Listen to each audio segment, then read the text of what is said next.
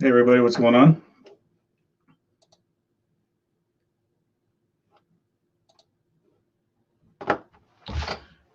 We are live. Let's just clean up the picture a little bit here. All right, how's everybody doing? It's Sunday. Just gonna chill and hey Jacob, how you doing, bud? I'm good, man. Just thought I'll do the last minute live here and see what happens. Everybody's welcome to come up if you want to talk. I will post the link here. Just give me a second.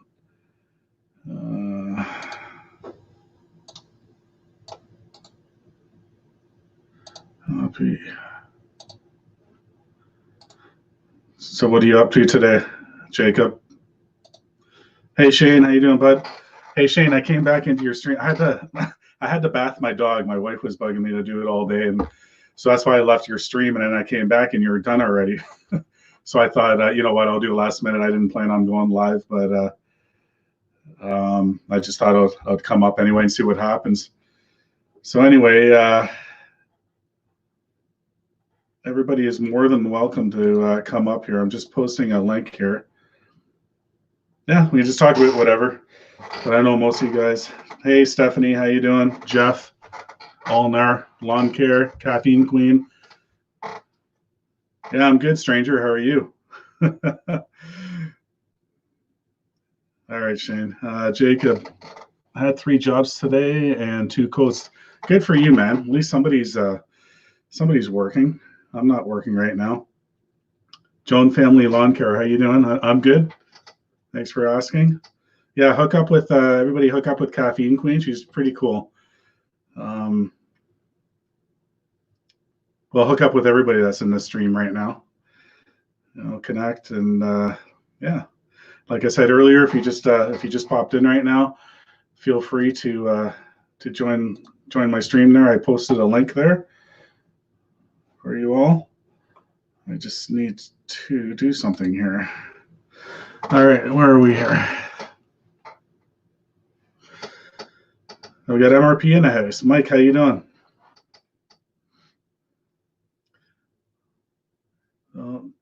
Allnar is asking Shane, what's up?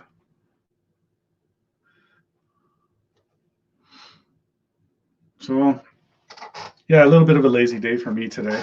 Just I don't know, it's kind of hanging around the house. Like I said, I had to bath the dog earlier just before I came up here, and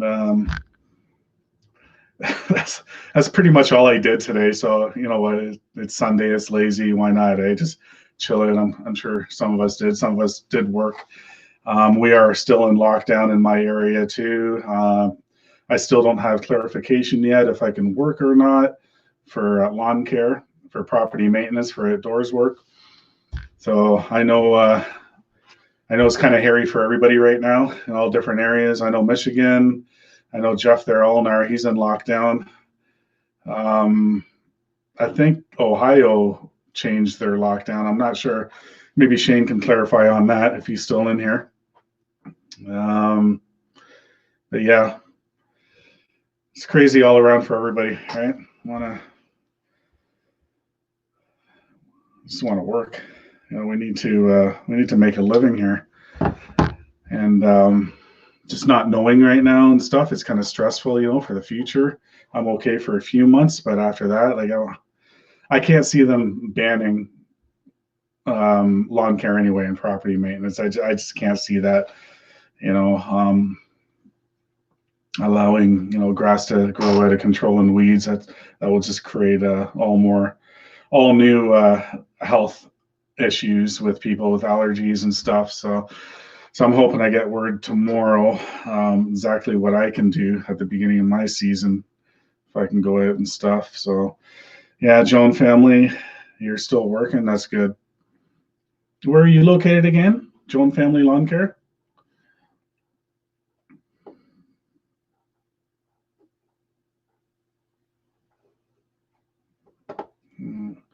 I'll post a link again if anybody wants to come up.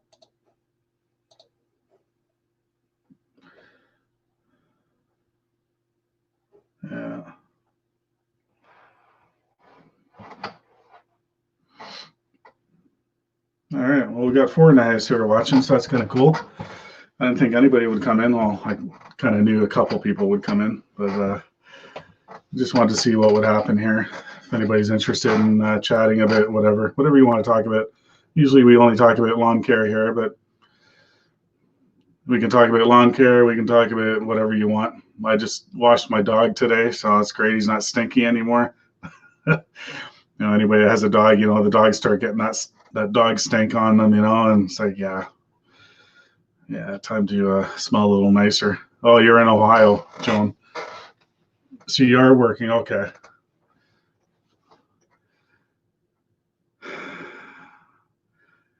Coffee in the morning, caffeine, yeah.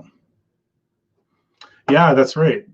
Stephanie, if you're still in here, Ulnar Lawn Care there every Monday and I believe Wednesday morning at 9 a.m. I know Monday for sure. Jeff, let me know. I'm pretty sure it's Wednesday too. And it's, what do you call it again, Jeff? What do you call your show or your get together?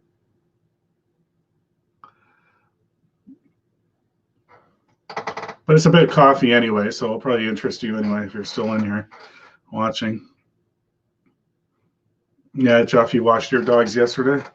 You have 2. I thought you only had 1. Just finished the patio today and picked up 2 more. Good for you. Good stuff. Yeah, I don't get into the hardscapes.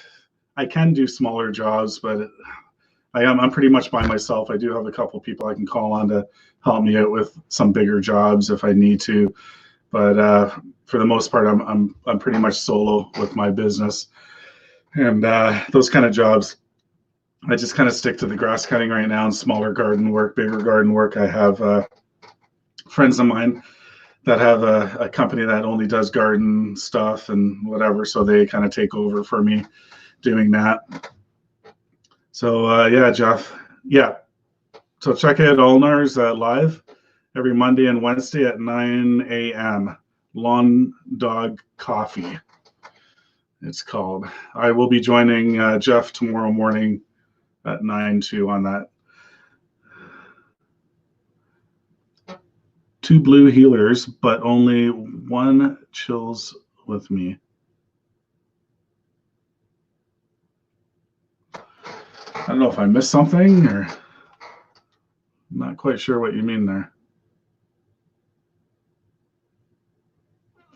Yeah. All right. Let me, I just got to do something here. Just bear with me. I go on here.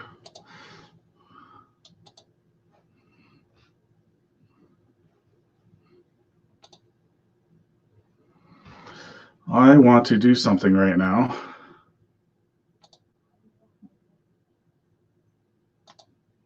Just gonna mute that out. And let me just, all right. Oh, there's Mike right now. Welcome, Mike. How you doing, buddy? Hey, how are you? Good, man.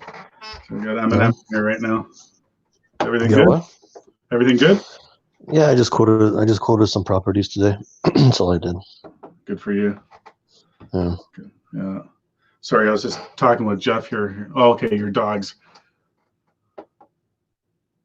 Okay. Yeah, sorry about that, Jeff. I just wasn't quite sure. Yeah, Mike and Mike. Yeah, Jeff, if you want to pop up here too, I guess. Actually, I just wanted to do something quick here. I'll make a couple people mods in here. Hold on a second, Mike. Mute that. Just want to do something quick here.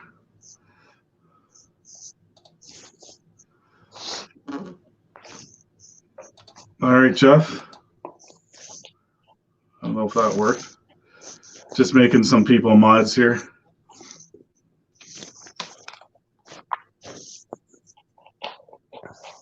MRP already made you a mod, right? No. I don't know. Did you? Yeah, you're blue. I'm just looking at it right now. So I meant to do before I started this, but it's kind of last minute rush in here. So yeah, there we go. All right, I'm back in here. Sorry about that. Yeah, so you did a couple quotes. Like what did you quote? One commercial, one residential. Oh, nice. Like in Yeah, it's your small. area, or? Yeah, it's in my area. Mm, The residential small. It's like I would say it's a $45 property a week.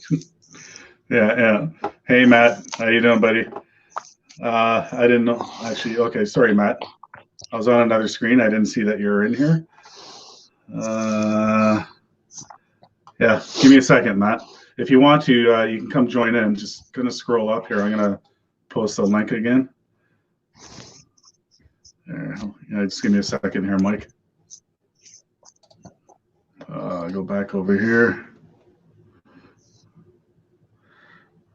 Yeah, I'm still trying to get used to this, the StreamYard thing. There he is.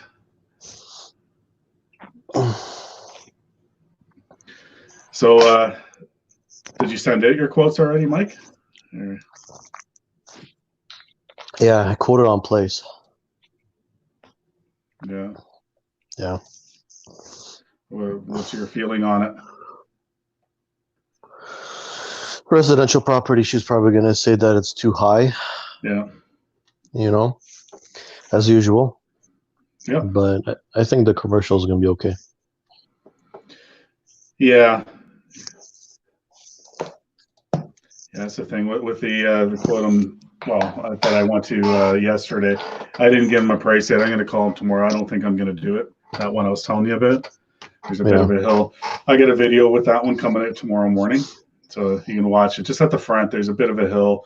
I don't know. It's just a weird property. I just have a bad feeling the guy's not going to pay what I'm going to tell him. You know, and is it a steep hill or no? It's pretty steep. I would have to use a walk behind a certain part at the top, you know, and it's just, I got to get too many machines out. You know, for the most part, I can use a big machine, and then I got to get the walk behind it for the steep part, because I wouldn't put the stand on there or even the zero turn. And then there's a part in the back that's fenced off. I guess it used to be a dog pen. They don't have a dog anymore. And I didn't measure the gate, but I don't even think the 36 is going to fit through. So then I'll have to bring the walk behind all the way to the back. It's a big property too. It's just time. I think I'm just more or less going to get frustrated doing it because I'm by myself. Now, if I already had a crew going and I'm established that way, then yeah, I wouldn't have a problem taking it because, you know, it would get done obviously faster and everybody's going to have a different machine, you know, to get to different parts, right? Yeah. So how much did you quote that property for? Well, I was thinking probably at least 180 a cut, like a visit, basically. It's the big one, right? It's almost 2 acres, right? Oh yeah. So I thought, you know, 180 to 200-ish a visit. I didn't really want to go over 200 because it scares people then hearing that number, you know. And then also the fall cleanup and stuff, I would leave separate.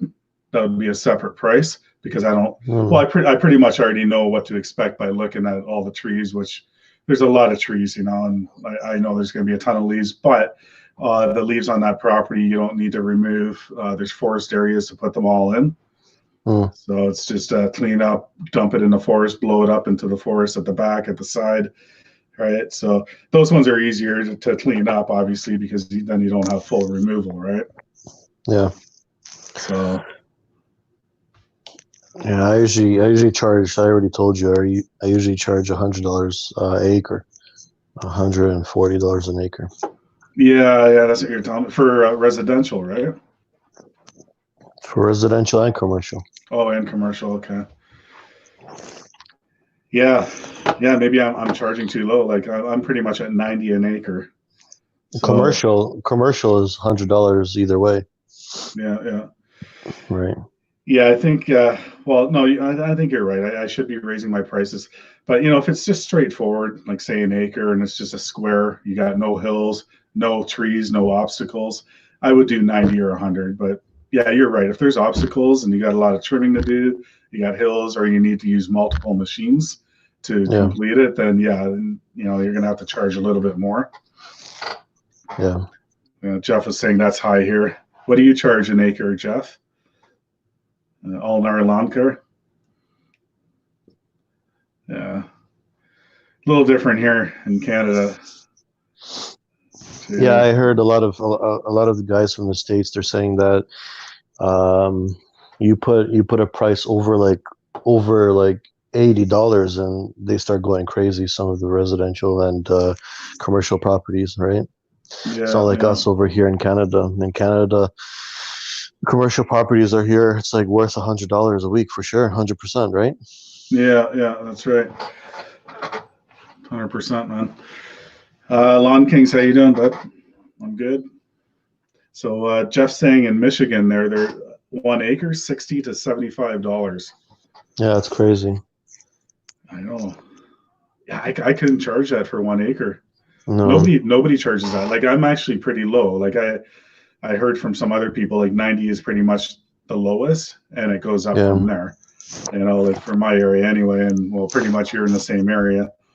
Yeah. So Well, like I said, one of the Bramptons that I do right now is almost an acre and a half. She doesn't want bagged. She doesn't want trimmed. So okay, so I gave it to her for, it's an older couple, right? So I gave it to her for $95 a week, right? yeah, yeah, yeah. If it's just straightforward, and you know you're going to be in and out. Just straight mowing. Yeah, how long does it normally take you for 1 acre? I guess it depends on what machine too, right? Yeah, well, right now we have the 52 and the 42. So with the 42, it's taking almost 2 hours. It was taking, One right? acre? Yeah, Okay. yeah. 1 acre was almost taking 2 hours. It's crazy with the 42. Mhm. But once I get the 52 and the 42 combined together, then yeah, because it has obstacles. You have to go around the trees. She has a Okay. lot of trees too, right? Yeah, yeah, yeah. Hey, East Tennessee Lawn Care. I think his name is Mikey. I think he's another Mike. Just trying to remember everybody's names in here. For the most part, everybody that's in here, I do. Yeah. So he's saying in his area, 1 acre, $65 to $70. It's crazy. That's I like know. here in Canada. That's like you can charge that at a corner lot, 60 to $70 a week. I am like Yeah. I got a pretty small lawn. I'm gonna do a video on it when I start cutting, and I didn't really want to do it, so I kind of gave a price that, you know, your nice way of saying, you know, like thank you for calling me and I went out, but I don't really want to do it. Price, you Mm. know, that they won't take, and they took it. So and that one's like a $65 one, and it's pretty small. So there's no way I could do an acre for $65.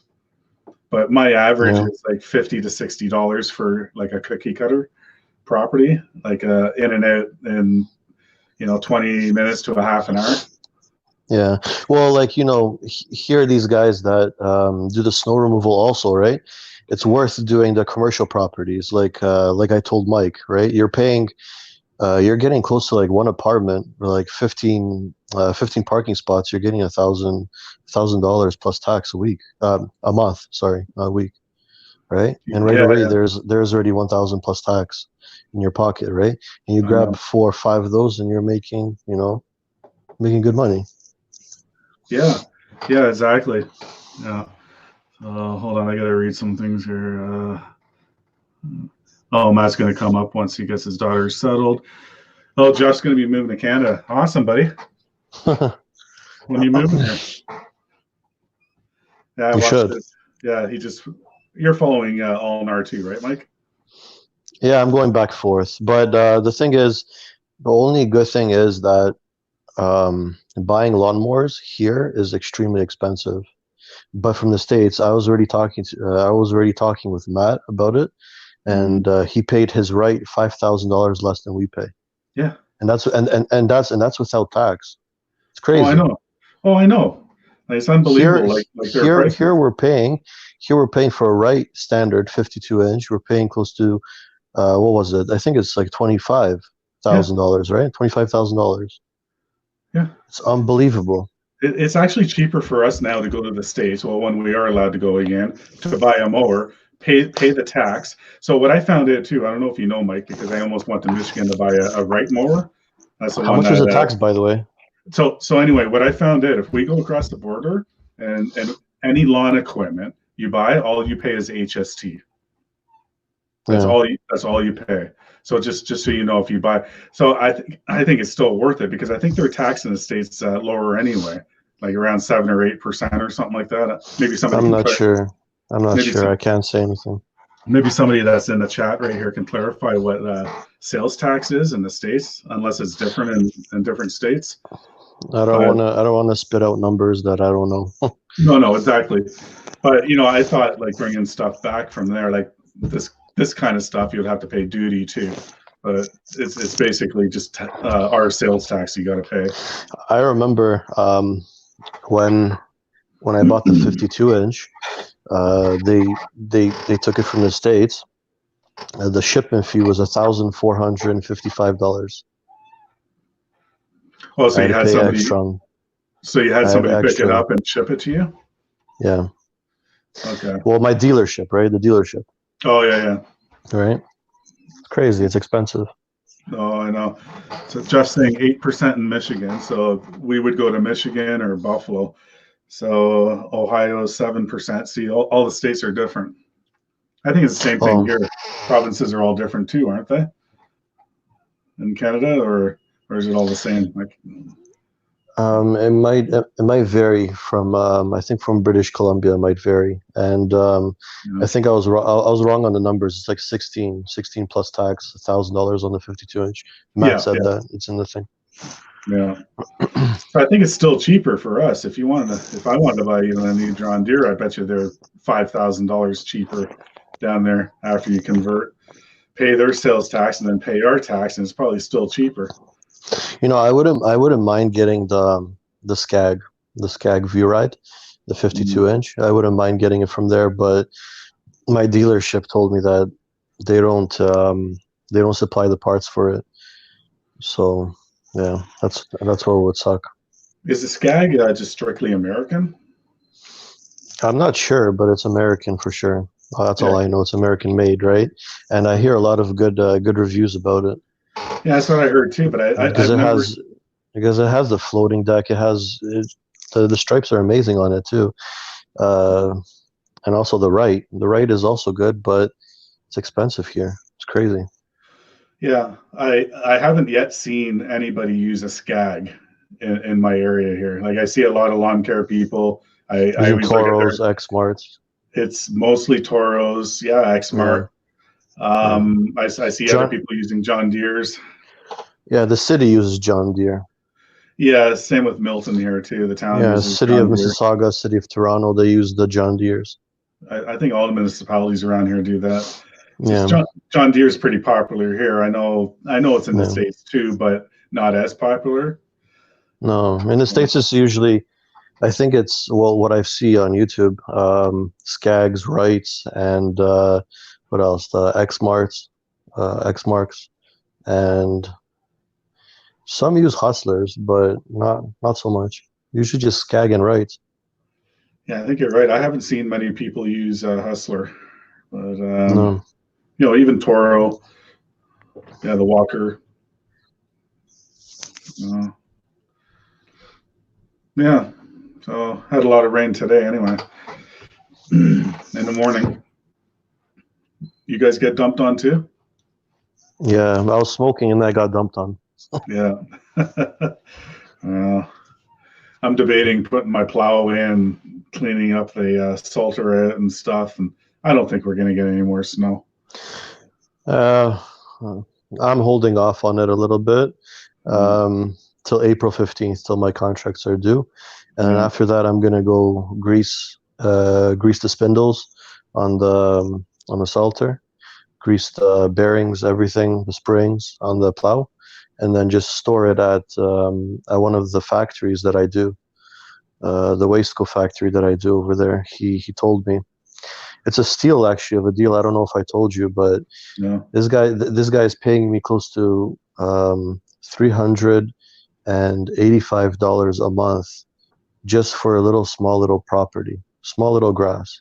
Right? I'll send you a picture over. You'll see. Right? It's a steal. So I basically just told him that let's work out 260, right? And then I can leave my plow at your facility right Oh, away. perfect. He agreed to it right away.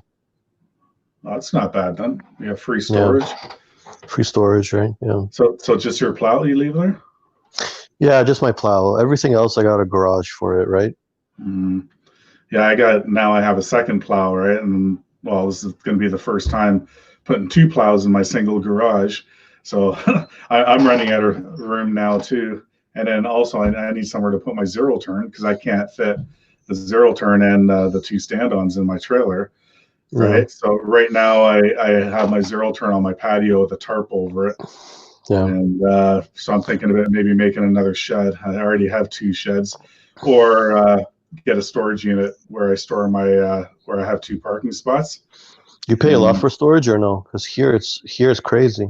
yeah, you're telling me like what 150 or something like that for a parking spot? Here for one little parking spot is like close to $170 a month. Oh my God. No, tax in, I think it's like $85 one parking spot. So I have two parking spots. And then I thought, Shit, yeah, I'm I gonna, should move. I should move to Milton then. well, Jeff is anyway. Yeah. What was I going to say? Yeah, actually, I was going to call them tomorrow just to see if I can get a deal on a small unit, like a storage unit, the door that I can maybe put the zero turn in, and maybe the plows will fit in there too, or whatever. I Yeah, like to. I only have the single garage, right? But I like to have the open space. So if I do my blade changes or whatever, yeah. working on the other machines, I have space then. So I'll find out anyway, because I know a lot of times these facilities, since I have two parking spots already, they might give me a deal, maybe half price for a storage unit, or something. Were you ever thinking about like renting or buying a warehouse? I did look into it. It's freaking expensive around here. Yeah, Like it is expensive. like it would be nice. Like I don't really know anybody that has one, but like I've seen ads anyway, like out of town or whatever, farther away, people Yeah, renting out parts of their warehouse, yeah, like 500 square feet of a warehouse where you can store stuff or whatever. But yeah. Your trailer, your plow, your equipment, everything. yeah, like if you knew somebody or whatever that had a warehouse, and hey, let's cut a deal here, and help them out with their lease or whatever they have there. And Yeah, that's why I'm using my commercial properties a little bit. yeah, Like I'm not gonna store it at an apartment facility, but at a warehouse facility for sure I can do it.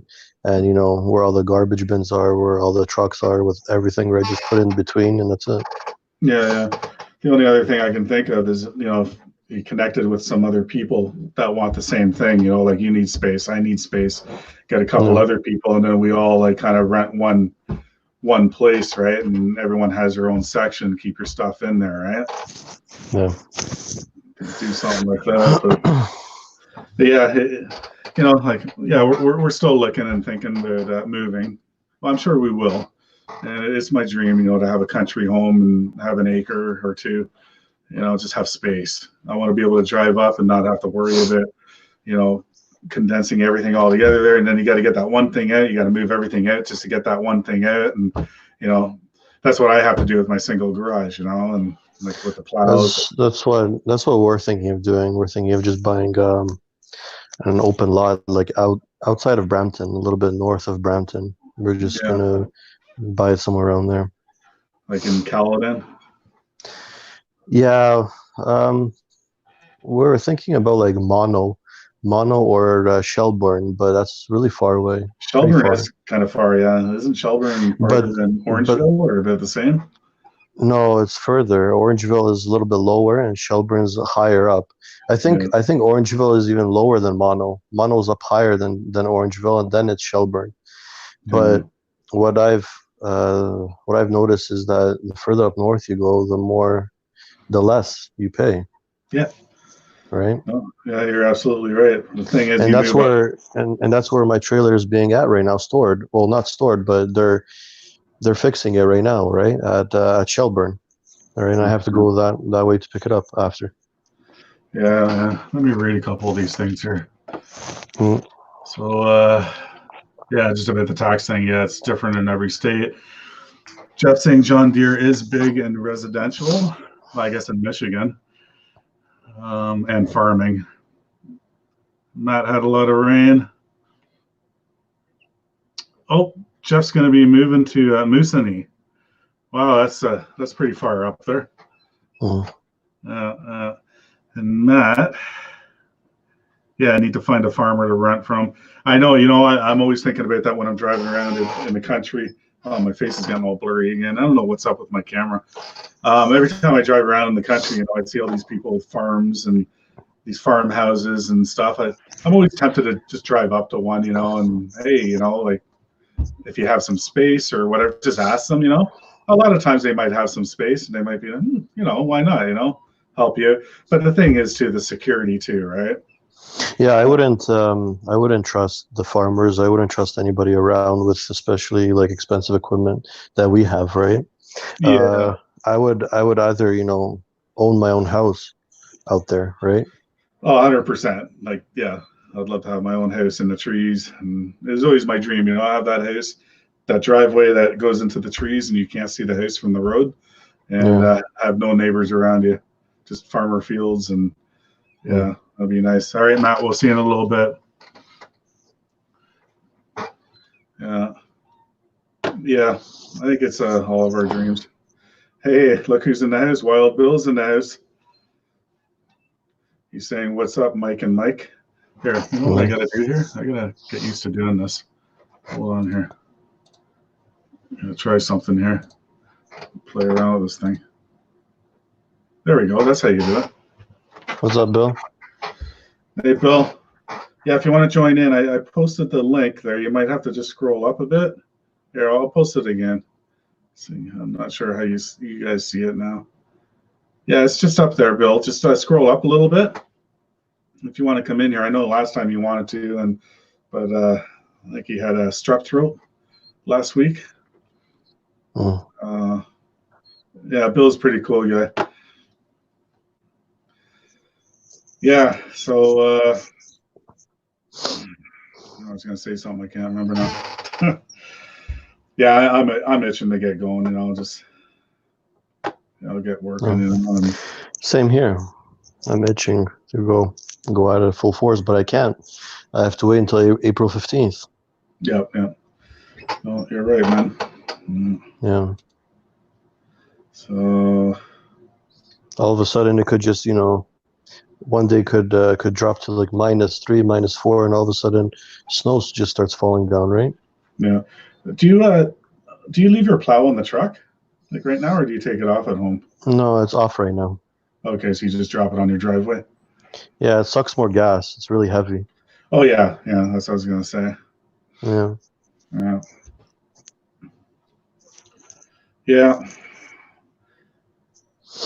I just leave it on the driveway. That's all I do.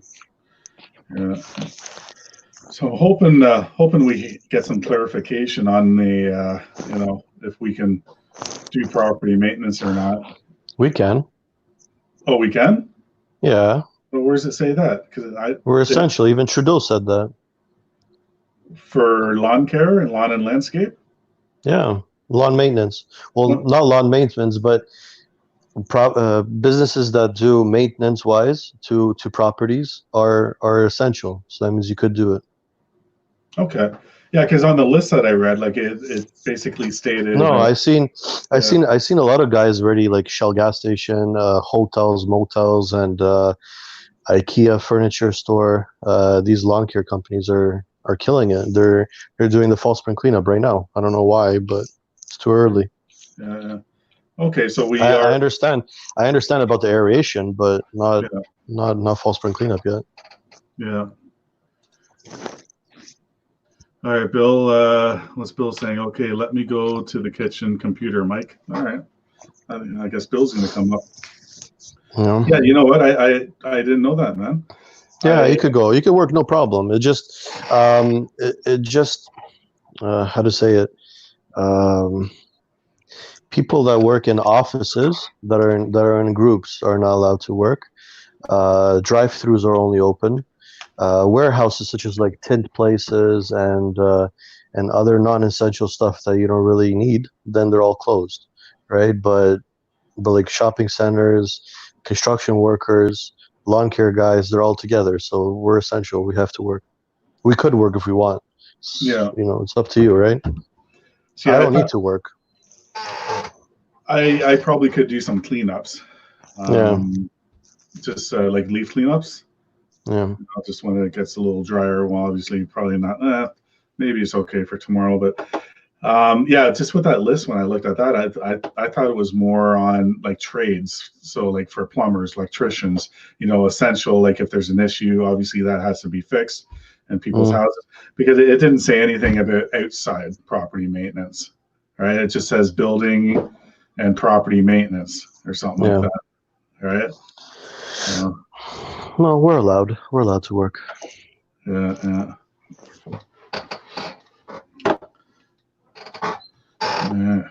Oh, we're down to one in the house now. Where's everybody going? Everybody's going over to Jim's probably. Oh, well. Yeah. So yeah, I got another. Actually, I got another email yesterday from a good customer of mine. He's really loyal. He's right around the corner from my house. Like, it's a 20-second walk from my house, and he feels so bad. He said his wife just got laid off. He's on reduced hours right now. He really wants my service. He really wants to support me because he supports small business. He's been with me for 3 years now, right? Down to earth people, but he's just not sure what to do just yet right now because finances. They have to figure things out. So I might not have him right away. He might be cutting his own grass for the first little bit, But yeah, he's thanking me. He's just like, I don't know. He's calling me a godsend, and and everything. And did you offer him the monthly? Yep. Oh yeah, the monthly. I even told him, we could wait until the summer or the fall if you want to start something. Then I trust them, even if they paid me like at the end of the season. 100%. I trust them. They're always walking by our house with their daughter and whatever. And he likes to come home. He has a busy day at work. He likes to come home, spend time with his family, his young daughter, and not have to worry about cutting the grass and doing all that, right? But he just feels really bad right now. And, because he's not supporting me right away. And I said, no problem, Mike. His name's Mike too. Everybody's name's Mike. It's popular. Yeah. And, you need to understand, and I do. 100% I understand. It goes both ways. So everyone's being affected right now somehow, whether you're a business owner or, you're working for somebody getting laid off, or you need somebody to do services at your house. You depend on that, or, Yeah, I don't like working for anybody. I used to do that. Not anymore. I hate it. I did that. That's the problem. You get laid off. They treat you like shit. It's better just being on your own, being your own boss, waking up whenever you want, and then that's it. And just keep on pushing forward. Exactly.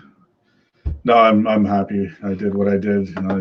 I wanted to do it already many years ago, but my kids were younger, and taking that risk, losing that secure job and pension and all that, and it still scares me a little bit too, because you just never know. But I really do enjoy being my own boss. I like working from home. I like, it's just a totally different feel. You go out and you're working, you feel proud, right? You feel happy. You feel good what you're doing. No, you have the same exact decals like I have on the truck. It's nice. Yeah, pretty much. I didn't want to say you stole the idea from me, but I did. That's why right away I said, yeah, that's kind of neat how you did the. It just the residential and commercial are flipped upside down. The commercials first and the residentials after that. Yeah, and right there where it says lawn care, the line where it goes across bush green, it's a little bit longer. Yeah, and you put. But everything else is the same. Well, you put your phone number on the front fender, not on the door. Oh, I put the phone number. I put the phone number on the front fender. Yeah, the fender. Yeah. No, right away I said to you, it's like, yeah, that's a cool idea. You got the M big, and the care, so the E big, right? Yeah. Like kind of like how I have the B in the end, and then everything else is. Yeah. That's all cool. we gotta get both of our trucks beside each other and take a picture. Yeah, we should. Yeah. Oh, for sure. But the grass, when he put the grass, I didn't like it. I didn't like the grass. No, it just plain nice and simple with the truck. What I have, and that's it. That's all I want. Yeah. No, that's cool. Yeah. Now, next week, I think I'm changing all my business cards, and maybe next year, probably getting the trailer rewrapped. Okay. Yeah. This behind me is actually the back of my business card. I took a picture of it. So yeah. Let's put our pride is put into your ownership. Yeah, and then some other stuff. Yeah, so the front.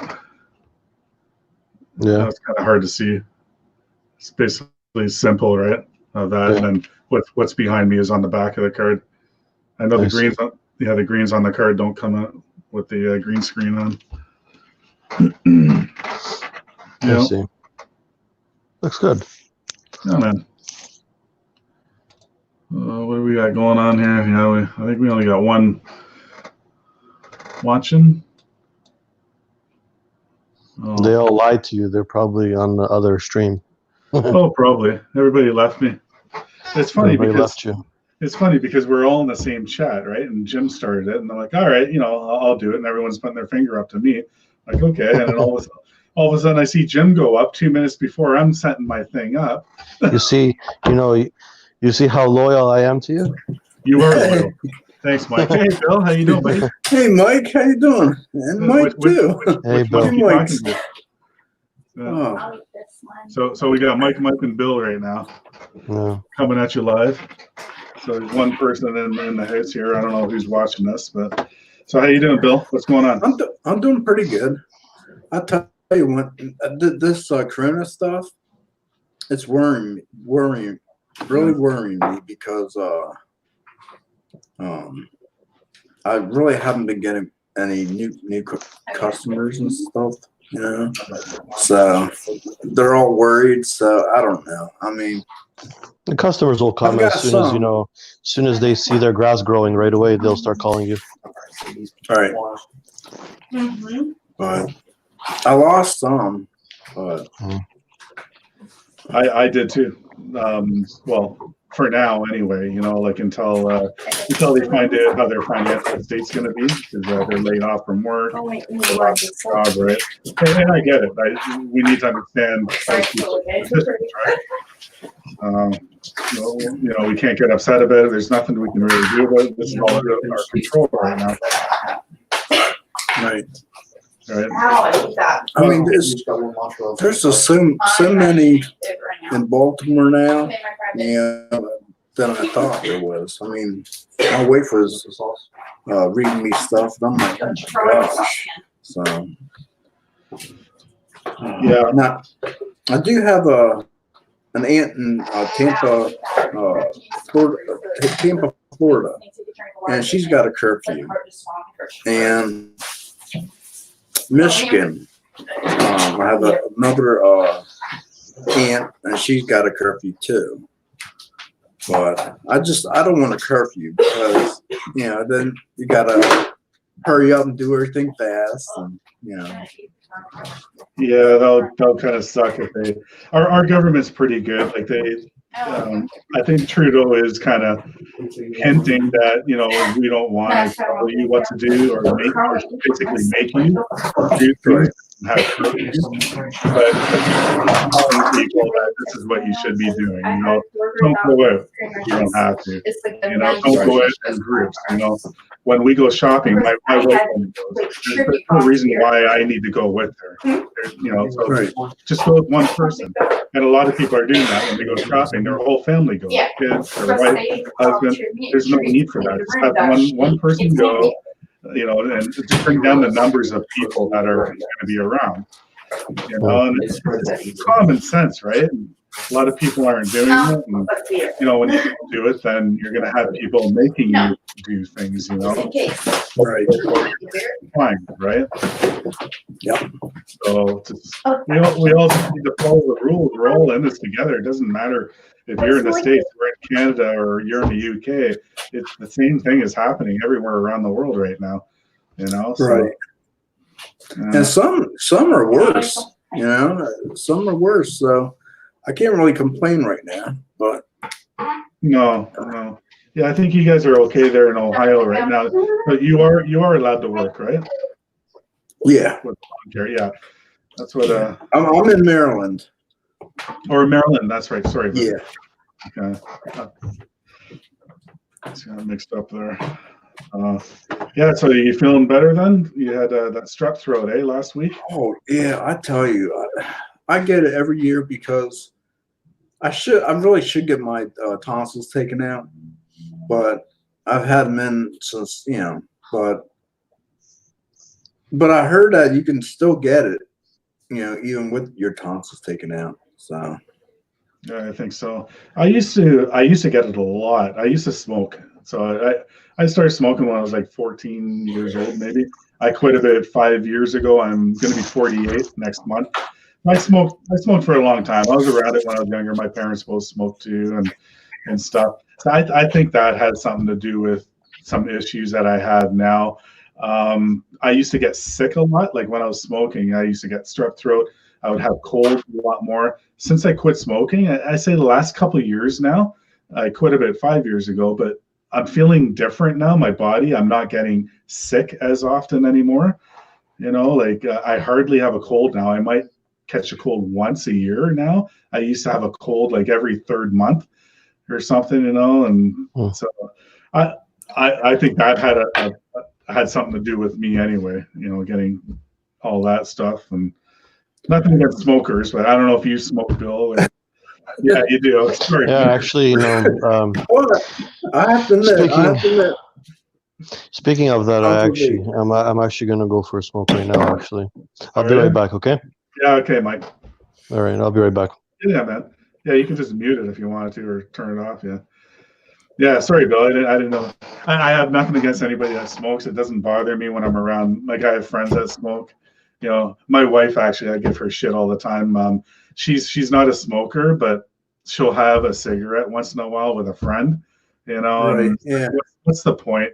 You know, you don't smoke. Why? Just to, you know, we're not teenagers. It's not peer pressure. You know, or. But yeah.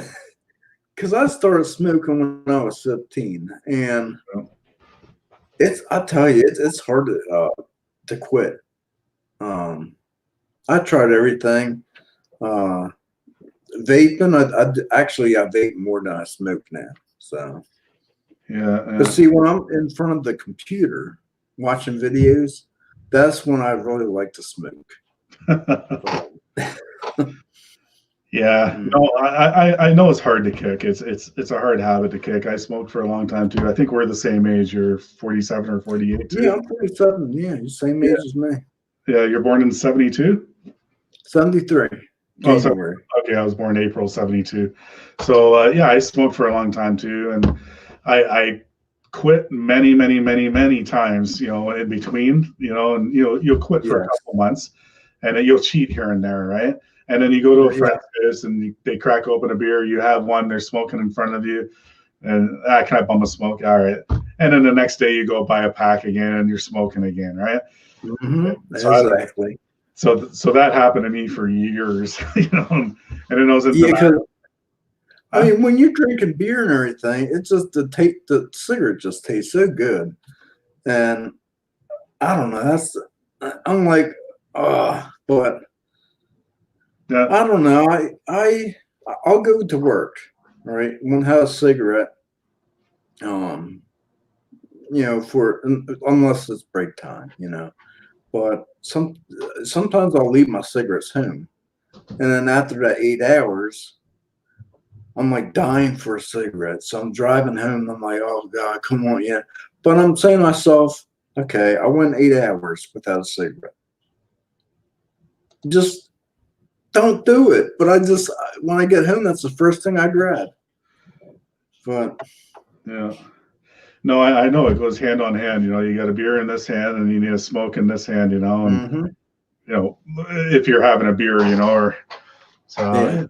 Same with where I worked before I went full time with my business. I worked for a municipality, right, for a city, and everybody smoked except for me. So everybody would go in for a smoke break, and whenever I quit, one of those little, for a month I would quit, whatever. It's like, and it's just bugging the hell out of me because why can't I go stand outside right now, And so Right. we're smoking again because it's a social thing, right?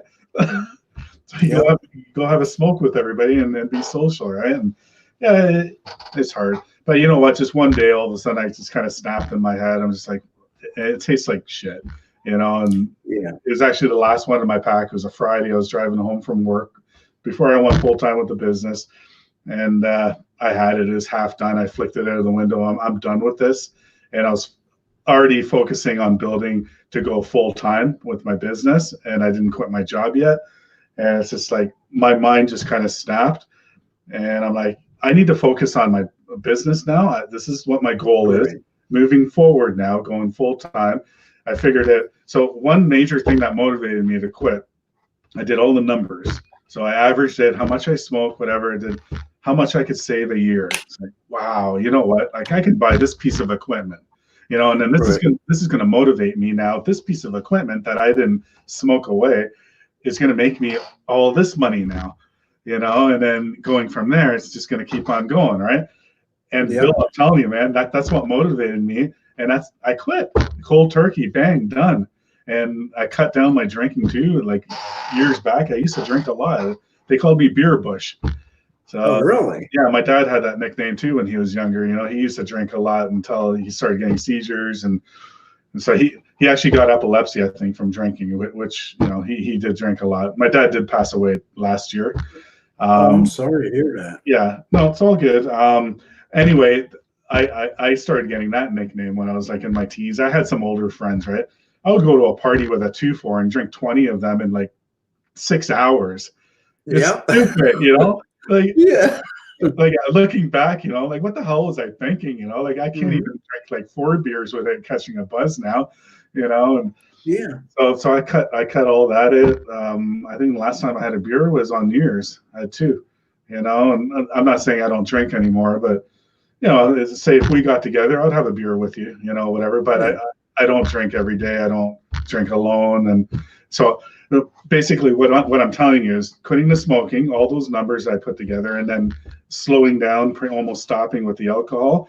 I put all that savings into my business, and that's how I'm rolling right now, and how a big part of how I got to where I am right now, and it's a bit of motivation too, because you buy this, you feel good, it's a pride, you're making money from it, so that's going to even motivate you even more. Now I'm making money from this, and that's just my whole point. I'm not trying to tell you to quit smoking or anything or whatever, but just actually I really should. It's just a little story about me, right? And then maybe it can motivate other people too, right? Right.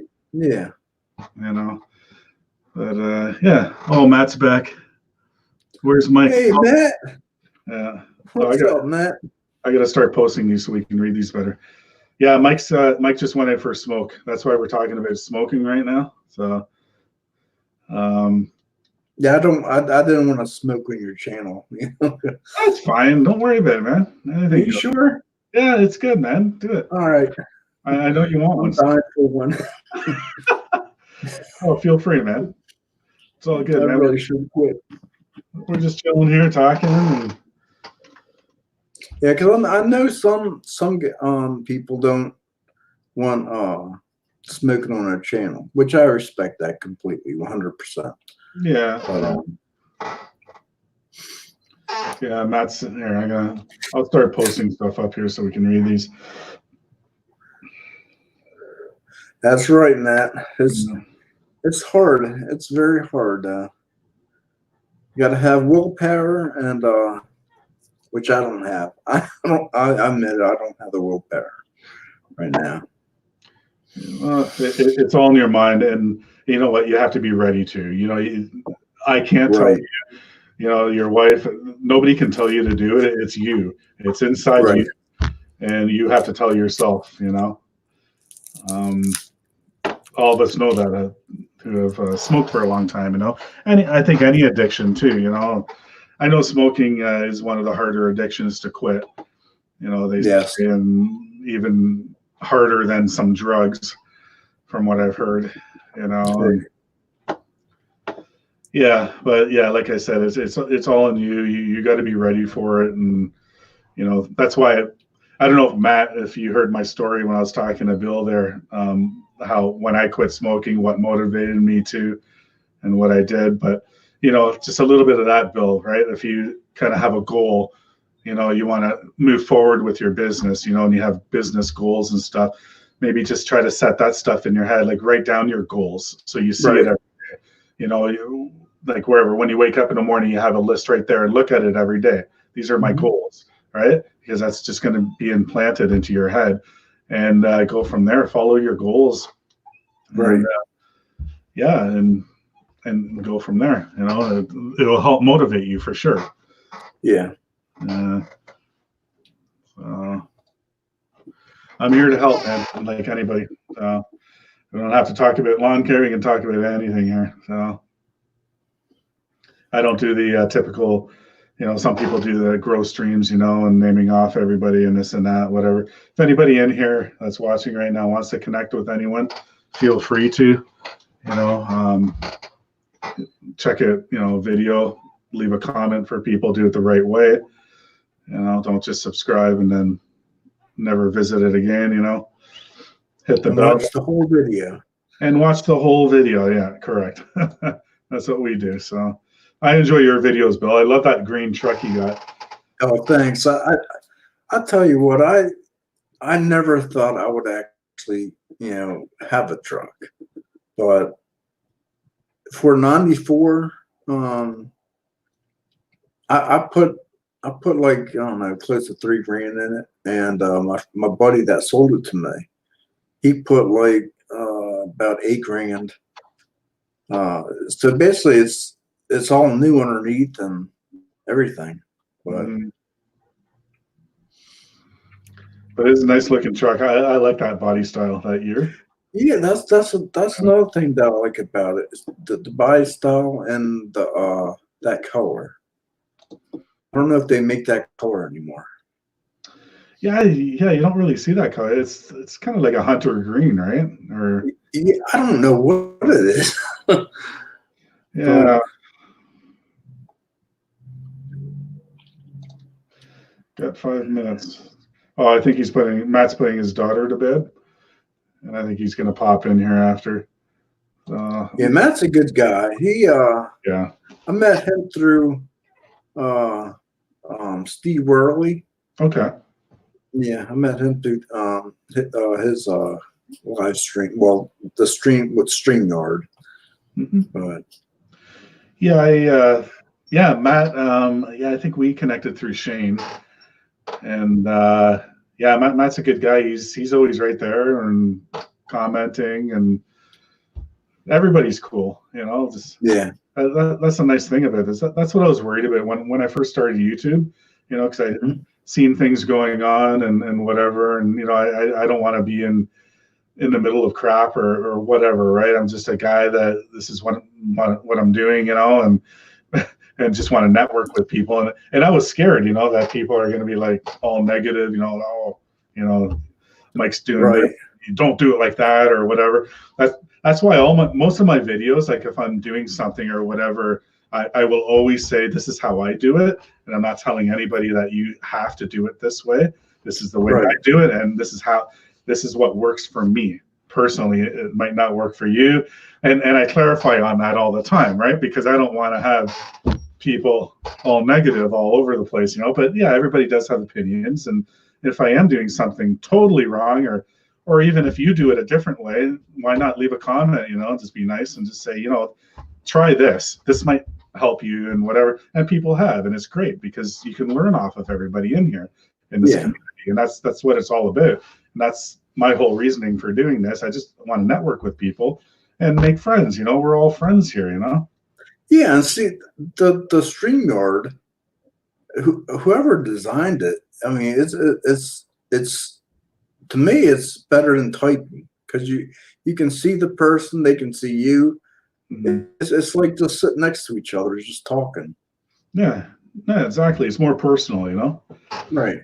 And that's why, like, whenever I go live, which I hardly ever, like maybe once a week, I want to do it like this, we're just shooting the shit a bit, whatever, Yeah. What do you want to talk about, And yeah, we're mostly lawn care people that are in here right now, but talk about whatever and just kind of chill it. And so, what did you do today anyway? Did you do any work or? No, actually, I stayed home.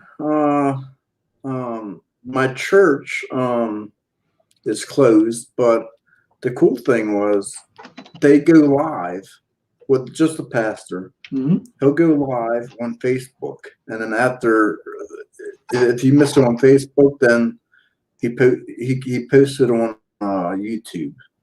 So Okay. I caught a little bit of it, and I'm like, I felt guilty, so I'm gonna watch it tonight, the whole thing tonight. Yeah. No, that's good. That's good that it's still available for you. That you feel good because, well, obviously we can't be in places now. Actually, our government said you're not allowed to be 5 people or more. Right. I think 5 is. I'm not sure what your government. Well, mine is 10. Okay. Yeah, but I think it's great how they'll still do that. Now the churches are doing live streams, and Right. that makes you feel better and everybody else in your church that gathers every Sunday, and that's important, right? Yeah. For you. So. And plus, me and my pastor, we're pretty close. He's like a father to me. Now, my dad passed away December 16th of 2017. Yeah. Man, it was he passed out. He was on blood thinners, and he passed out after he went out of the store. And the reason why he passed out was, well, I don't know the reason, but when he passed out, I know he didn't fall because he always put his hands in front, but he hit his face. And when I went to the ER or the hospital, oh my goodness, his face was it was like a horror movie. Oh no. And he was spitting into a bag. He had one of those straw things that sucked the blood up, and he could hardly talk. And the next day, I was glad I went because I was sick myself. Mm-hmm. But I gave him a hug and I told him I loved him. I'm thinking, okay, he'll be home in about 2 or 3 days. And next day, that night, he went into cardiac arrest. He was bleeding, eternally in the inside, and he passed. And that Christmas was very hard. Yeah, but I'm really sorry to hear all that. Yeah, that's terrible. I know the feeling of losing a parent, and it's difficult. Like my dad, he suffered for many years. Like I said, he had epilepsy since his mid-20s or so. And growing up, I remember from young on the seizures that he would have. He every weekend they would have a card night, right? And all of his buddies would be in the kitchen playing cards. And I remember him just falling to the floor, foaming from the mouth, just shaking. You can't do anything about it because if you grab it, somebody that's having a major seizure like that, like they're super strong, they'll knock you out. They'll throw you across the room, right? You got to let them go. Just make sure they don't hit their head on anything or whatever. I don't know. I'm getting chills talking about it now, but I don't know how many times I've seen the ambulance come, And so anyway, that took a toll on his brain, just after all these years, right? He was 75 years old when he passed away last year, but he just started deteriorating the last 5 years. Well, he had a heart attack, so he had a triple bypass surgery. After that, about 5 years ago, he was just going slowly downhill. His lungs were filling up with fluid. They kept on draining it, and there's only so many times you can do that, right? Right. And blood transfusions he needed because his white blood cell count was always getting low. And we knew, and we're preparing ourselves. Like, he didn't have cancer.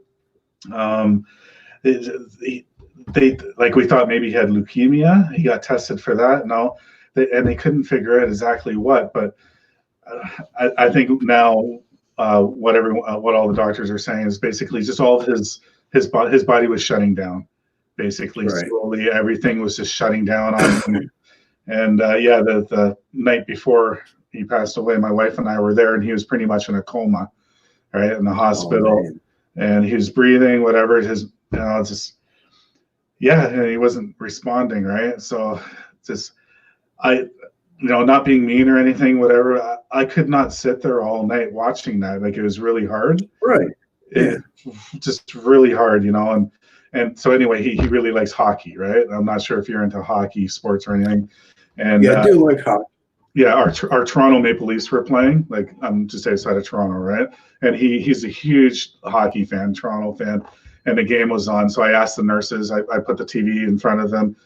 I said, just leave this on because I'm sure he can maybe still hear something or whatever, And then the next morning I got the call, because my mom has some health issues too and whatever. So basically everything was on me, like everything with my dad and appointments and everything. So I actually got the call, and it's the hardest call you'd ever in your life, and the hardest thing I had to do was tell my mom, and the second hardest thing I had to call my sister. She lives in the UK. She's been there for 30 years, and I had to tell her over the phone.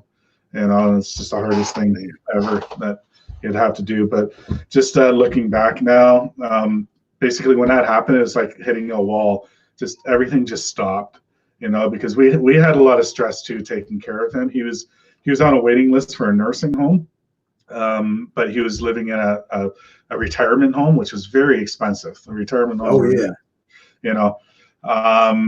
And he was almost ready to get into the nursing home when this happened. But just everything we had to do, bringing him to appointments, everything just suddenly stopped, and it was just quiet. Right. And it's hard to describe, like for no one that's gone through that before. But you know what? I'm glad he's in a happier place now. He's not suffering because he was suffering inside, and you can always tell when you talk to him. He would always say, "Oh no, I'm okay."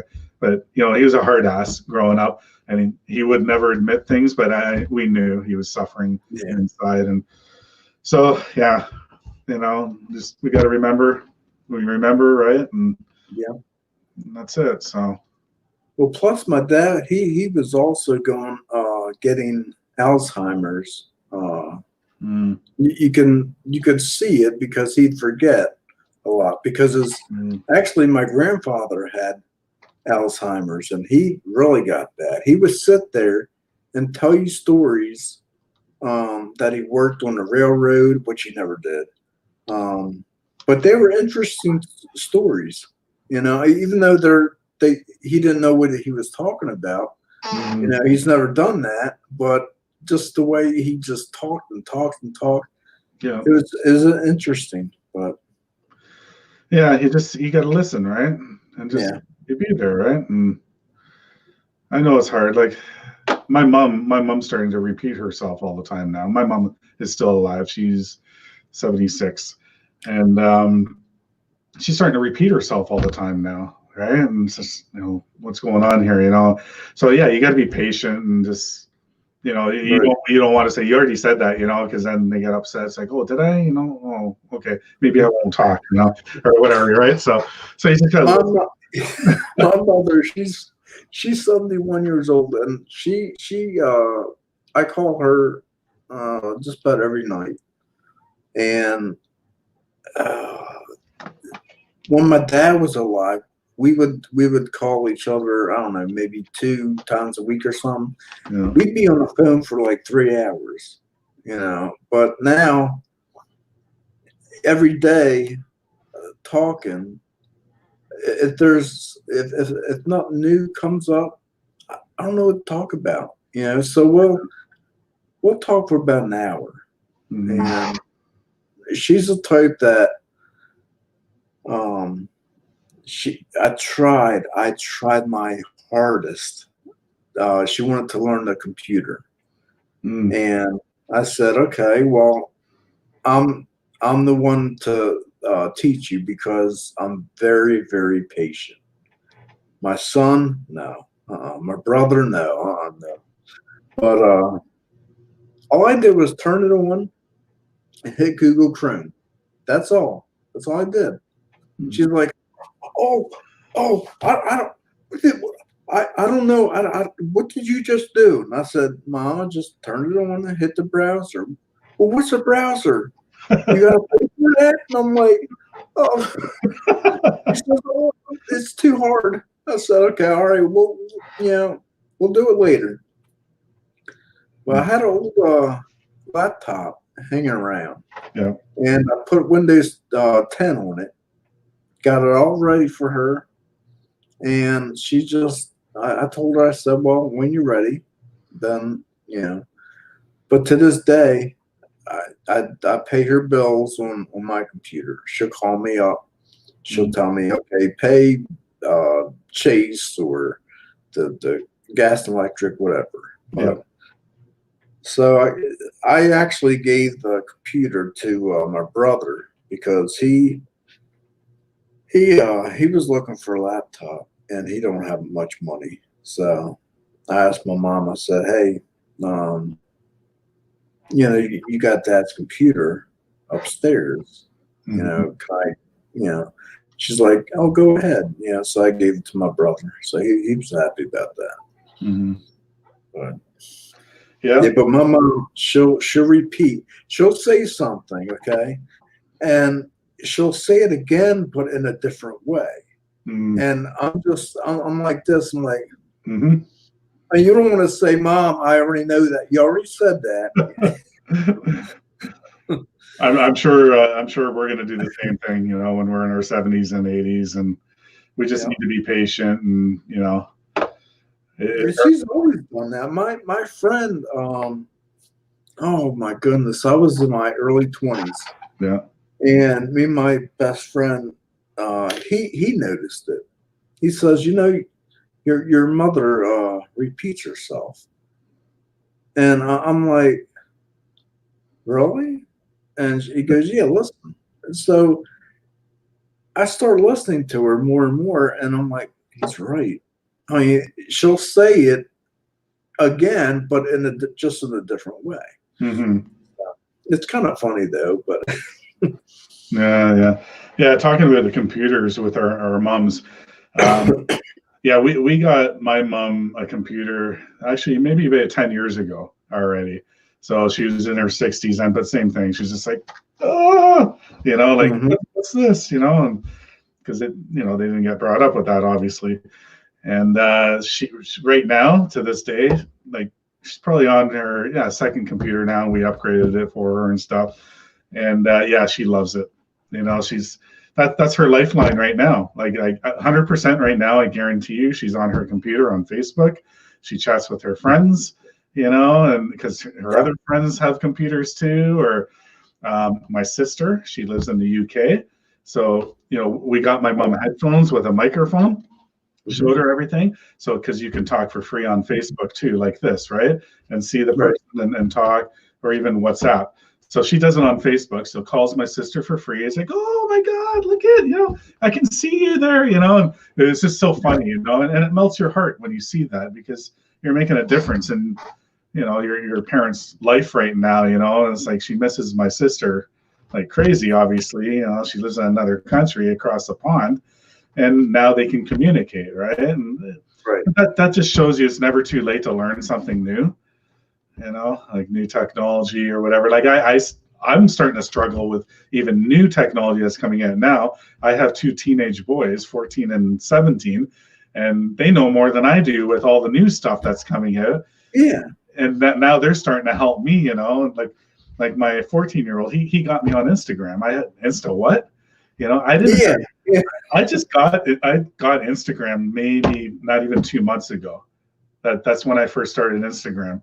And I've heard of it, I'm just whatever, like I chat with text message, I got Facebook Messenger and WhatsApp, and I'm good with that. So he started me. So now I know how to use Instagram. Oh, okay, that's how you do. Oh, this is how you can make those short videos, that everybody always does. Yeah. So now I do that a little bit here and there too, right? Yep. So it's never too late, right? Yeah, that's true. That is true. Because I started late. I would say 30, 35. That's when I started. That's when I got my first computer. Because when I was a teenager, I wanted nothing to do with computers. I hated them, you know. And I don't know, my buddy, he's like, Bill, you can do so much with a computer. No. And when I worked for a computer place, basically, that's when I got my first computer, and I was interested in it. So I don't know. I mean, I basically taught myself a lot. Mm-hmm. There he is. Hey, Matt. Did you get a haircut or did you lose a hat? No, I just lost the hat. Oh, okay. I'm so used to you wearing a hat. Forgot to put it on, actually. I'm so used to seeing you with a hat on. Yeah, me too. I'm like, did he get a haircut? I know. Yeah, Bill and I were just talking about it's never too late to, I don't know if you're listening, to learn new technology and stuff. Honestly, as young as I am, I still don't know a lot of stuff.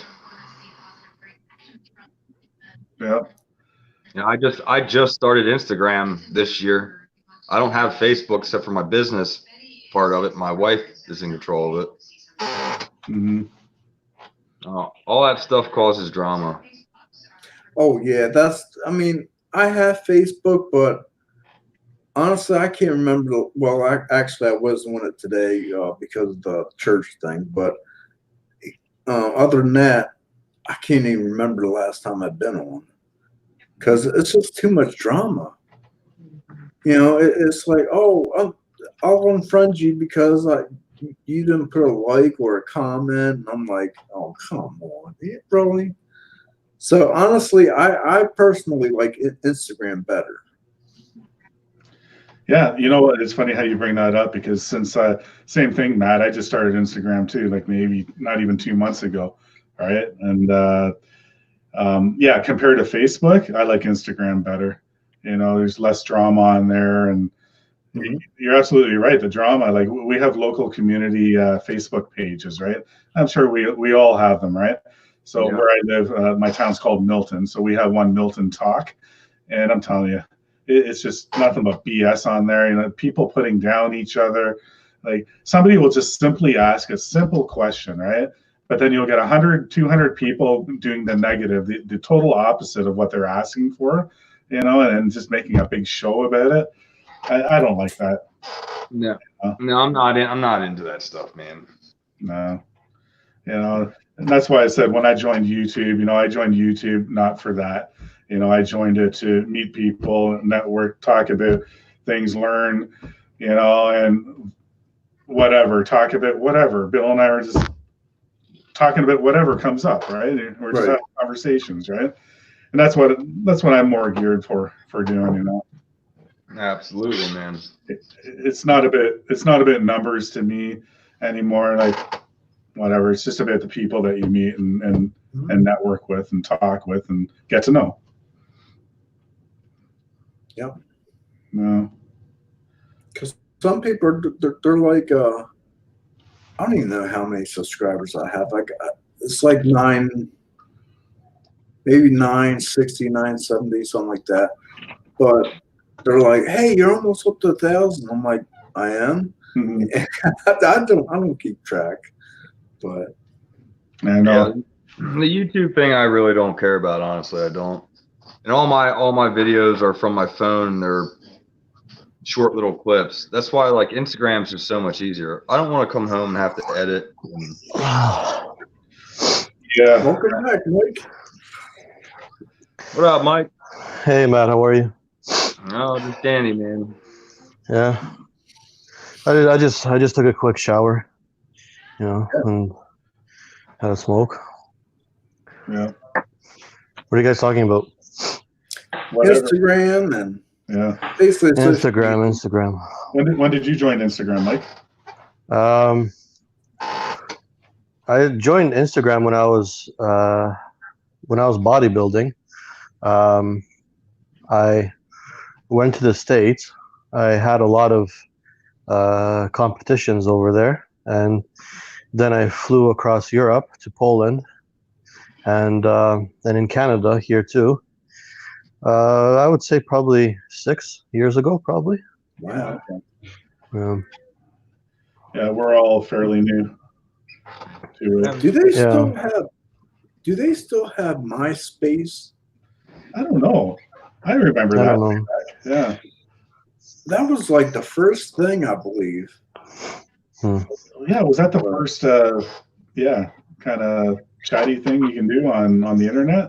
Yeah, I think so. I remember that. I had an account too. I gotta try and remember my password and try and get in that. I can't even remember my password. I can't believe you're a bodybuilder, Mike, and you smoke. Yeah. No, before those times, I didn't smoke, no drinking, no nothing. Right? It just when I started the business, that's when I started to smoke. Right? But back then, I was eating like a monster. I was eating almost 10 meals a day. I'm not lying, but I was on steroids, right? And what else? I was eating like a horse, eating like a maniac, right? But I was really into it. It was my passion. And then all of a sudden, right now, I started a family. I got my wife, and then right now, this is my passion, lawn care. Right. All right. Oh, okay.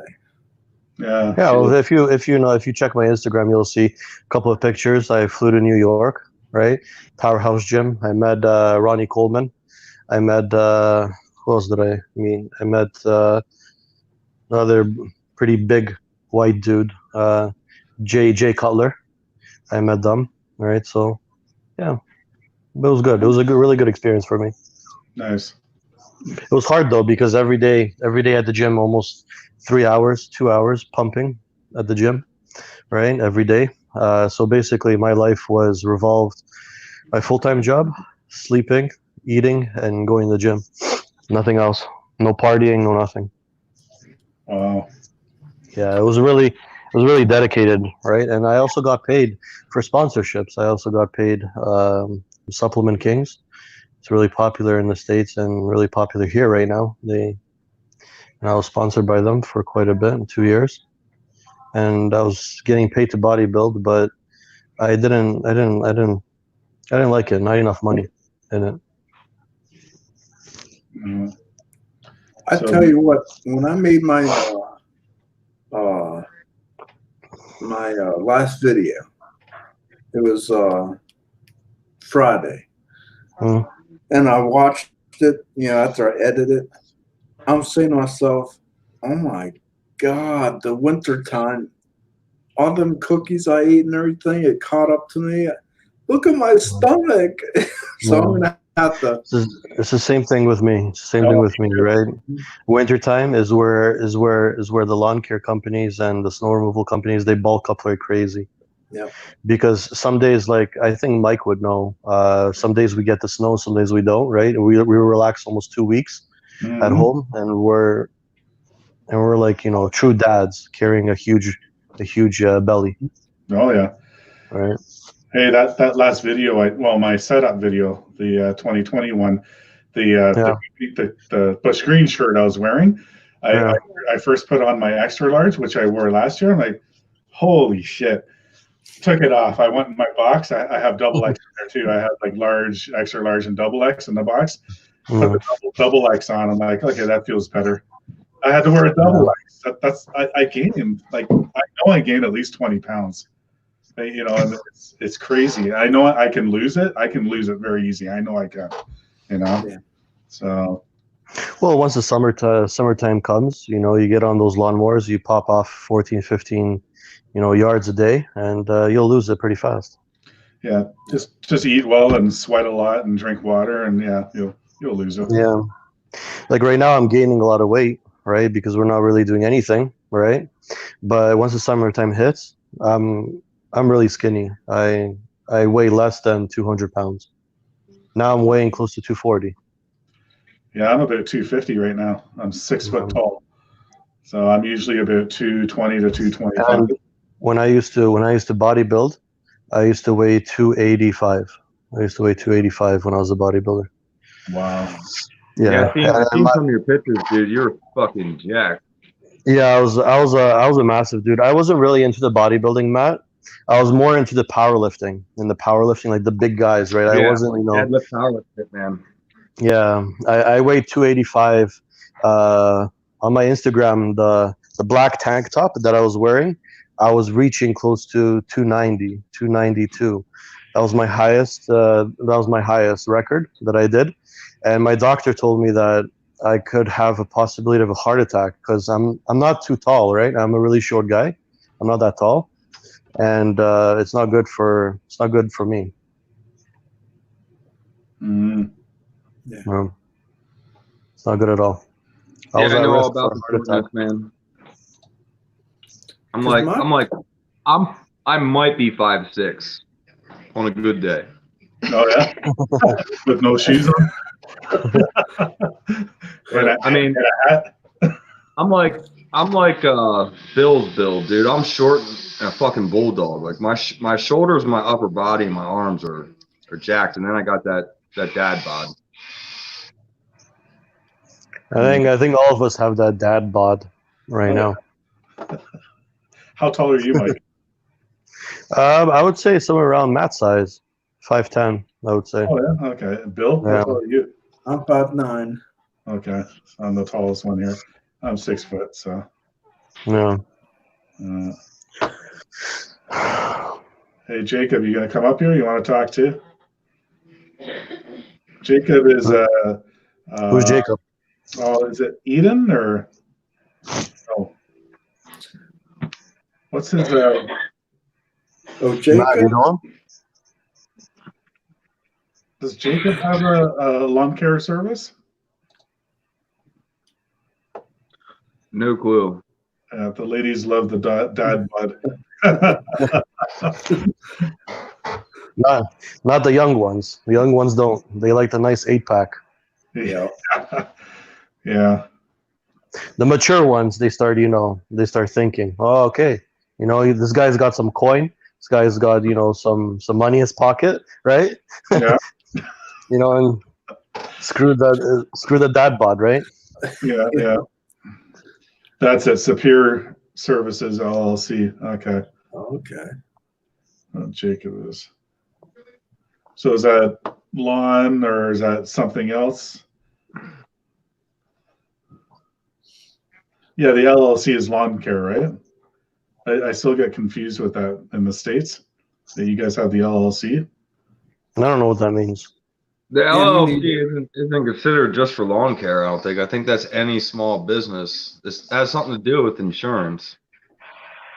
Oh yeah, that's right. Something to do with insurance.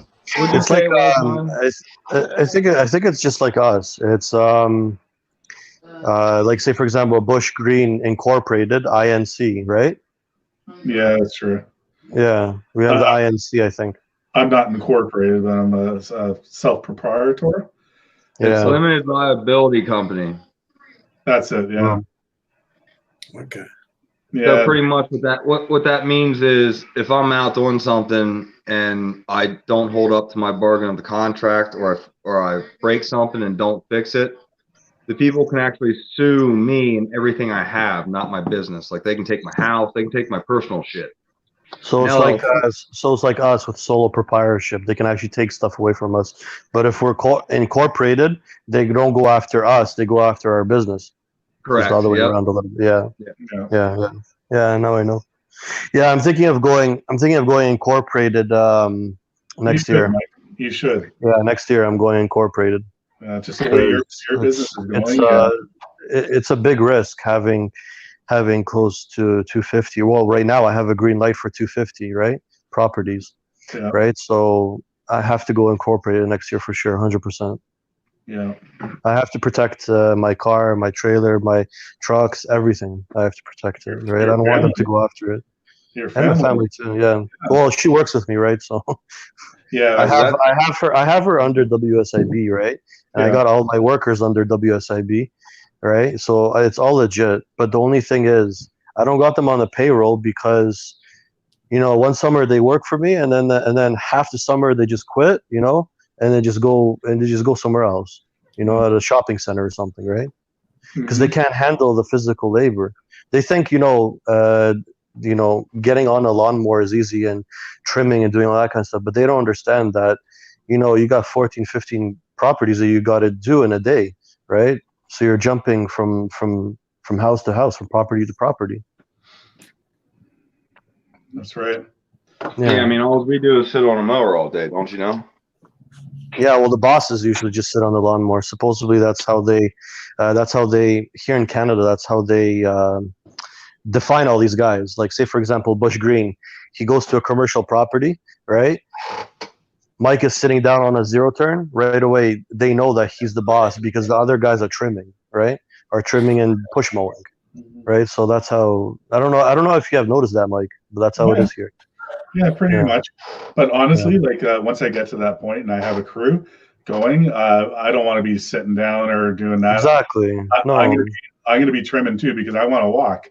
Like Exactly. I can't sit still too long. The thing is, the thing is, you can't be always a boss. You got to be a leader. You got to be a leader to your crew. You got to show them that, okay, it's teamwork, right? Not only you, the manager of the company or the boss of the company or the leader of the company is always sitting on his ass while the other workers are trimming and sweating their balls off, right?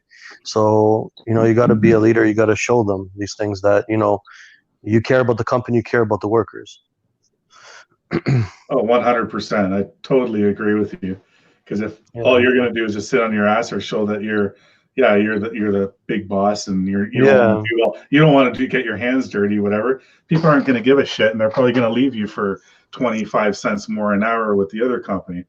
I know some lawn care industries and lawn care companies on YouTube that they think they're the boss. They just sit down, relax, and just watch the workers work. I think you know who I mean.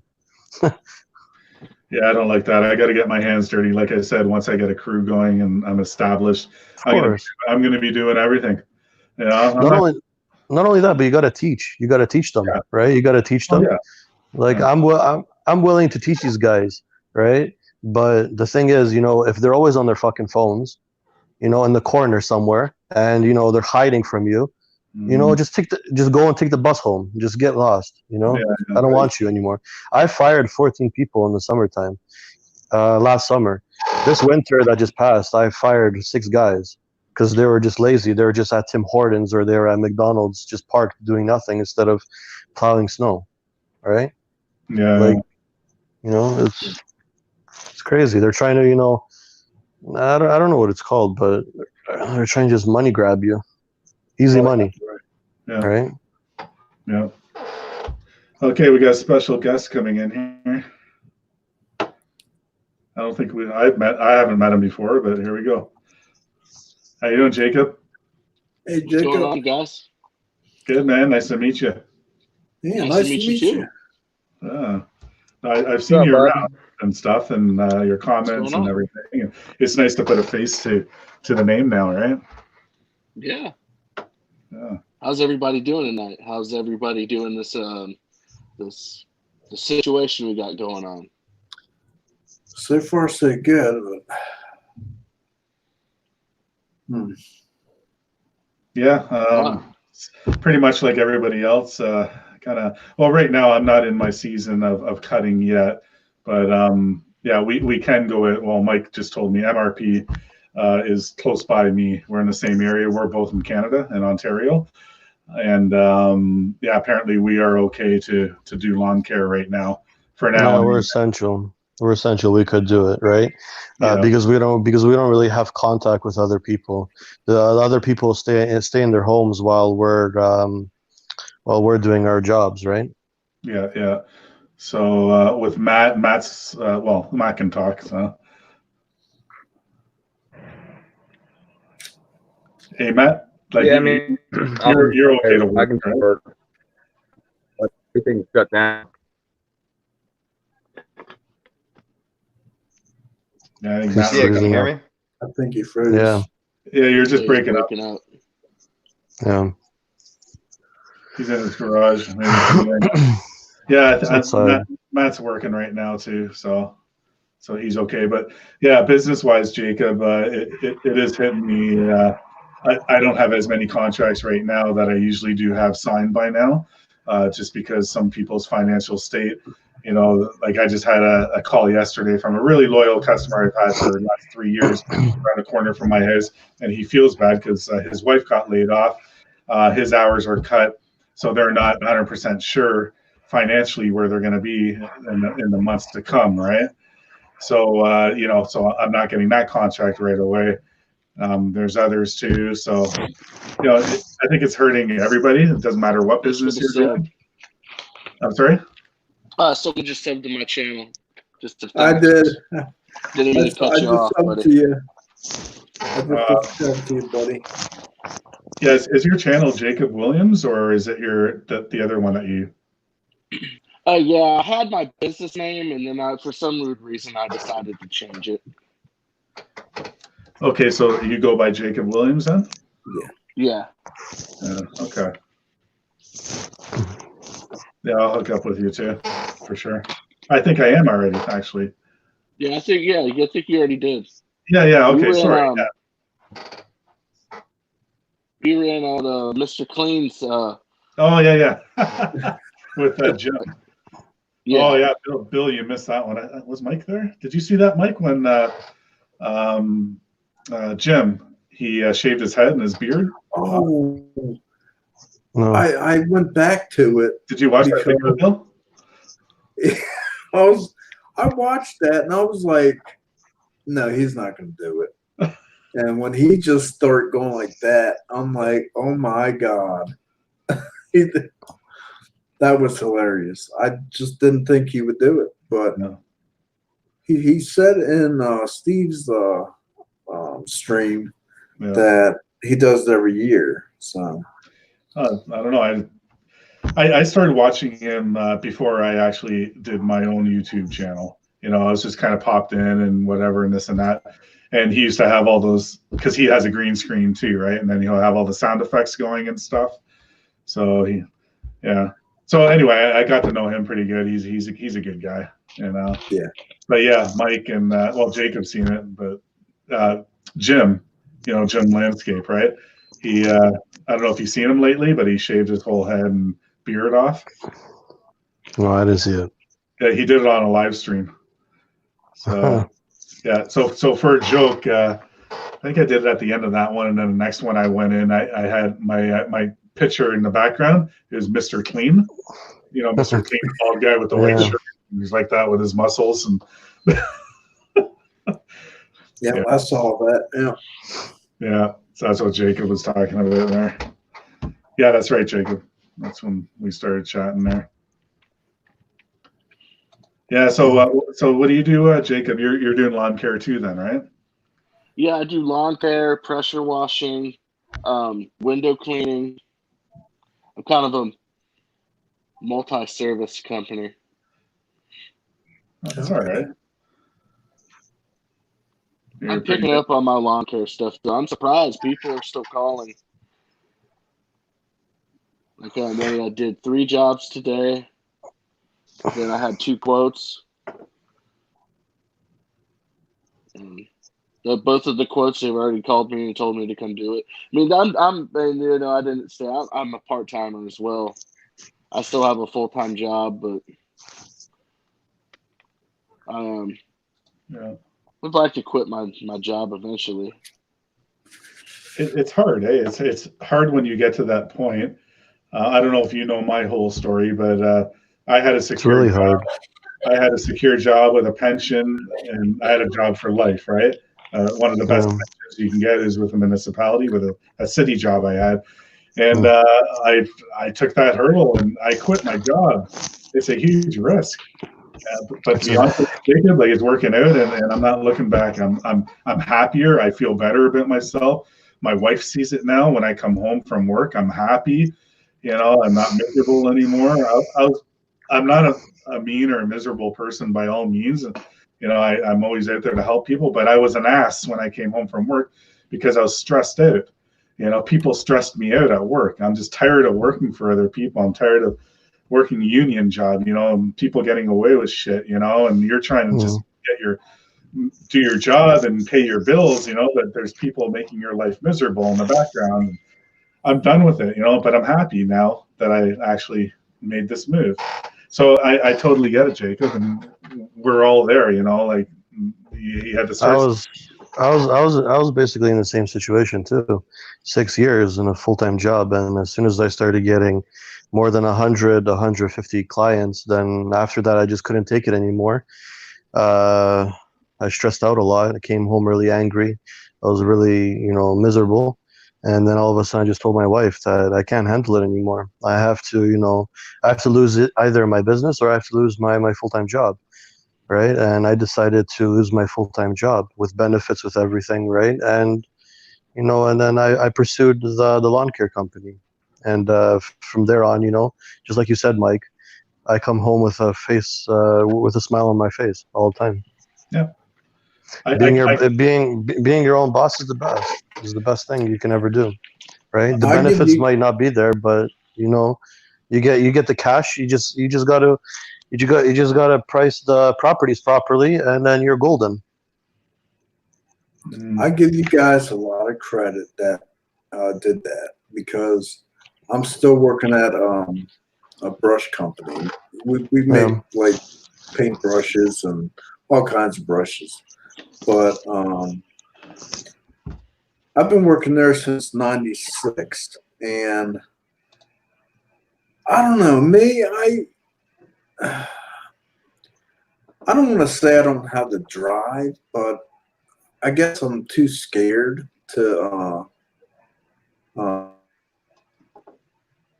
and try it.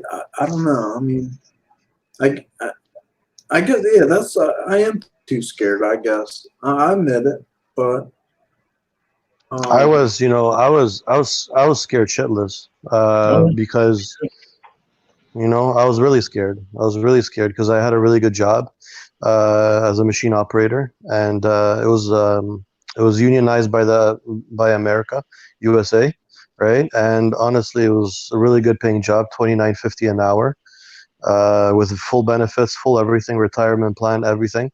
And sorry, but I couldn't take it anymore, and I don't want to be like someone's bitch, right? I want to be, I don't want to wake up in the morning whenever they tell me to wake up, or get suspended, or get reprimanded, or get, I don't want that. I want to wake up whenever I want. I want to do my own decisions, and I want to make my own money, right? And I just decided to do that.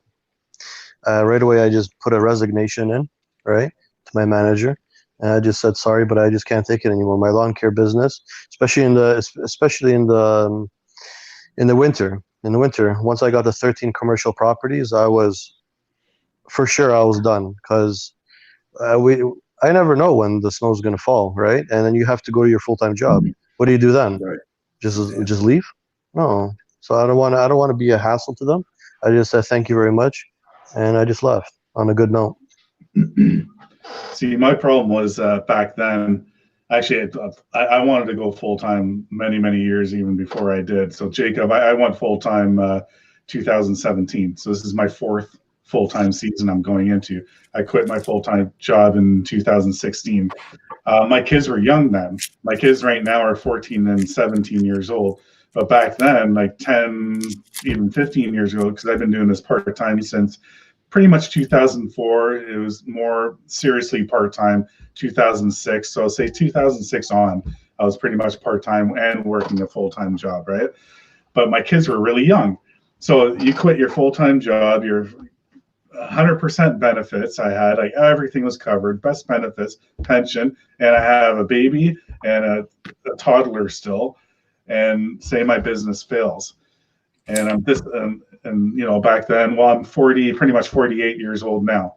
right? So looking at age and everything, and then starting over again, I was scared to death. Just like Mike said, I was shitting my pants. I didn't know what to do. I'm like right there at that hump. It's like, okay, so I decided not to do that. So 2016, that's when I was at that hump again there. My kids are old enough now. My wife was behind me 100%. All my friends were like, you enjoy what you're doing. You're happy working outside and this and that. It's going to work for you. Just keep on moving forward. If you do that, make that decision. I did it, and I was shitting my pants because I'm waiting for my phone to ring. Like how many am I going to have? I only had a handful to start off with.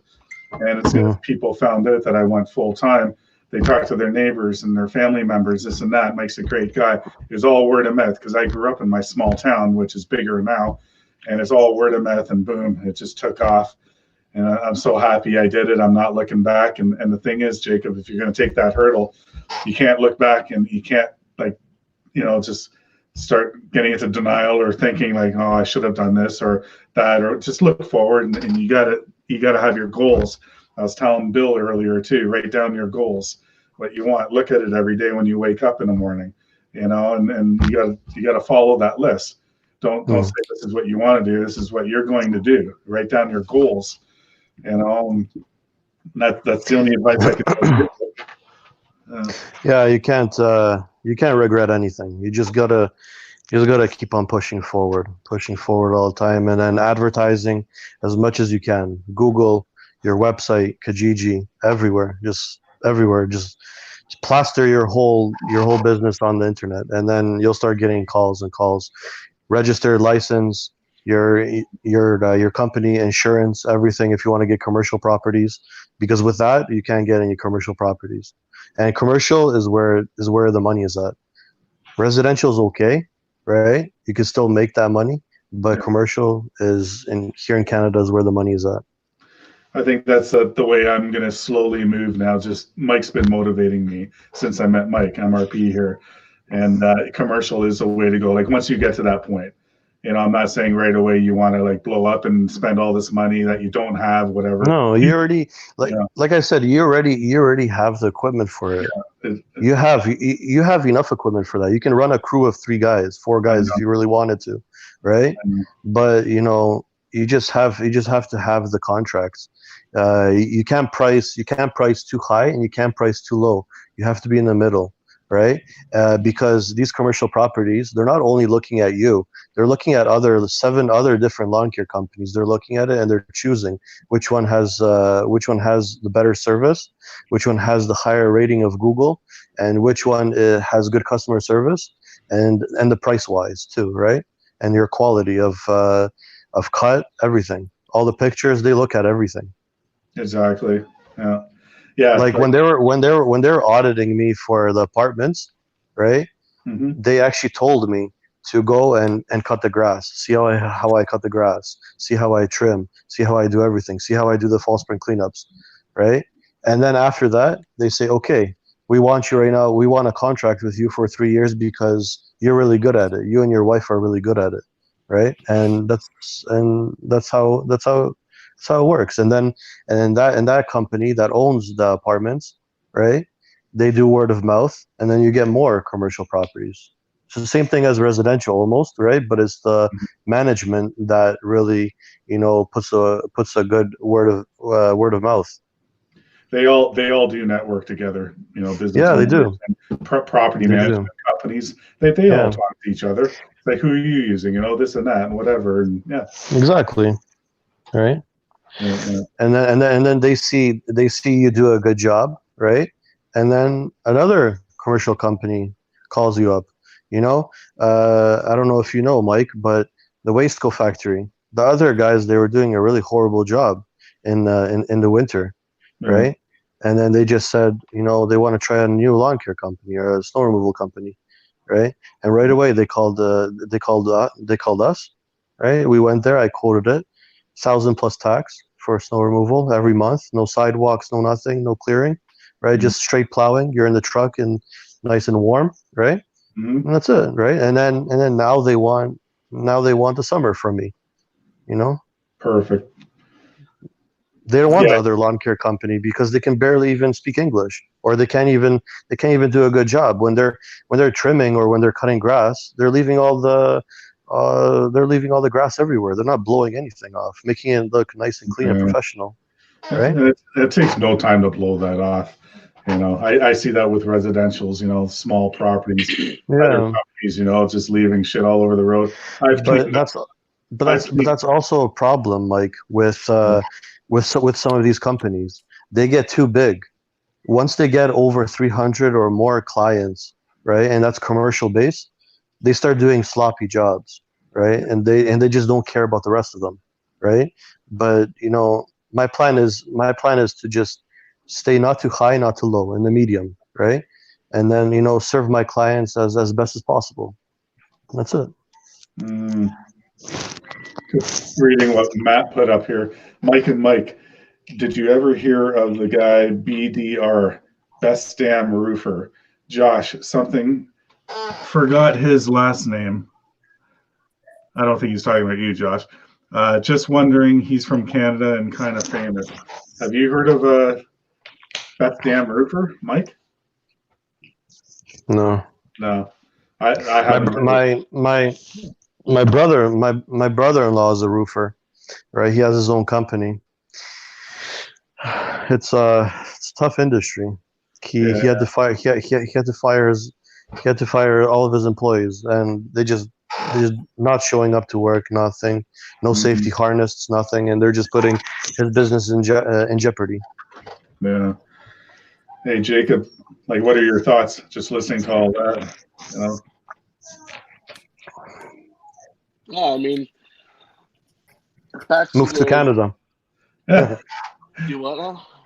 It's a lot to take in, right? And a lot to think about, if you're going to do that hurdle, Yeah, I mean, right now, the job that I have, my boss is I would say he's probably the best boss I've ever had.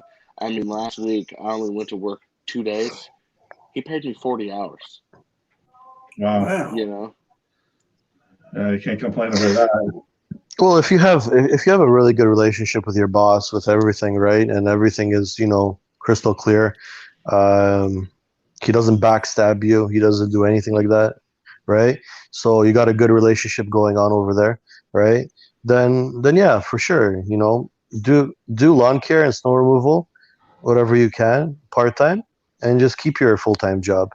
But if you got a factory job, you're standing there, you're sweating your ass off. They're yelling at you to go faster, right? They're basically peer pressuring you to do stuff, dangerous stuff, right? And you're working in a unionized company, and the union doesn't even back you up, right? Then what kind of environment is that? That's nothing, right? So I was sick and tired of my 6th year was the worst year. It was terrible. I just had to quit that job. Yeah, I work for an audio video company. We do home theater systems, surround sound, stuff like that. Like an electrician almost, right? Yeah, it's basically I'm a low voltage electrician, basically, is what I am. They make good money. Right away, you just, do up your electrical license. Right there, boom, you can make quite a bit of money right there, right? You can get connections. I've only been doing it for a year. Before that, I worked for a civil engineer for about 10 years, and I decided to make that. So what I should have done is just went full time in my business, but I have 2 younger children, and I couldn't. That was in my mind. What I've noticed with you guys is that, because I have no children, what I've noticed is that children play a big role in the game, right? You guys are afraid of losing your jobs and not having any bread on the table. I understand that, right? But if you really want your dream, you got to at least pursue it, and you got to still keep that full-time job and do lawn care company on the side. As long as you get lawn care 100 to 150 clients, or you just see your number rising, that's when you know that your business is doing good. And right there, boom, just hit the hammer down a little bit harder and go to your full-time go basically to the lawn care and snow removal. Decal your trucks, do your trailers up, have the lawnmowers ready, prepared, and then you're ready to go, right? And do the pricing. The pricing is the most important thing in lawn care. That's how I see it. Oh, for sure. I was just thinking too, because you're in Florida, Jacob, right? There's a guy, I haven't seen him in a while, Franco's Lawn, whatever. So I don't know if I'm friends with Franco on YouTube Oh. anyway. Okay, so you're familiar with Franco. He's a young guy, I think he's early 20s. He's a manager of a hotel, and he has a lawn care company. So when he's managing whatever, his crew is going out. So his lawn care company's running while he's working still too, right? So there's an idea there too for you, right? You could still be working and, you know, have a crew going out and building that way, right? And then seeing where that goes to the point that, okay, now maybe you can, you know, do that full time, you know? I could just believe the stress on his head all the time. It's crazy. Well, yeah, I know. It's a lot of stress. I've thought about that, but yes, I'm the type of person that I'm kind of picky, and I can't trust people to do something right, and especially at least in my area, there's a lot of, I guess, drunks and drug addicts. Okay. I know it's hard to find employees, you know, to trust, and, you know, people that are going to show up. You know, people will be all gung-ho, happy to get the job, and then they start the job, and then you don't see them the next day, you know, or you know, they're on their phone all the time. Like Mike said, he had to fire people, you know, or you know, they go out in your truck and they have a route to do, and they only finish half of it in the day when you can do it by yourself in one day, you know, because they're not working. So it's hard to find people. I'm having a hard time with that too. I work by myself still. I do a lot by myself, and you know what? If you put your mind to anything, doesn't matter what you're doing, you know, lawn care or anything, you can do a lot by yourself, you know. And, I could come work for you if you like. Yeah, man. For sure. People just can't believe what I do. Like some of the bigger properties, actually, a couple of them I don't have anymore now, just because I kind of closed in my area where I want to work. I don't want to go so far out for one and have an hour drive time wasted and stuff. So I'm kind of cleaning all that up. But some of them, like couple acres, meticulous lots, you know, $1 million homes, you know, and stuff. And it'll take me a couple hours to do. They just couldn't believe it was just me at first. You know, they thought I had a whole crew coming until one day or 1 week they're on holidays or something, and the whole family was home, and they seen it was only me doing it. You know, and but it's amazing what we can all do. So yeah, you know why? Because you got the decals, you got a professional trailer, you got a professional truck, you got equipment right there, you got everything, right? What do you think? What do you think happened to me? Same exact thing. They asked me, you know, you got 4 or 5 crews? I said, no, I don't have 4 or 5 crews, right? And then I show up like with 1 truck, and just basically me and my wife. we get that job done fast, right? Fast and properly done, right? And that's it. We go into the next one. The other crews working on the other sites. We're working on the other sites, right? We're split in half because what we do. I don't know if you guys know, but Mike knows that I do Toronto, Mississauga, Brampton, right? I do all 3 regions, different regions, right? So I separate the crews.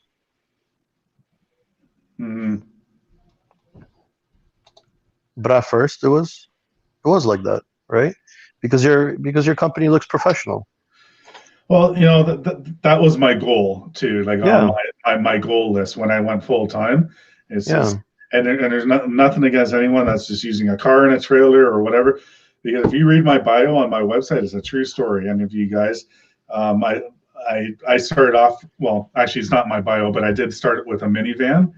And then I had a Toyota Matrix with a 4x6 open trailer, and I used that for many years. People laughed at me in my town. It was smaller back then, but I was known as the guy with the car and the trailer cutting lawns, you know. And I just had if you watch my recent videos, my 2020 lawn care setup, I got part 1 and 2. Part 1 is my actual setup I had back then. I still have that equipment. And yeah, but it's the truth, Mike. That's all you need. That's all you need to start your lawn care business. And most of these guys, they think they're going to get these properties like they think they're going to get commercial properties in like a year or 2 years, Yeah. really fast, right? No. Most these guys, they work almost 8 years, 9 years in the business, and they don't even have one commercial property. Yeah. I was lucky. I was lucky to have by my 3rd year, right, to have Mhm. all these commercial properties, you know, and residential properties. Yeah. But some of these guys, they don't understand that, you know, that's all you really need is a mower, a trimmer, and a blower, right? Mhm. And from there on, you could start building up relationship with clients and getting more and more jobs, right? And that's how you start off. Yeah, and that's what I said right from the beginning. I don't want to Yeah. grow to a million dollar company. No, you know, like Yeah. it's not a get rich, you know, whatever. Not at all. I don't even want to be rich. That's not my mindset. You know, number one, I'm happy now what I'm doing for a job. I'm happy to wake up in the morning. I'm happy to come home from work. Right. That's number one. I'm happy with my family. And number two is just grow my business slowly. You know, I'm making enough to pay my bills at the beginning. You Yeah. know, and as long as I make this much, this is what I need and what I figured out to pay my bills, I'm okay. And to make sure I'm covered for fuel and whatever. And every year it grew from there slowly. And to this date, it's still, other than what we're going through right now with this virus going around, it's kind of a little hiccup right now. But, you know, I was gearing up this season to be even better than last year. But now that we have a little hiccup, and who's to say, you know, like, well, once this passes with the virus, and, you know, things will pick up again, you know, for us. And yeah, that's a route I think I want to go now. Well, that's a route I will go, you know, go commercial, you know, and maybe less residential. That seems to be the way to go. Once you have that set up to do that, you know, you got Well, to supposedly it's not in the States, right? In the States, they pay pretty low. That's what I heard, right? From commercial properties and residential properties and all that, right? But here it's all about commercial. Here it's you know, you have 100 commercials, you can make a living like that, all right? So, you know. And my area too, like there's a lot of new development for commercial buildings, like a lot of Milton has a lot. A lot of businesses are moving to my town now. It's getting famous now because it's kind of in the middle of a lot of big municipalities and stuff, right? So there's a lot available around my area. You know, I'll be right back. I gotta Bill. take a phone call. Yeah, no problem. Yeah. Yeah, but like I said, Mike, you know, you have to take baby steps. You have to take baby steps towards everything, right? Get everything all done. Your paperwork, everything, your licensing. You have 2 million liability, don't you, or no? Yeah. Yeah. Okay. So yeah, you're good. Mm-hmm. Yeah, you got to have the liability. Yeah, you're right. You got to have all that stuff. And at the beginning, you know, most people don't. We all didn't. You know, have all because that. if you don't have the liability, they won't take you. No. You have to give photocopies each and every single paper you have to give them. Yeah. All right. Oh, yeah. So, are you doing a lot of part-time stuff, Jacob? Like aside from your full-time job?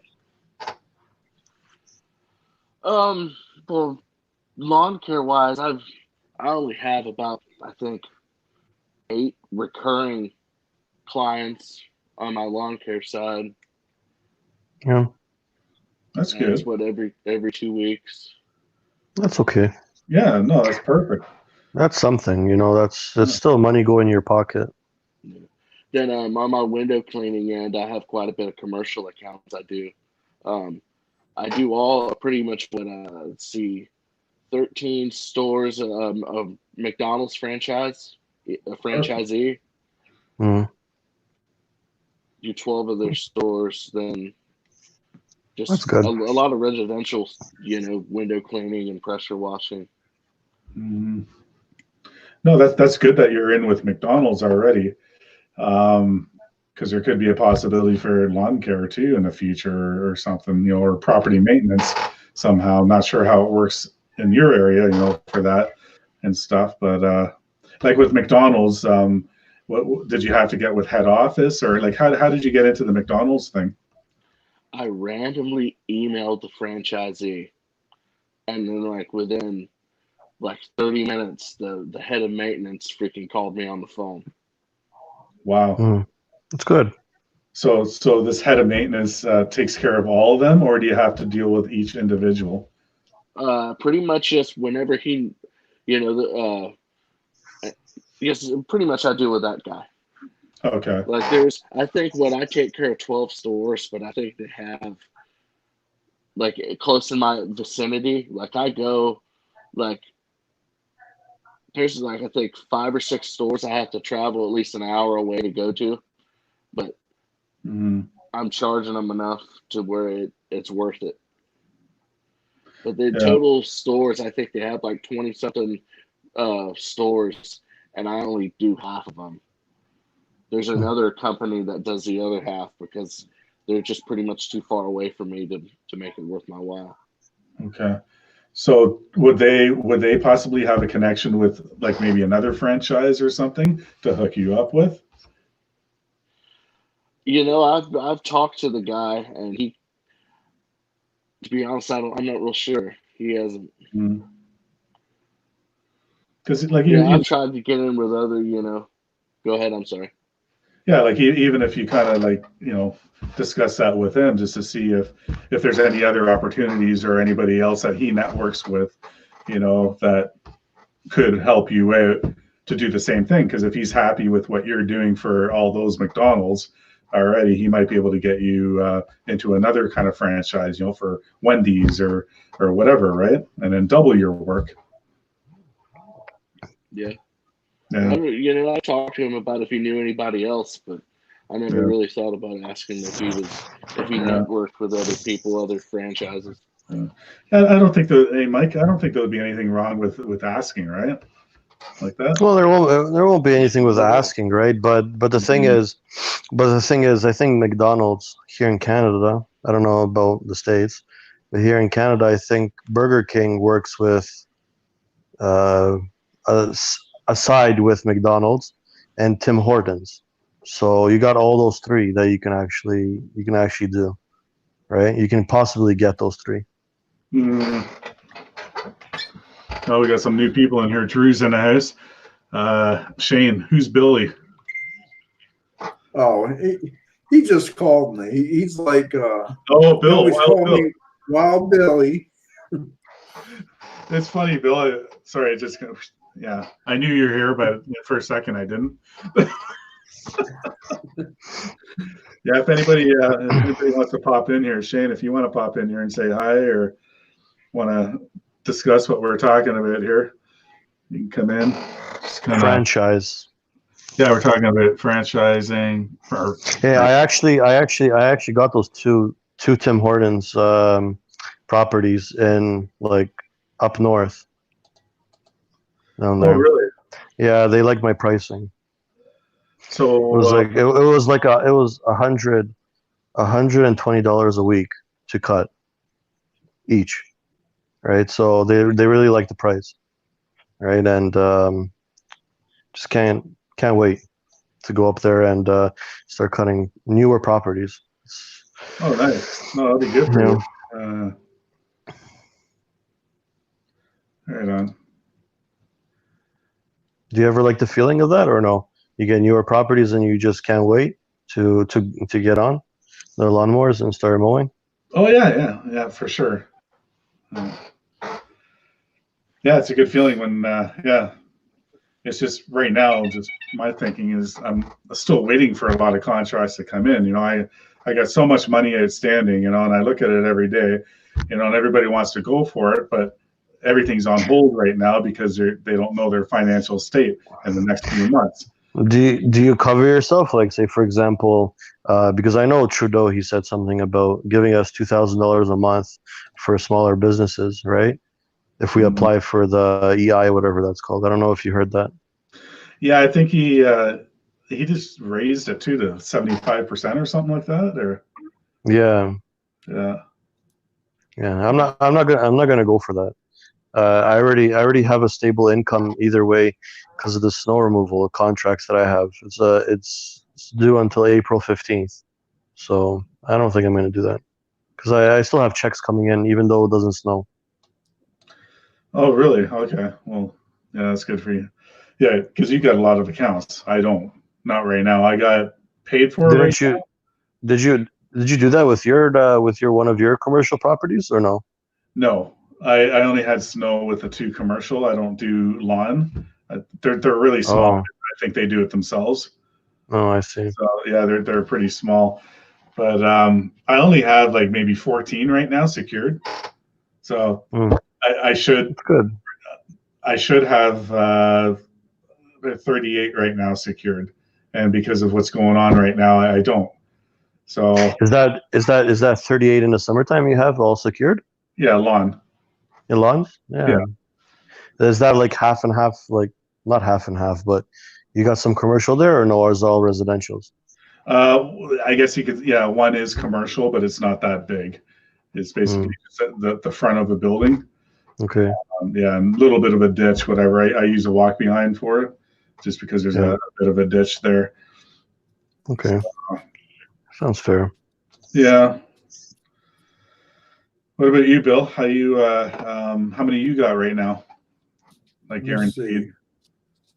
Well, I guaranteed. Let's see, 1, 2, 3, 4, 5, 6, 7 guaranteed right now.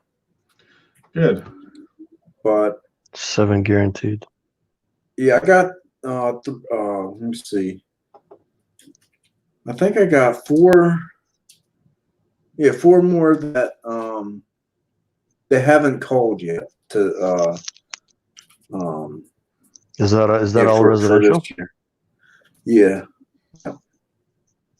Hmm. But see, since I work at the brush company, second shift, 2 to 10, Yeah. I kind of like, You have all morning to get it done. right. Yeah. But That's now good. my boss last year was fired, but he was cool because he worked with me. You know, basically, I could come in basically whenever I wanted to, because he understood about the doing the The lawn lawns and care. everything. Yeah, and he was cool about it, but he got fired, and the new guy, his name is Mike, and Nice.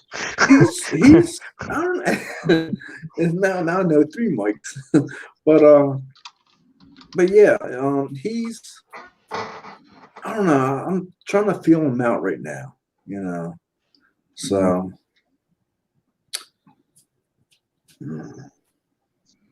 Really? No, I'm just talking to Drew right now. Drew's going to be on Shane's video tomorrow. Nice. They're going to be mowing, and Justin's going to be mulching. Or The is that mulch queen, I think, right? Justin's the Yeah, the mulch queen. mulch queen. Yeah, Yeah. I've seen his videos. He's a cool good. He's a cool dude. I like DLT. yeah. Yeah, Justin's pretty cool too. Yeah. Drew, why don't you come up here, buddy, and talk about this? Well, you're getting, I think well, it'd be fun. I know Mike and I here, we're in Canada, and it's a little bit of a farther drive, but yeah, it'd be kind of cool to do a field trip, and kind of meet up with everybody that we kind of hang out with here, Yeah. and do I, something. I like I like their GIEs better than here in Canada. Here in Canada, it's shit. Have you ever went to the GIEs here in Canada, Mike? No, I haven't. And Here it's shit. I don't like it. You don't test no lawnmowers. You don't do anything, right? It's terrible. You have to demo it. You have to go physically in the dealership, and you have to ask them to demo it. It's not like the GIE in the States where you could just you got outside a whole parking lot where you can go, or a field that you can go to and just test it out, right? yeah. Hey, Bill, do they do the GIE always like at the same place or same state, or is it different all the time? I don't know. Last year, that's the first time I even heard of a GIE. And but really, Shane, And maybe Shane can answer that for us, or even Drew. There's Drew. What up? oh yeah, What's up, Yeah. Drew? Just hanging out. Hanging out? hey Drew, What is Yeah. going on? We're just You're talking. gonna be on DLT's video? No, I was just kidding. Tomorrow, all of us are going to be on DLT's video. Mm. Yeah, Mhm. I'm going to be bossing everybody around. It's just a far drive we have to go to, huh? Yeah, I think he's in Columbus, right? Mhm. Yeah. Yeah. So for Cleveland, for us, for me, for my driveway, because I drove to Cleveland before 4 hours, I got there. So from Cleveland to Columbus, I don't know how far that is. What's that? A couple hours, maybe? 2.5, 3 hours. 2, 3. Okay. Depends how you Mm. drive. If you got a lead foot, it can be less. Yeah, so it'll probably be 6 to 7 hours. And okay, guys. So I don't have any special effects like what Jim has, but we have a very special guest coming into the panel right now. All right. oh no, Welcome. oh no, DLT lawn care. Yeah. How you doing? What's up, MLT? What's up, Shane? How you guys doing, man? We're okay. Just talking about lawn care. I take those off. Can't see anything with them anyway. Uh, What's up, Billy? oh God, oh not much Shaney or Chanel. Drew, when What are is you up, coming to work with me? Oh, you know it. Make that money. Make some stuff look Well, beautiful. When you coming down, man? I don't know. I'd like to come down for sure. Hopefully after this crap gets over with, hopefully. You'll be too busy then. Drew, you're too good for DLT. That's funny. yeah. So I got a guy. I do have a guy tomorrow from the lawn care community coming down to work with me. So y'all will know him when he gets here. We'll probably do an Instagram thing or something, but he's definitely going to be in my video. Cool. nice. It's really not that far of a drive anyhow, down to Columbus from here. So Shane, from Cleveland to where you're at, how long is that of a drive? 2 hours. Is it okay? So it'd take me about 6 hours. So I got a time to say what time you starting in the morning? You actually want to go? Let's see, Mike. You may want to get off the phone right now and be done with the live. No, you guys really, both you guys should come down sometime. There's quite a few of us here in Ohio. Lawn King's Landscaping, Drew, Jim's Landscaping, Worley. We could all do like a little get together sometime when they let you travel, when this is all over. Yeah, for sure. That's true. I could go pick up Jim, and then we could do that. Me and Mike, Absolutely. me and Mike can go together in my truck and go all the way in the States. Heck yeah. Did you hear that? Did you hear that? They'll go all the way. Yeah, no, Mike was saying that Mike and myself, we can go together, right? We can carpool. Mike is only about a half an hour away from me. He's in closer to Toronto. So Okay. yeah, Mike's in Canada too, MRP. I'm not sure if you know that. So Mike, I knew he was in Canada. So it's Mike and Mike Yeah, and Billy in the middle. yeah, and Bill. Yeah. You got that right. Yeah, Like a Mike. Yep, Billy the Bean Man. yeah, we're talking about GIE, and I haven't been to a GIE in Canada. Mike has. Mike saying it's crap compared to the state. Yeah, I've been to the 2019 and 2020 GIE, and it's okay, but you can't test no mores out. You can't do anything. It's shit. It's not like in the States.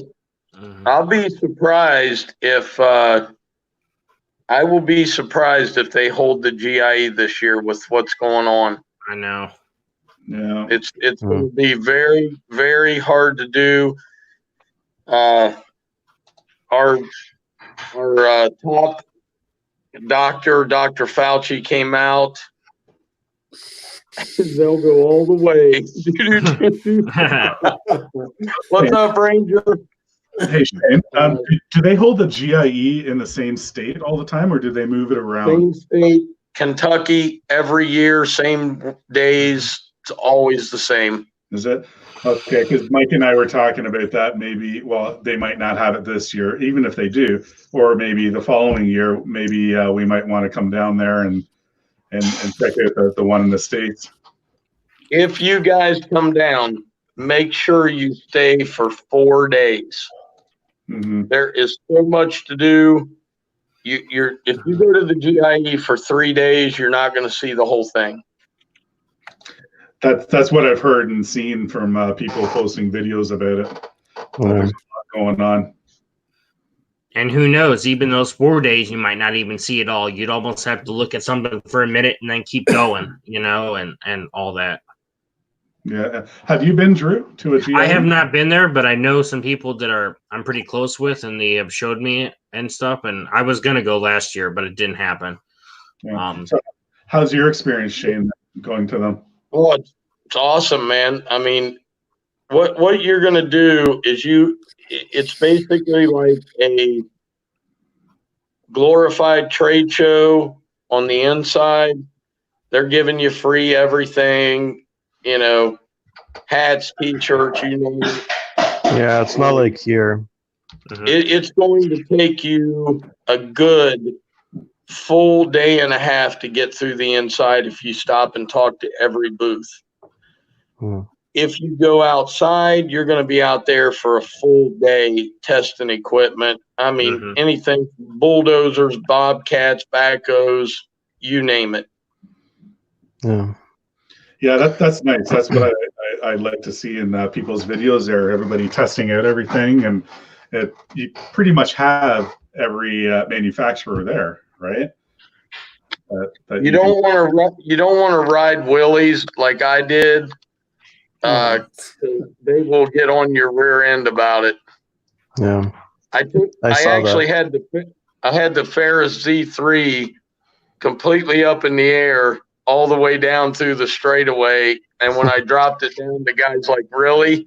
Let me see your ticket." And I'm like, "Seriously, man?" He goes, "No, I'm just messing, but you can't be doing that." I'm like, "Well, come on. I'm not going to take my mower and do it. Let me do it with yours." Right. Yeah, you just want to see if it can actually pop a wheelie before you decide to buy it. Dude, I pulled one up and took it all the way down. And when it comes down hard. So, but the Ferris is a really nice mower. The Cub Cadets are really, really nice. The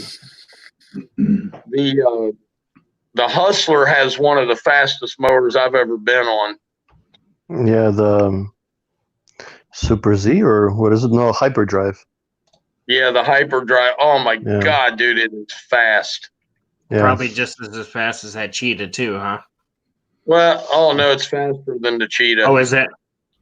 It's probably like Bill going to the bathroom after he's had a couple eggs and bacon. Oh boy, coming in hot. It's grapple. Yeah. Apple. I got to sit beside this guy. I know. That's terrible. Hope his hands are clean. Yeah, They are. So Drew, how many properties do you already have a green light for, Drew? I have about 22, I believe. 22. Oh, it's good. It's a good start. It's a good start, and some of them are commercial, right? Or no? Oh yes. Yeah, it's good. 2 commercial. I bid a 3rd commercial the other day, so I'm waiting to hear back. I mean, I'm a little bit higher than the other guy, but too bad.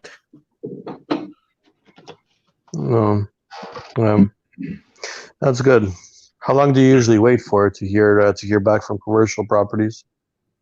They generally, I mean, since the whole issue going on now and stuff, I mean, it might be a little bit slower, but I would assume she sent me an email. It was close to Friday, so I'm sure I'll hear something probably tomorrow or the next day. I'm sure letting me know either I have it or I don't. Because it's usually like 5 or 6 companies that actually bid on that property, I think, right? This one, she said she really wasn't going to get too many estimates. She kind of gave me a sneak peek what the guy was charging last year, so I went a little bit more because I was looking when I was walking around the property. They didn't do half of the stuff they said they were going to, and it's like, you know. You have to charge more for that, I guess, right? Exactly. Yeah. You don't want to overwork yourself for low money. Absolutely. Yeah. It's good. It's good. Good stuff. I know I don't have as many as I usually do at this time of the year, but because of everything that's been going on, right? People are holding back with their payment. They don't know what their future is, and I totally get it. I understand. It doesn't matter if you're the owner or the person that's paying for the service. I understand. But Shane, has it affected you at all, or like do you Absolutely. still outstanding contracts? I lost 4 yards in the gauntlet, and I lost 2 today. And their neighbors, and they said that the one lady's young nephew wants to try it, so he wants those yards. And I was like, you know what? That's fine, because they were 2 of the lower paying yards. And I thought, you know what? When you call me back, I didn't say it obviously, but I thought when you call me back, full price. That raise the price prices. will never be the same again. So you better think. And the people in the gauntlet, I get what they're doing. One of the guy's sons worked for me for 2 days doing mulch last year.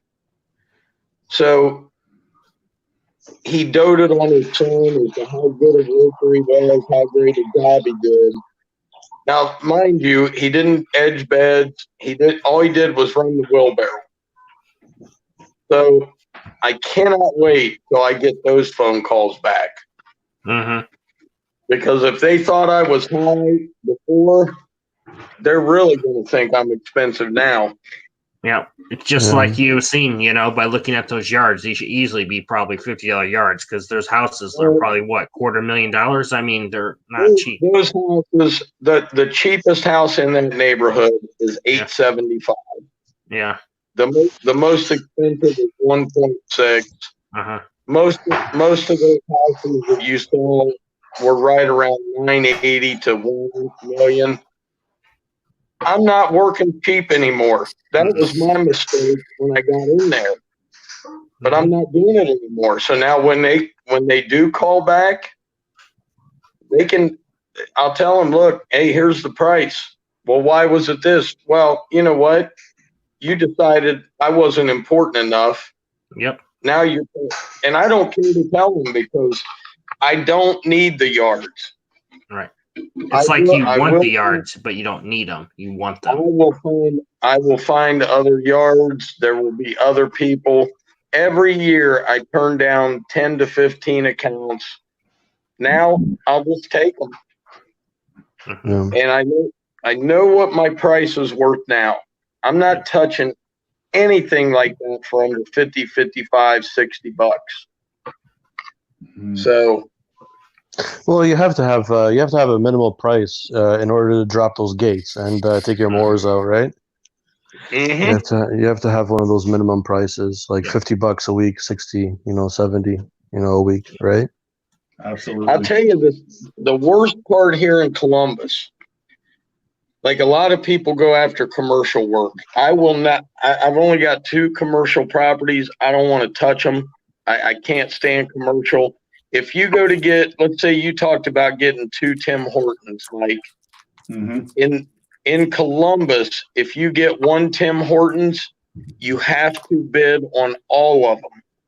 Okay. They won't let you take just one. You have to bid on the entire Tim Hortons inside of the 270 area. Yeah, and is that a separate price or what? Nope. It's what they want you to do. Now, here's how Wendy's does it. Wendy's has one guy that does all the Wendy's.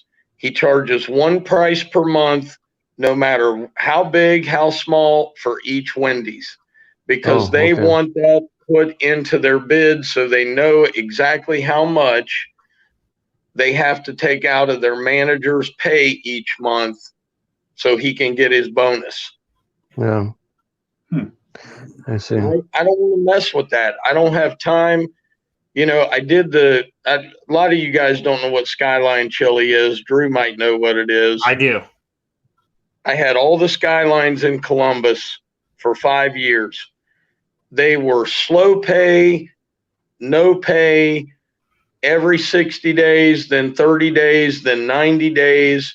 Mhm. When it finally came down to it, they owed me $4,800. Wow. I wouldn't touch the yards, and they said, "Well, why aren't you cutting the yards?" I said, "Our agreement was every 2 weeks I would bill you. Every 2 weeks I would have a paycheck." I said, "You sent me a check in the mail the other day for $350. I said, "That doesn't even cover one of your properties for 2 weeks." I said, "What you Sure. need to do, if you want me to continue till the end of the year, I need a check on my front porch tomorrow." So they did. They sent me half of it. So what I did is I went out and I cut half of the properties. And they called me up and they said, "Aren't you going to finish the other 4 properties?" And I said, "When you give me the other half of my check." No.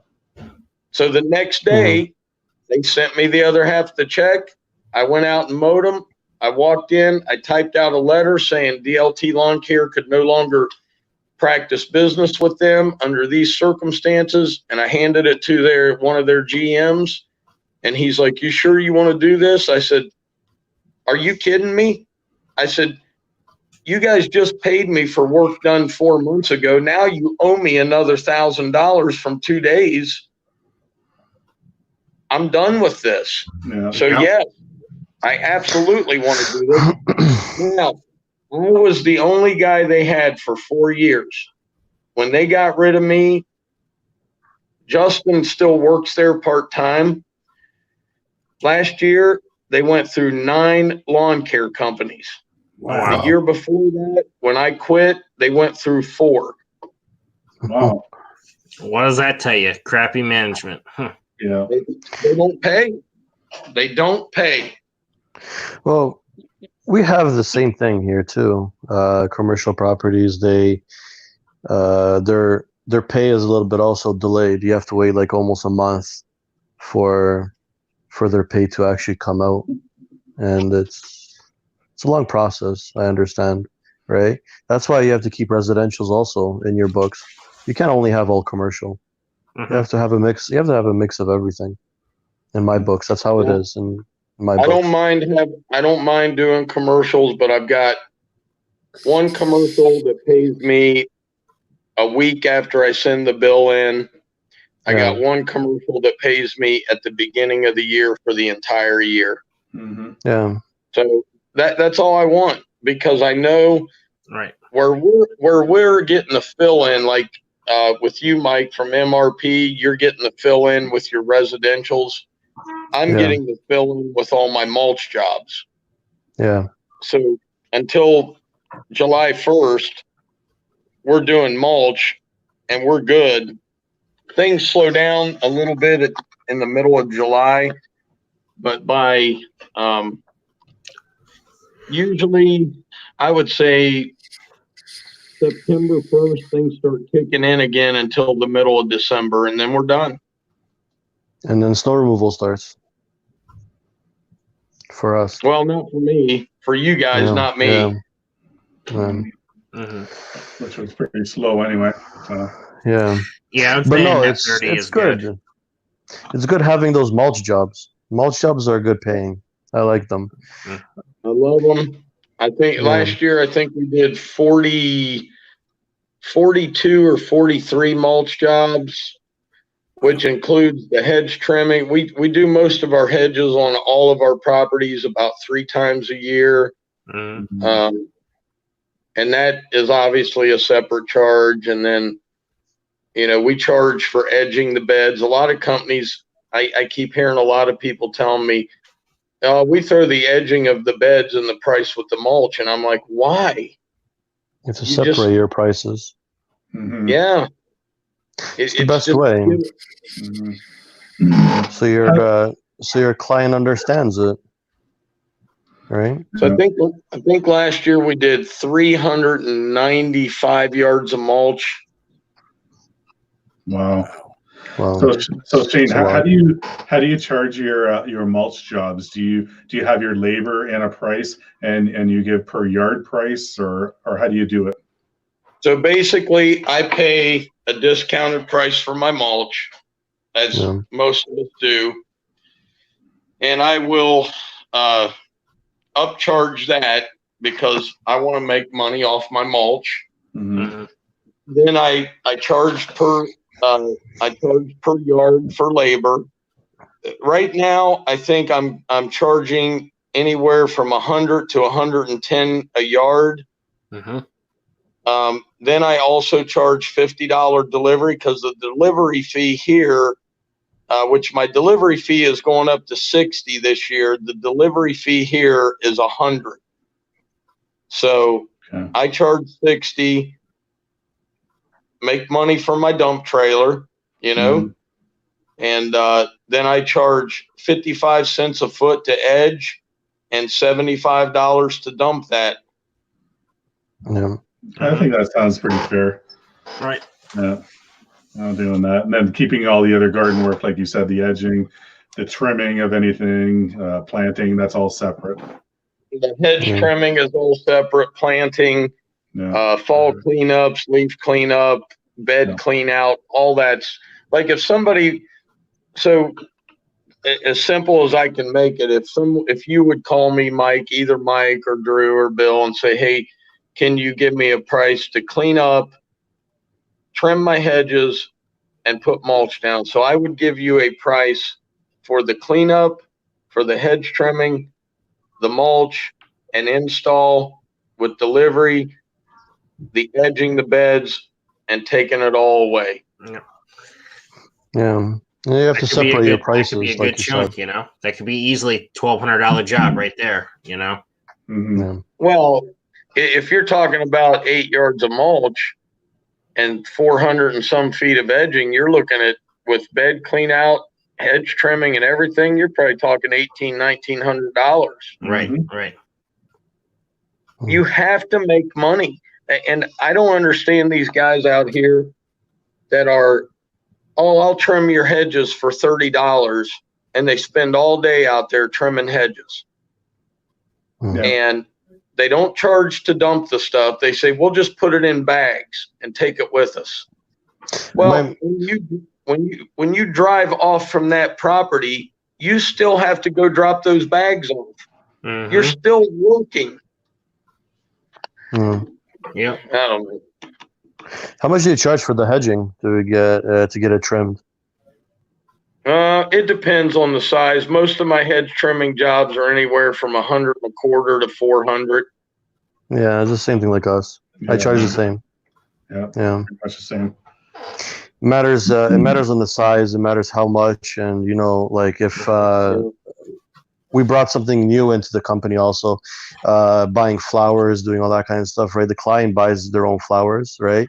And then we plant the flowers. So we usually charge $5 to $10 a plant, right? So if they want 27 right there, you can make money off that, right? $5 to $10 a plant, right? So it's simple. What I did with the planting, we have several nurseries here. Whatever the plant costs, they charge you 50% of that to plant it. So I go with that price. Mhm. If it's a $40 bush, I charge you 20 to plant it. If you've got 5 of them, obviously that's $100. Mhm.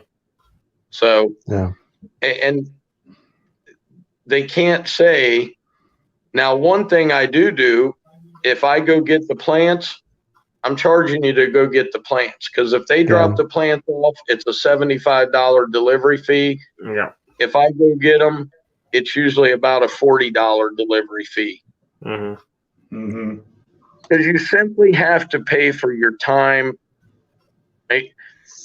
It's funny because if you go to the grocery store, inevitably, when you check out, the cashier always says, "Did you find everything okay?" Now, some people will say, "I forgot this." Well, just because you forgot it doesn't mean they're just going to throw it in for free. Right. You know, that's going to get scanned as well. Yep. So when some people get me out on a job and they say, "This is what I expect," we agree on it, I come back and then they say, "Oh, could you also do this?" It's going to cost you. Really? Well, yeah, because that wasn't part of what we had originally talked about. Mm-hmm. You have a really good point there, Shane, and you're absolutely right, because a lot of people do that after the fact. When you already set up, this is how much your job's going to be, and they accept it, then they start adding things. Yeah, you got to charge them accordingly to that. Yep. You know, and a lot of people in my area, and I'm sure Mike has the same thing too. There's a lot of people that do that, and they do it on purpose. You know, especially in Brampton, they do that. It's like it's crazy over there.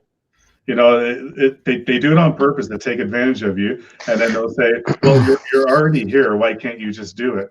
You know, That's why what I do is I tell them to pick their own flowers, tell them to transport it, and I just charge them for planting the flowers. That's all I do. Right? It's simple, right? I don't want to be held responsible for breaking anything, right? So, you know, yeah, I learned on my own skin. That is a good idea, Mike. You know, just having them pick up the stuff. Exactly. At least they can't complain that, "Hey, I didn't want that. Why did you buy that?" Then the wife is gonna come crying to me, and then she's gonna say, "What kind of flowers did you pick up? I don't like it," you know. And then I had that before, and I don't want it anymore. And here's the other thing. Sorry, Mike. No, go ahead, Sean. Yeah, it's good.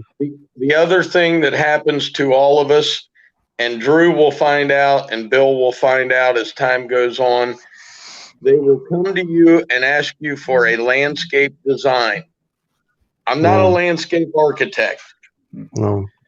And you can suggest what you think will look good there. And I've had customers say, "Okay, why don't you just go pick it up and put it in, and I'll pay you for it." Okay. Yeah. I go do that.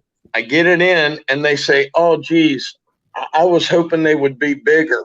I was hoping they would be full grown. You told me you wanted to pay. You know, you want to pay. They'll tell you, I don't want to pay over this amount, but I want it to look full grown." Well, guess what? That doesn't work. A full grown plant costs the maximum amount of money. That's why you have to tell your clients strictly what you do, right? You don't do no hardscaping. You don't do anything, right? You don't do anything with interlocking. You don't design anything for them. You're just there to cut their grass, blow, trim, edge, fall spring cleanup, and snow removal. That's it. And maybe plant some flowers. But if you want to plant flowers, you got to the client, he or she has to go to the store, pick their own stuff out, whatever they like. For sure, I can plant it for you, but there's going to be a charge for it. And that's it. Simple. Yeah, if you're up front right away from the beginning, the get-go, then there won't be any miscommunication on anything or whatever, right? And I agree with that. And I'm starting to do that now too. At first, I didn't, but you learn every year, you know. And at first, they like say for example in Brampton, you go there, and they buy the flowers for you. They buy everything for you. They even bought the topsoil for you. They bought everything, right? And then they want more stuff, more free stuff, and they just walk all over you, you know. And then I learned the hard way not to do that. We all went through that. Drew is going to go. Drew's going to go through that himself because you get guilted into this shit. Oh yeah, I already have, brother. Oh my gosh, this lady's old. You can't. You know, she doesn't have a lot of. She's got enough money to live in a $400,000 home, and she's calling a professional service. And she can't afford $50 to cut her grass. Yeah, you don't call a professional service if you don't have the money to pay for it. Right. It's that simple. And I agree. I like what you said before. You know, if they're calling you for a service, they can afford to pay for it. Yeah. I mean, it's Yes. My biggest problem is when I do something Mhm. and when I'm all done, they'll say, "Oh, I forgot. Can you do this?" And I already gave them a price and everything, and I got them money, and emotions get in my way, Yeah. and I'll say, "All right, you know." But if it's something big, then I'll be like, "Well, I'll need 20 more bucks or something like that," you know. But if it's something small, I just do it. But I don't know. That's one of my biggest problems. Well, you feel guilty, right? And I still do, you know, like I feel for people and I understand, you know, but at the same time, they need to understand that we have a business we're running, you Right. know, and all of us, we all have our insurance to pay. We have a payment possibly on a machine or a truck, Right. you know, or we have payments too, just like they do. And like Shane said, they're calling you for a reason. They want a service, you know, then you got to pay for that. And you have to take your emotions away from it. I'm still having a little bit of a hard time with it. I had a really hard time a few years ago, but it's, you know, you just got to get that in your head that it's business now. You know, you got your friends, and this is your business. You know. here's one thing to remember, guys. Honestly, when you go to pay your mortgage, you're not going to pay it on a sad face, a happy face. You're not going to pay it with an excuse. You're going to pay it with a check. Now, you decide what that check's going to be. Is that check going to be more than what you want it to be? Is it going to be the house payment? Are you going to have, once you pay that house payment, how much do you have left over? People get wealthy off of making deals with everybody. Okay? They really do.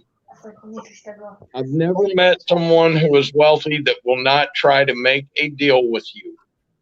You don't walk up to somebody's house that's wealthy and say, it's $5,000 to plant these plants without them saying, what if I do this? Will that save me any money? Mm-hmm. And that's my point. Why is it that the lawn care guy gets haggled with when the plumber doesn't? Right. Why does the electrician charge $100 an hour and his is just accepted and the guy writes the check? Mhm. Ours is not. Ours is haggled with every day. Well, it's also the reputation too between the lawn care industries. You know, you got some guys that are the fly nighters over here, also here in Canada, right? Yeah, and they also, you know, 30, 40. They charge $30 to $20 a property, right? And they're getting all these properties, and then you come in and you just say you want 50, and right away they just go to the other guy, right? They're afraid. Mm-hmm. Then they find out that service isn't that great, and then they call you back and be like, "Oh, well, guess what? It goes up a little more because you know service charge. I just charge them more. It's usually a 5 to 10% charge more." Yep. And that's the thing. Most of my new customers that I'm getting lately, they've had multiple companies before them, and they told me straight out. But I ask people now. I'm like, "Did you have another company doing this last year for you?" Yes. Okay. Have you gone through a few? Oh yeah. You know, and I kind of interview them now, right? Mm-hmm. And they'll say, well, because they're doing this or doing that. So then you kind of figure out, okay, the customer's being really picky right now, and it's the customer. Or it might be all these other businesses, and they cheaped out, like, you know, they took the guy that is charging $20 when it's a $50 lawn. But now they work themselves all the way up to 4 years later to us guys that will charge $50 because that's what the proper charge is, and they're going to get the proper job done now. And that's giving everybody a bad reputation because all people think of it is like, that guy was shit. Why did I go with him? Because he only charged $20. Okay. And we're getting that bad rep. Another thing is when they see lawn care guys coming down the road, now this is where I live. I don't know about you guys. They say, that guy probably needs beer money. So he'll probably cut my lawn for $20. Now, I literally had a guy that was a upper echelon at Anheuser-Busch in Columbus told me, if you aerate my yard, I will go in there and get you a case of beer, man, and a $10 bill. And I said, you can go in there and get me a case of beer and a $10 bill. The charge for aerating your yard is $85 plus tax. Yeah. I said, I don't know who you think I am, but I don't need beer money. Right. I make a living doing this. Yeah, I agree with that. And he's right. I've had people say that to me. I've had people say, oh, well, maybe you need some beer money and some smoke money. It's like, no, bro, I don't. It's like, I'm here to work. I had people ask me to trade for services. They had a lawnmower that's broken down, an old shitty thing. Here, you can have this, and look at my shed, whatever you want. No. They're not coming in. It's not a trade show here, it's ridiculous. You're not going to pay your mortgage. You're not going to put food on the table with an old broken down mower. Yeah, right. Exactly. You have insurance. Here's the other thing. And I did a video on this the other day because I had just hit the end of my rope with these people, man. We have insurance, we have W-2s, we have workman's comp to pay for. We have all these things to pay for to be a legitimate company. Yep. And customers are always behind you, man. Like, I can't wait till you get bigger and you get bigger. At the end of the day, when you're going to have to raise their prices, then they start walking away going, well, it's okay if you get big. I just don't want you to get big off of my check. Mm. That's the problem. No. I take the beer. No, Jeff will of course you would, Floyd. Right. Hey, is Ranger still here? Oh boy. And if you guys want to come up, I got the link on there. Just to scroll up a little bit. I got room for one more here. Yeah. Is Ranger still here? I don't know. There's 4 watching right now. Ranger, are you still here? I thought he would have came up for sure. Yep. Yeah. I don't think they were Floyd. Yeah. I got a question. Yep. I have a yard. Okay. Now it's my pastor's yard, but his wife is like very picky about things. Now, she right always last year she wanted me to cut her lawn shorter. Okay, not on 2 inches. Okay, and I told her, I said, well, see, if I do that, it's gonna burn because we're going into a drought. Yep. And she's like, oh no, it's like, just cut it on number 2. And I kept trying to tell her it's gonna burn, and she just would not let up. So I'm thinking, okay, all right, I'll do it. And guess what? It burned.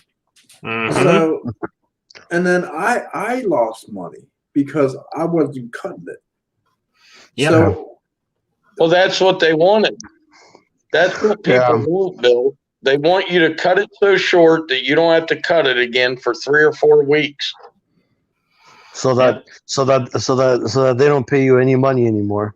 but see, the thing is, the reason why I keep that one is because my pastor, he gets me all these jobs, all these, off the wall jobs that are paid good and everything. So I kind of bear with her, even him, because I told him, I said, you really should have it to like 3 inches, It's the minimum. 4. You have to have 3, yeah. 3.5, something like that. We Yeah. do 4 here in the summer, nothing less than 4. I won't even cut it. Yeah. Okay. All right. Mhm. So it stripes I nicely actually- too in 4, I think, right? Your skag stripes really nice on number 4. I have actually told customers to get somebody else if they want it cut down to 3. First of all, you're going to get disease in the yard. Okay. Fescue is not meant to be cut at 3 inches at 95-degree heat. You're Yeah. going to burn it. You're going to get disease in the yard. And there come the dandelions and all the clover.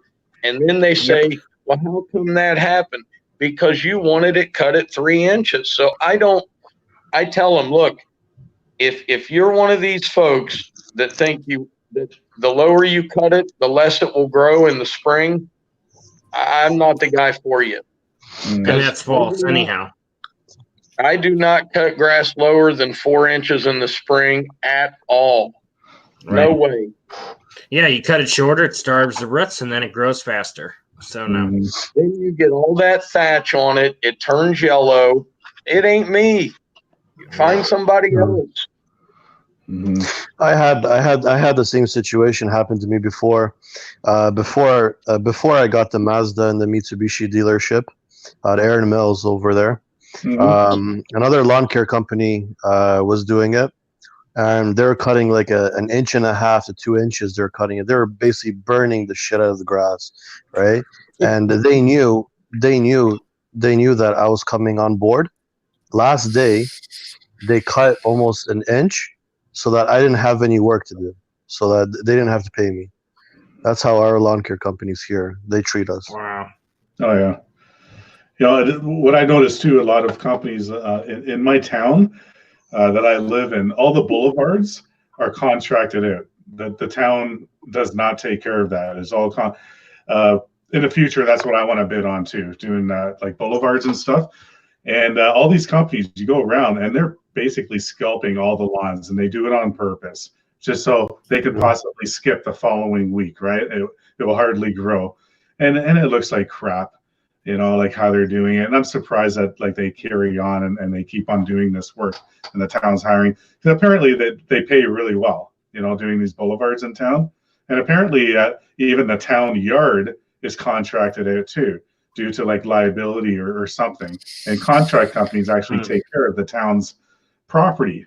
So it's really weird. Same thing with snow removal on the streets. It's contracted out and stuff. So yeah, it's really strange. Anyway, it just popped my head. I got a story about like lowering the deck, what Bill was saying. A couple of years ago, I had a guy ask me if I do resodding and stuff. I said, no, I don't do that, but I can hook you up with someone. He's like, okay, well, and I was there, and I cut his lawn every week, right? He said, do you think you can lower the deck and cut the lawn a little shorter? I said, well, how short? He goes, well, I want you to take all the grass off. So I'm like, no, sir. Like, so basically, he wanted me to lower the deck all the way down, like just no setting, right? And he thinks that it's going to rip all the grass out. So like a sod cutter, basically, right? Oh So my I explained to him, I said, sir, like, you want me to do this because you want your lawn scalped right off and you want to get rolls? And oh yeah. I said, no, you need to get a sod cutter. He said, what, you can't just do that with your lawnmower? I said, no, I won't do that. And he insisted again. He's like, I'll pay you to. No, I need to go and rent a sod cutter. I can do this for you. We can get rolls and whatever. Because I decided at that point, you know what, maybe I'll help him out, if he's going to actually pay for it and I can make some money doing this. You can go rent a sod cutter. But yeah, it's unbelievable what people ask you to do, Like, Oh yeah. Yeah. Yep. I had a lady last year. She I don't know. I think she was a little bit of a but anyhow, she I went up there, looked at her yard, and it was kind of long. And she goes, "Yeah, can you cut my lawn?" I'm like, "Yeah, sure, no problem, whatever." By the way, can you mow it short? I'm like, "All right, what's short in your definition?" "Oh, can you cut it like an inch and a half?" And I'm just like, "No." It's like, no, I was like, I kind of fibbed her. I was like, all right, tell you what, I'll cut it at 2 inches for you, which I cut it at 2.5. And I was like, and still didn't really scalp it that bad or nothing like that, but I know better. It's like, I'm not going to ruin my blades, my spindles, belts. I mean, it's not worth it for a $50 yard. It's just not worth it. No. And it I've looks had like people- crap.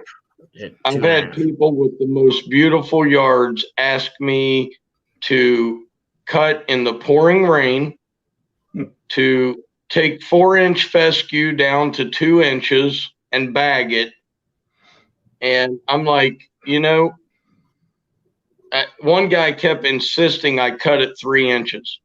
I put it at 3 3/4 and cut it for a year. And every week he's like, man, that looks so good. There's no difference. Right. Yeah, exactly. I hate to lie to people, but at some point you know better Mhm. and they don't. And you just have to do what you know is best. And sometimes you just got to tell them what they want to hear. Right, exactly. Yeah. You're not going to put it at 3 inches and have to double to triple cut it just to make it look right and then lose. Absolutely not. Dude, this yard grew like 6.5 to 7 inches a week. Yeah, Damn. that's a lot. I would cut it and there would be thatch everywhere. And he'd say, it looks good. And I'd say, no, it doesn't. He's like, well, looks good to me. And I'm like, Was if there a that's what sprinkler you system? want, man. Well, you have to have the communication between you and the clients, right? Mhm. I had the same situation on Mississauga Road. I think Mike knows about that area. It's a high-end area over there, Mhm. and he kept on always insisting for me to drop the deck. Right? I told him I'm not going to be dropping the deck because you got low spots. Right? It's not an even ground over there. Right? You got some lumps. You got some. He wanted Guess What's how up, much he Matt? wanted me lower it? He wanted me lower it almost 2 inches. And I was like, no, I'm not going to be doing that, right? You want me to do that? You can go get another lawn care company to do that for Right. you. Right. And right away he said, okay, fine. Hey, man. 4 inches, that's it. I'm going to cut it for you. I mean, I could see maybe 2.5 or something like at your last cut of the season, maybe or something. You can't, Drew, because if there's high spots, you will scalp the top clean off of that. Oh, yeah. Yeah. It'll scalp the shit out of it. Yeah, It'll Because it'll it's be like down it into goes- the dirt, man. Because it goes straight, and then you got a huge lump, and then after you go straight again, then another huge lump, and then around the trees, right? It's a high spot over there, right? You go around the trees, even if you do a trimmer job over there, right? Your lawnmower deck will still hit it around, right?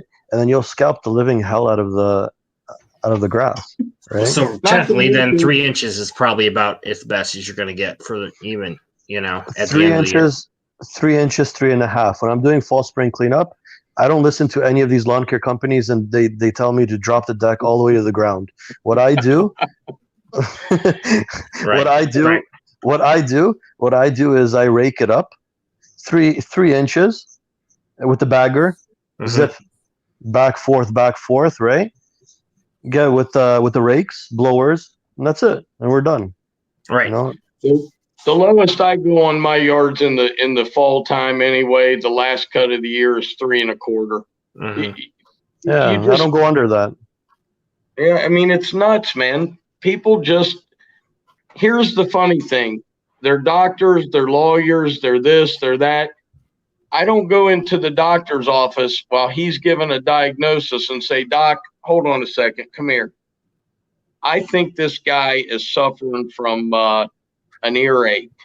No. Yeah, but his knee's hurting. It doesn't matter, Doc. He's got an earache. Okay. They call professionals out and say, what do you think? You tell them what you think, you tell them what's best for the lawn, and they turn around and tell you what's best for their lawn. Yet you're the professional, and that guy works down as a salesman at the car lot. You know what I'm saying? I mean, Yeah, it's like they're trying to teach you, right? It's just they're trying to teach you how to do your job, and I don't like that. that's what I mean, man. You don't go to a So doctor's office. so why did you hire me? Why did you hire me to do this stuff for you? That's the question at the end of the day. Yeah. You know? Well, you don't go to the doctor's office and self-diagnose yourself. You know, And then that's the doctor that's another reason why I like commercial properties. They don't come out of those properties. The management doesn't come out.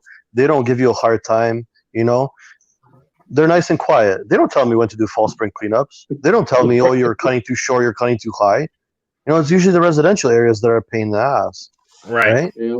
But commercial, that's another reason why I like commercial properties. They don't get on your ass, Right. and I like it, and I like that because they consider you a professional company. That you know your job, you know what to do, right? And that's Well, it. look, they got so much other shit to deal with. They don't care. As long Yeah. as you're there and you're doing it, that's what they hired you for.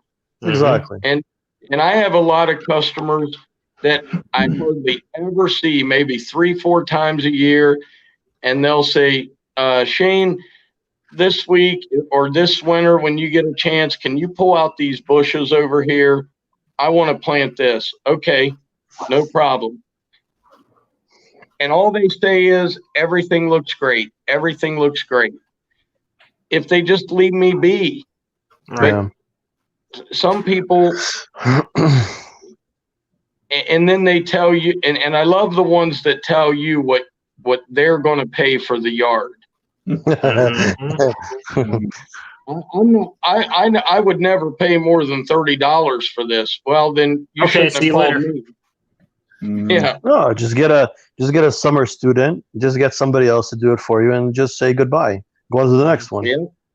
Yeah. I don't drop my gate under 40, under $50. I don't drop my gate for that, and I start taking out the lawnmowers and saying, "Oh, I got a property."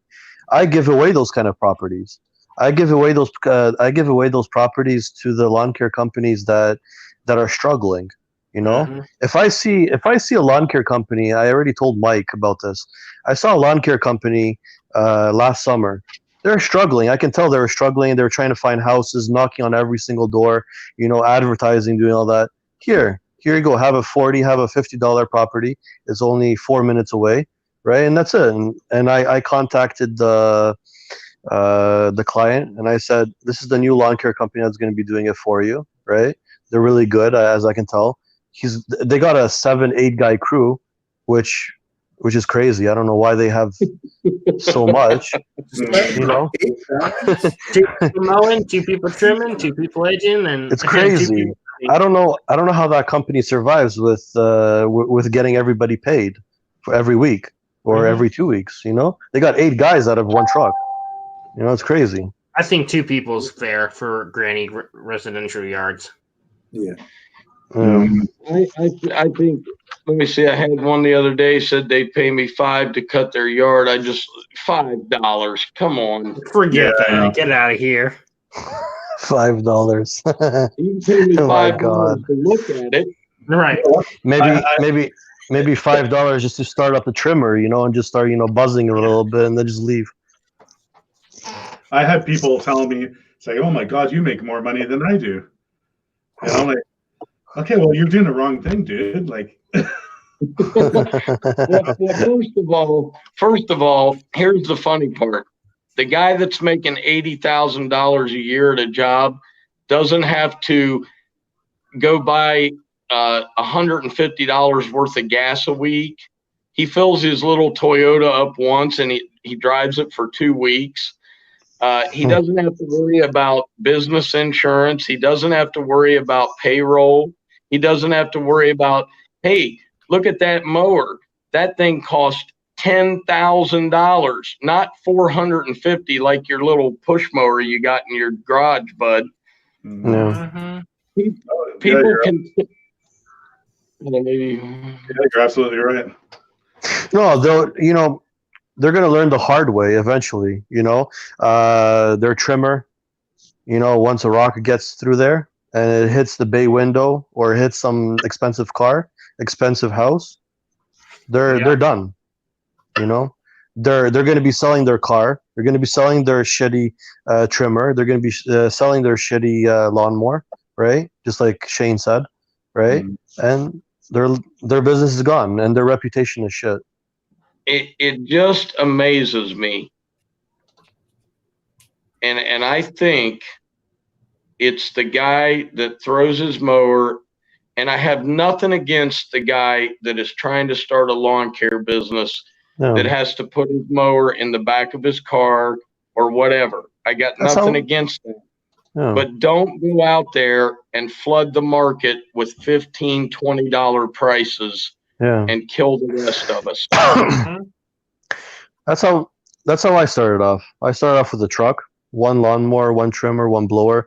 My minimum price was $40 every property. $40, $50, $60. Corner lot $60, $50, right? And then I started gaining more and more clients, more experience. And then as soon as I got 100 clients, I got a trailer, right? And I bought myself a brand new truck, a Cummins, right?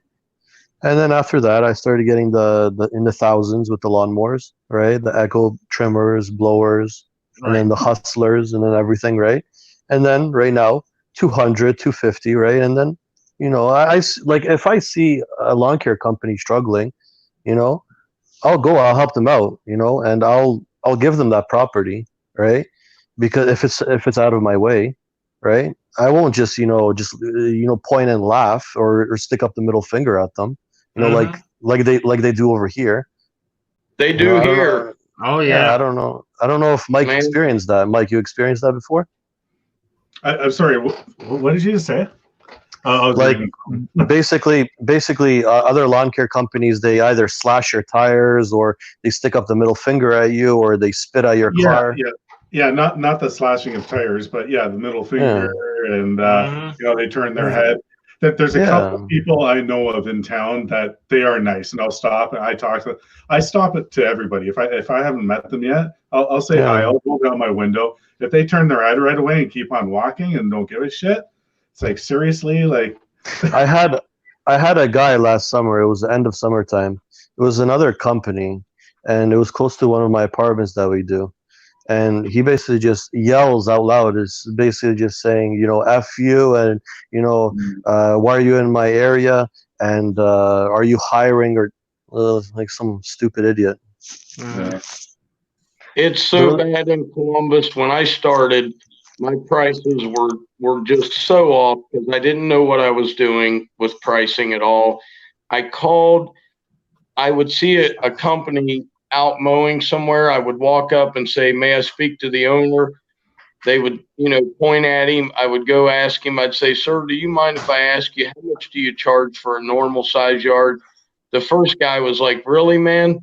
Are you seriously asking me this? Get the out of here. I had the same situation.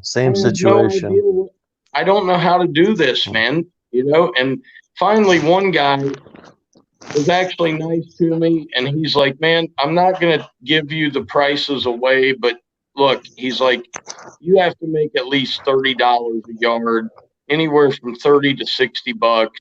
Mm-hmm. So at least he helped me, but most of them, you'll just give the little nod or something to. They don't even pay attention to you. No, they don't. Yeah. Like there's these one places that I mow. I have 3 houses right on a row. Every week I show up there. Then this other company drives up. They do one house there. Every time I mow all 3 front yards and stand there and kind of watch them because they're always looking at my trailer because I have an enclosed trailer and has all my stuff in there.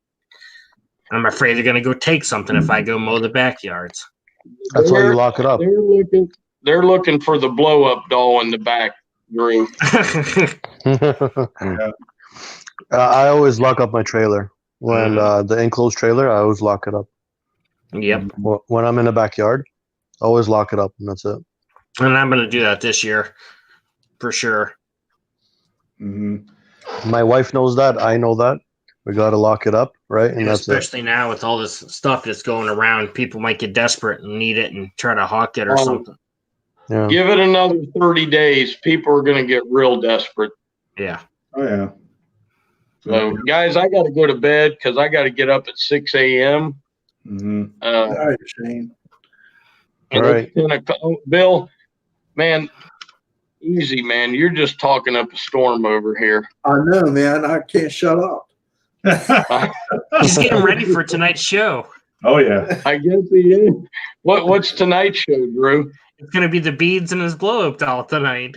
Oh no. Hey, all I know is he called me earlier today and said, "Hey, I got a new helper. His name's Timmy." You called me. Was he What's sore? that? Huh? Bill, Was he what's that? sore? No, he just told me he didn't have to worry about toilet paper anymore. Oh, You called me. Oh, Oh man, you guys. Hey, Shane, see you guys. hey, peace. All right, see you later, Shane. See you tomorrow. Good night, guys. good night. all right. Oh, he's a trip. Mhm. Really good conversations there, you know. Learning a lot off each other. So Oh yeah. See, I don't talk much when it comes to equipment and all that because I'm still learning a lot. yeah. You know, I got a lot to learn. Plus, I got a lot to learn with gardens and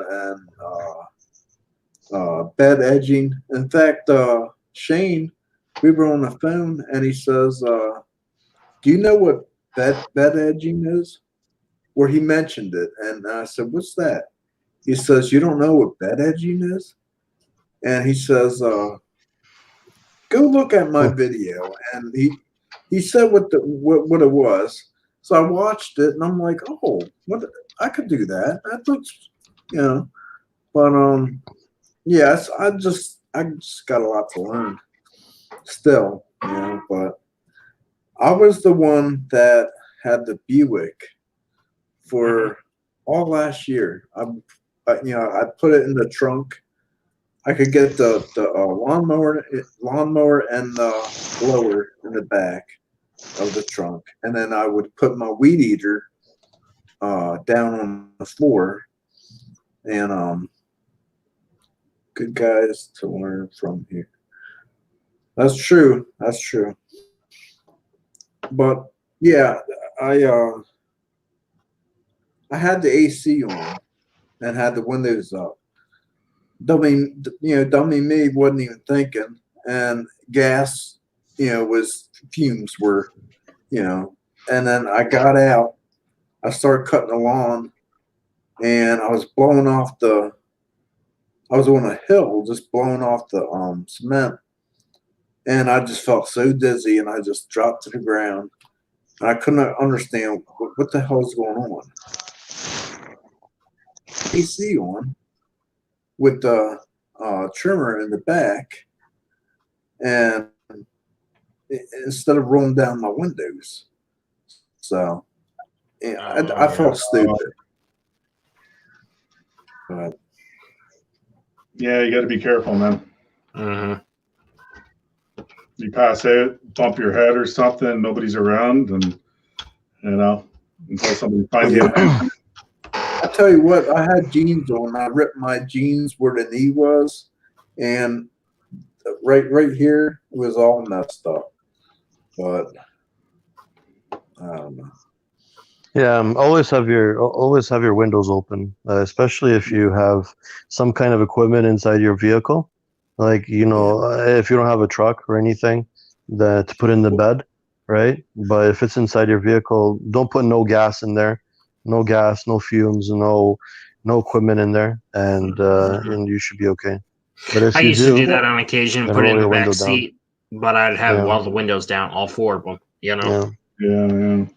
I had the same situation. I almost passed out because of the fumes, right? Right. I got canisters of gas inside the truck, and I turned on the AC, and then I was going a little bit lightheaded, right?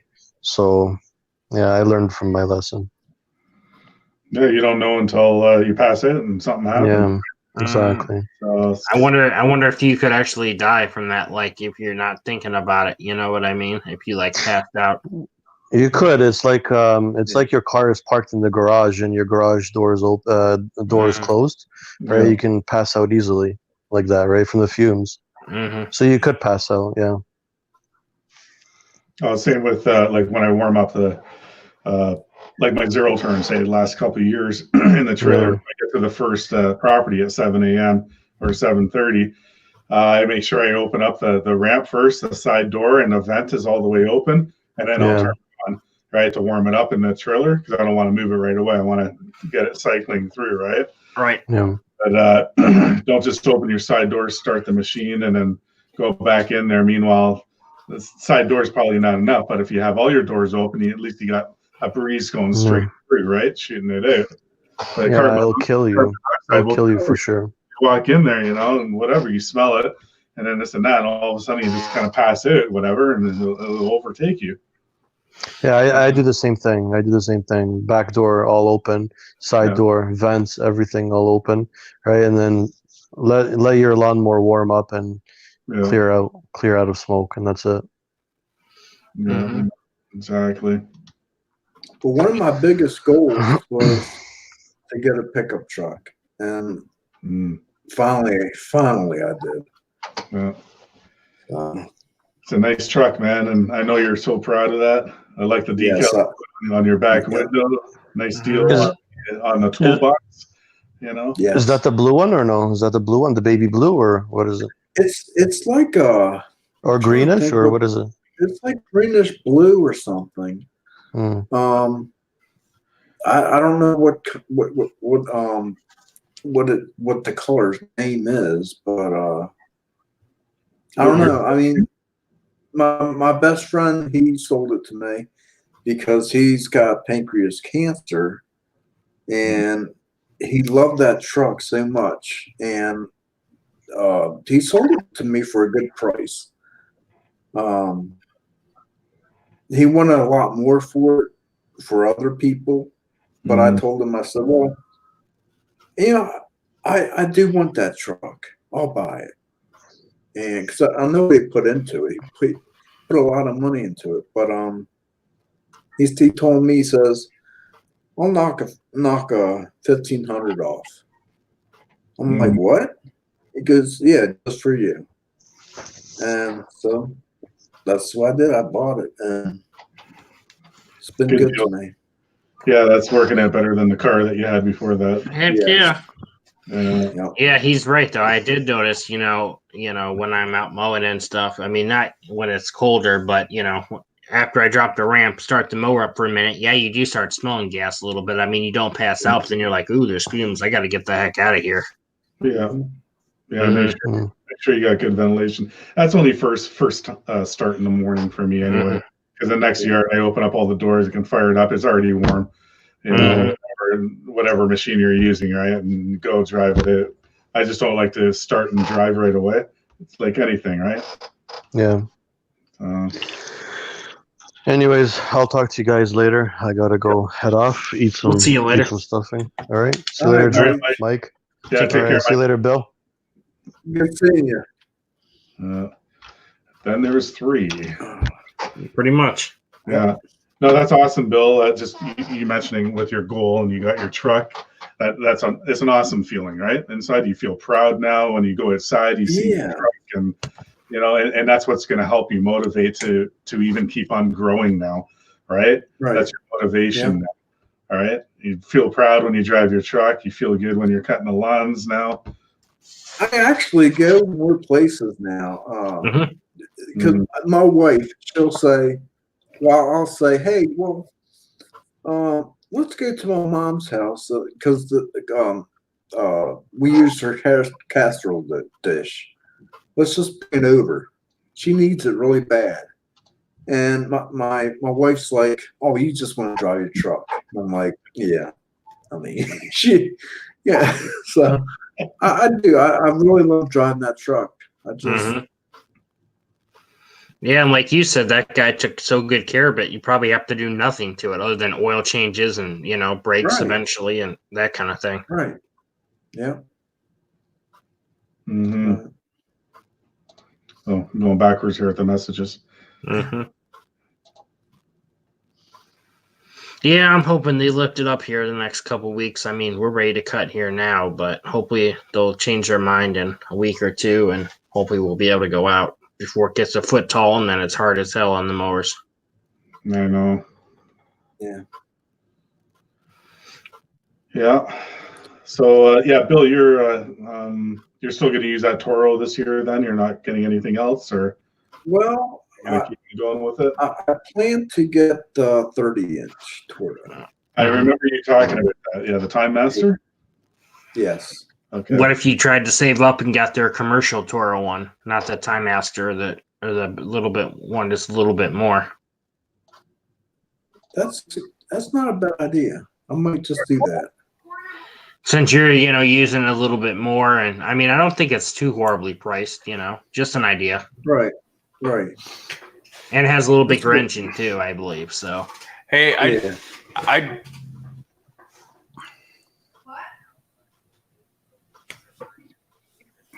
What's going on, Jeff? You gonna say something or somebody. Oh, you know what? I've what? still got you in the background over here. That's why. Hold on.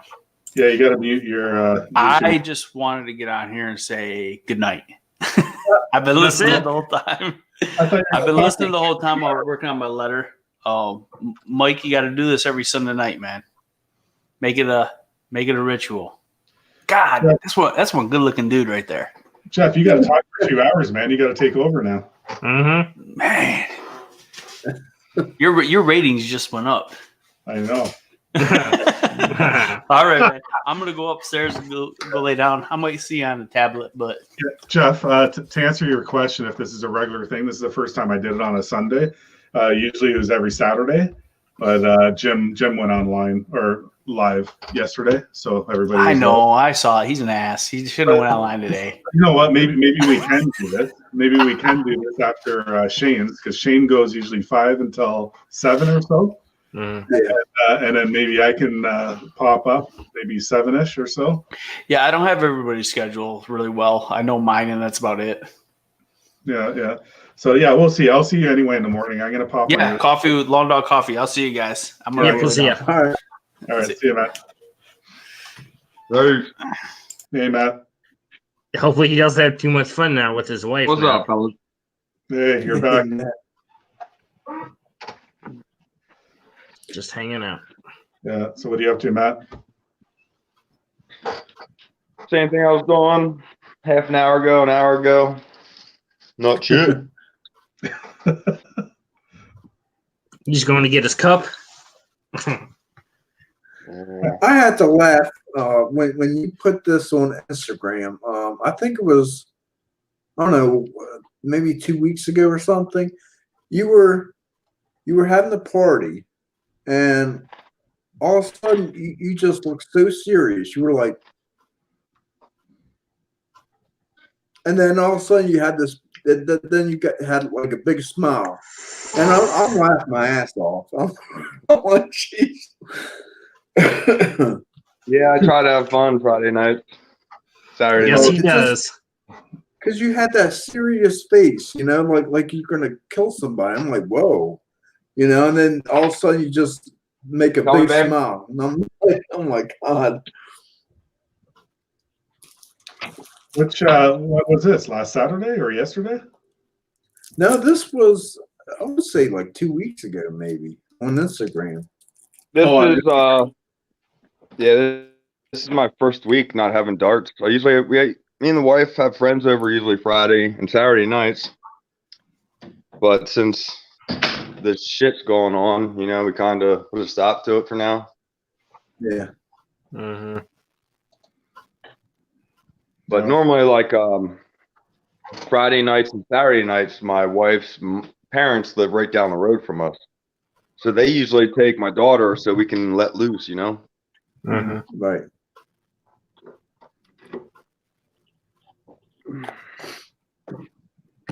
Right on. Yes, he can get that shine on. Have the feel good going. Yeah. Well, I still drink, but I don't get all fucked up. Right. Yeah. Right on. So are you guys available better like at this time, like Sunday, like 7 o'clock rather than Saturday? Usually Saturdays and Sundays, I spend a lot of time with my wife on the weekends.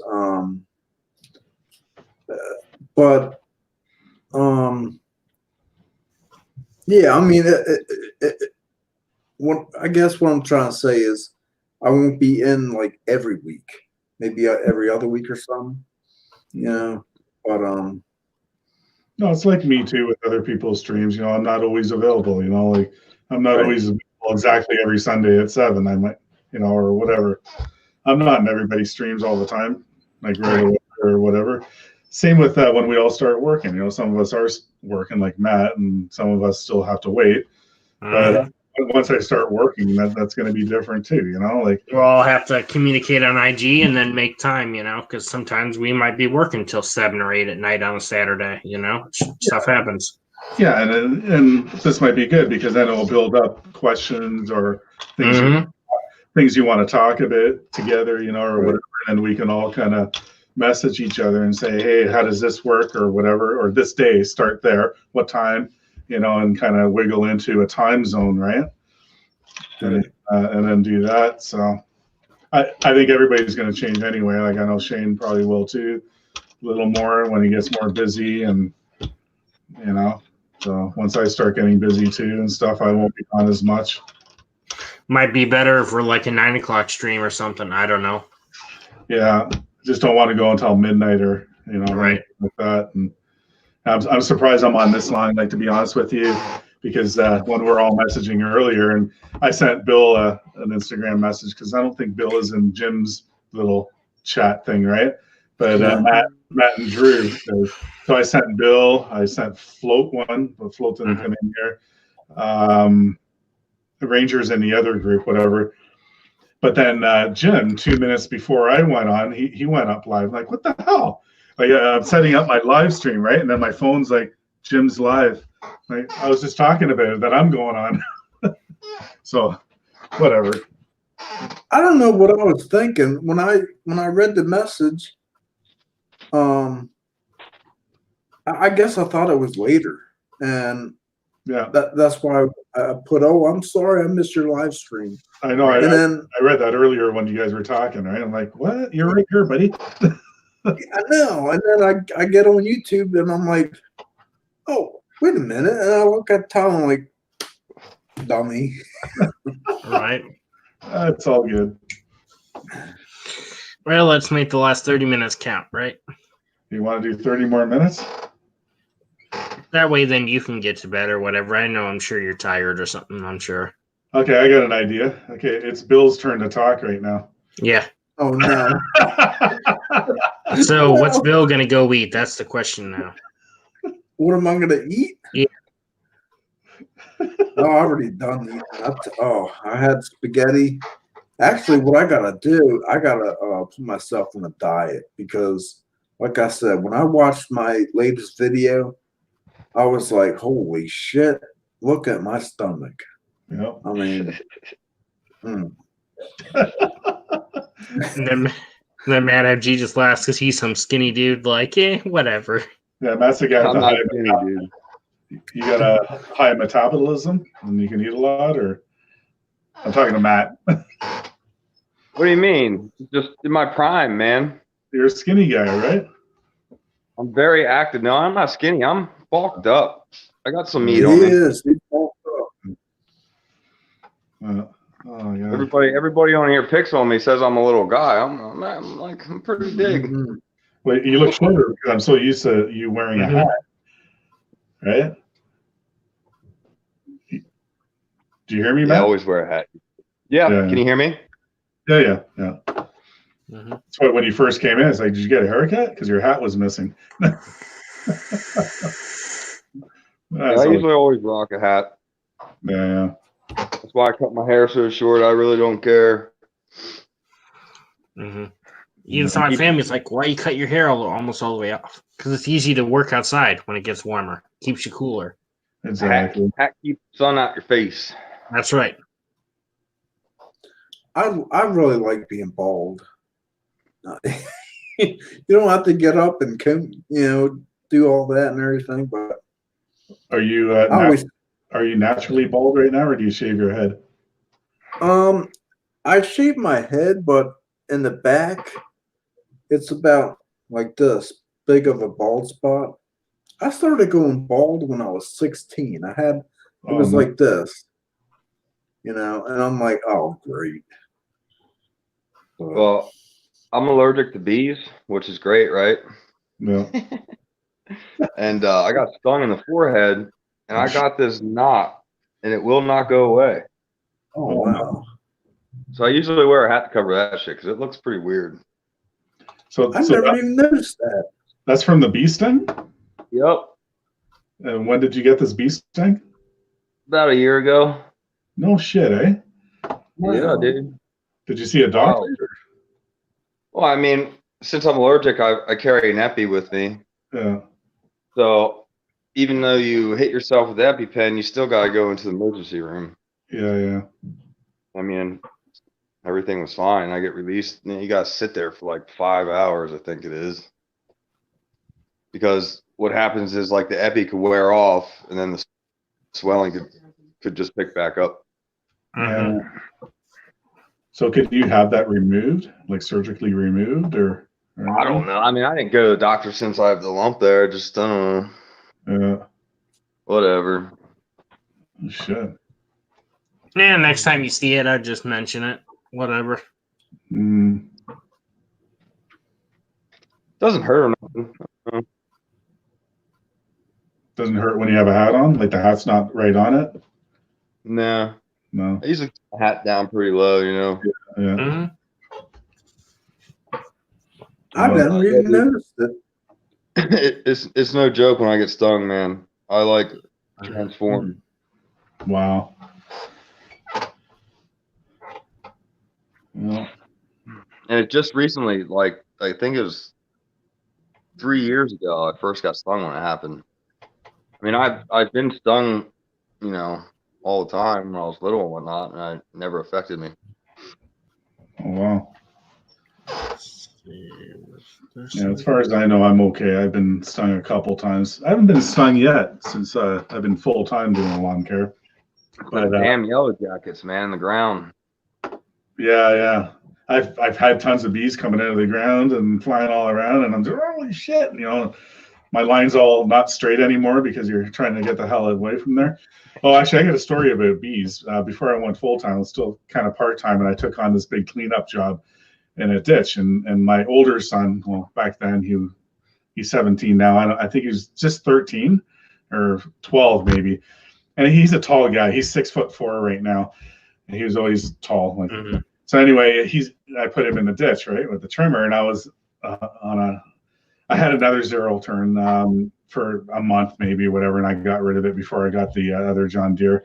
And I'm riding along, right, and I see him running, like he's way over there, and he's just running. I'm like, what the hell's wrong, you know? And the trimmer's laying on the ground, and then I see all these little things, like I didn't know what it was, and they're all like flying after him. It was really comical watching it, right? Like, and he ran over to the truck and jumped in the truck, so I drove over there or whatever. I'm like, Bud, and then all of a sudden there's all these bees all around. I'm like, oh shit. So I got in the truck too, and he got stung a few times. So he's never been stung before that. So we found out he's not allergic to it. So thank God. But yeah, it was crazy. You know, he hit a bee's nest in the ditch, you know, in the long, tall grass. And it's scary, you know, when that happens, because those things just want to go after you, right? Yep, them little bastards, man. I know. Oh yeah. So I'll we tell you about it. Yeah, we laughed about it after. I'm like, Bud, if you want to take a break. So he was just sitting there on the trailer while I was cutting. I went back. I'm like, you know, you want to go back home? We weren't too far home. I called my wife, and she came and picked him up. And I said, don't worry, I'll finish it off. You know, because he got stung a few times. And every time I've been stung, it's been when I'm pruning bushes. You know, walking around the bush. I guess you step on the ground nests and boom.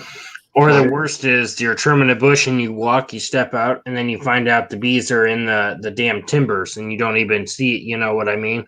Yeah. Yep. That's I never been hit when I was on the mower or anything. No. I got like black flies biting my neck. Holy crap. I think I'm going to cover my neck more this season. I bought these things on Amazon. Actually, I got them in the package still. But they're like these are camo ones anyway. They're all different camo ones. But they're a thing you can put right over your head and then down your neck, whatever. Put it over your nose. Okay. So it's kind of like a mask too. and it kind of keeps you cool too, like when there's a breeze going on it.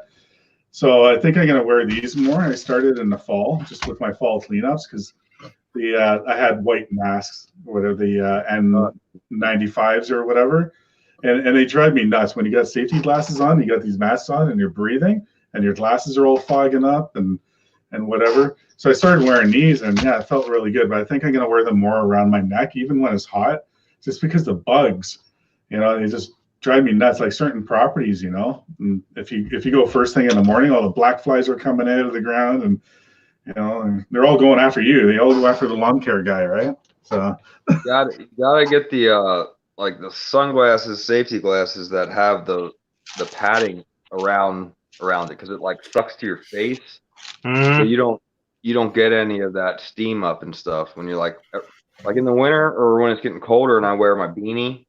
Yeah. The sun, and then I have my glasses on. They're always fogging up, but I got these other kinds that got like a little seal around the edge of them. They kind of suck to your face. It's real nice. Yeah. These are what they are. I'm sure you guys seen these before anyway.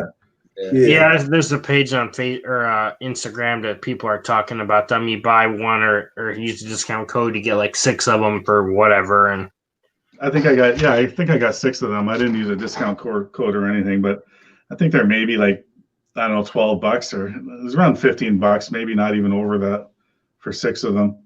Cool. Yeah, it's a nice material. It feels nice.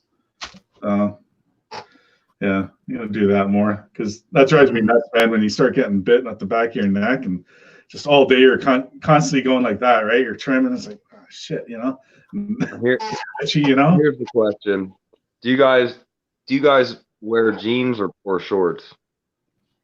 I wear jeans.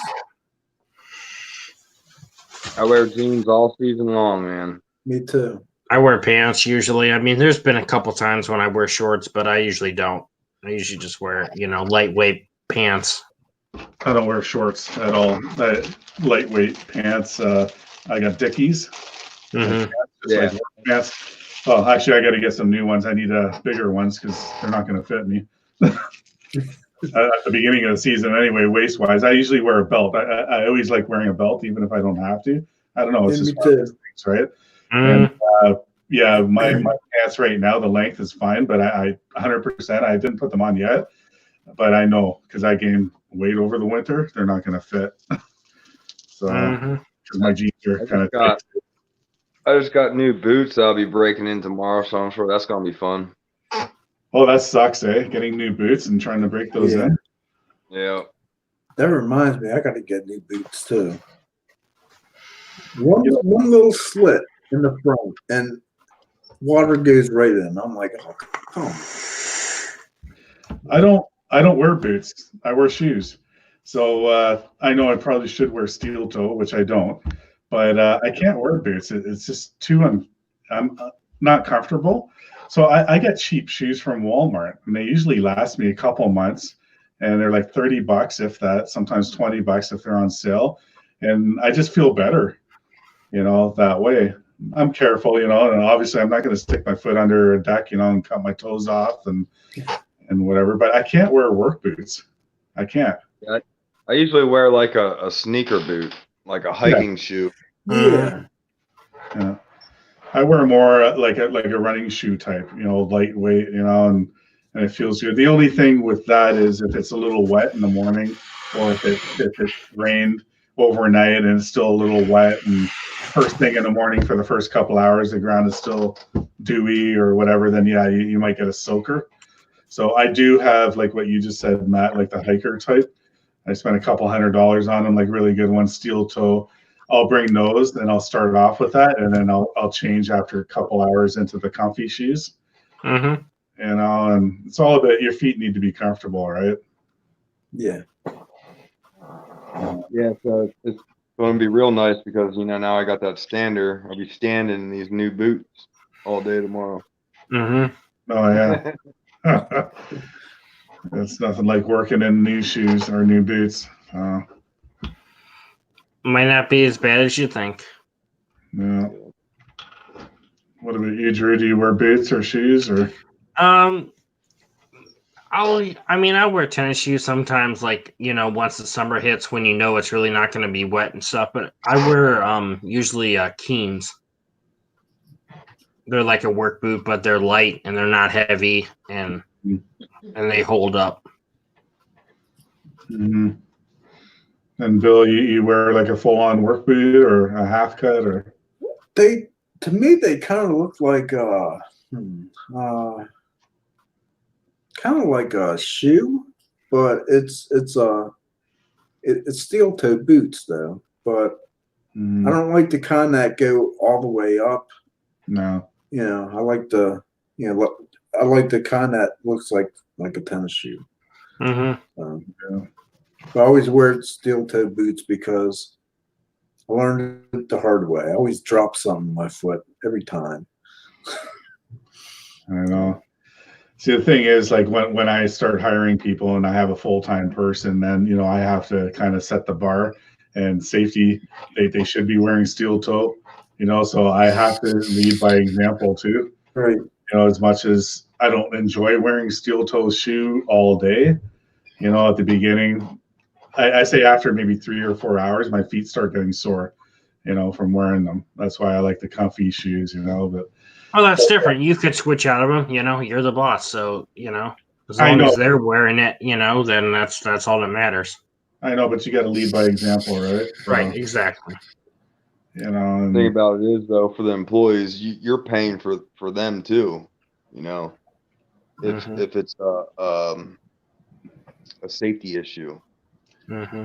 Well, yeah. So if you tell them to wear them, they better wear them. Yeah, no, exactly. Because I got to pay insurance on them, right? So workman's compensation, right?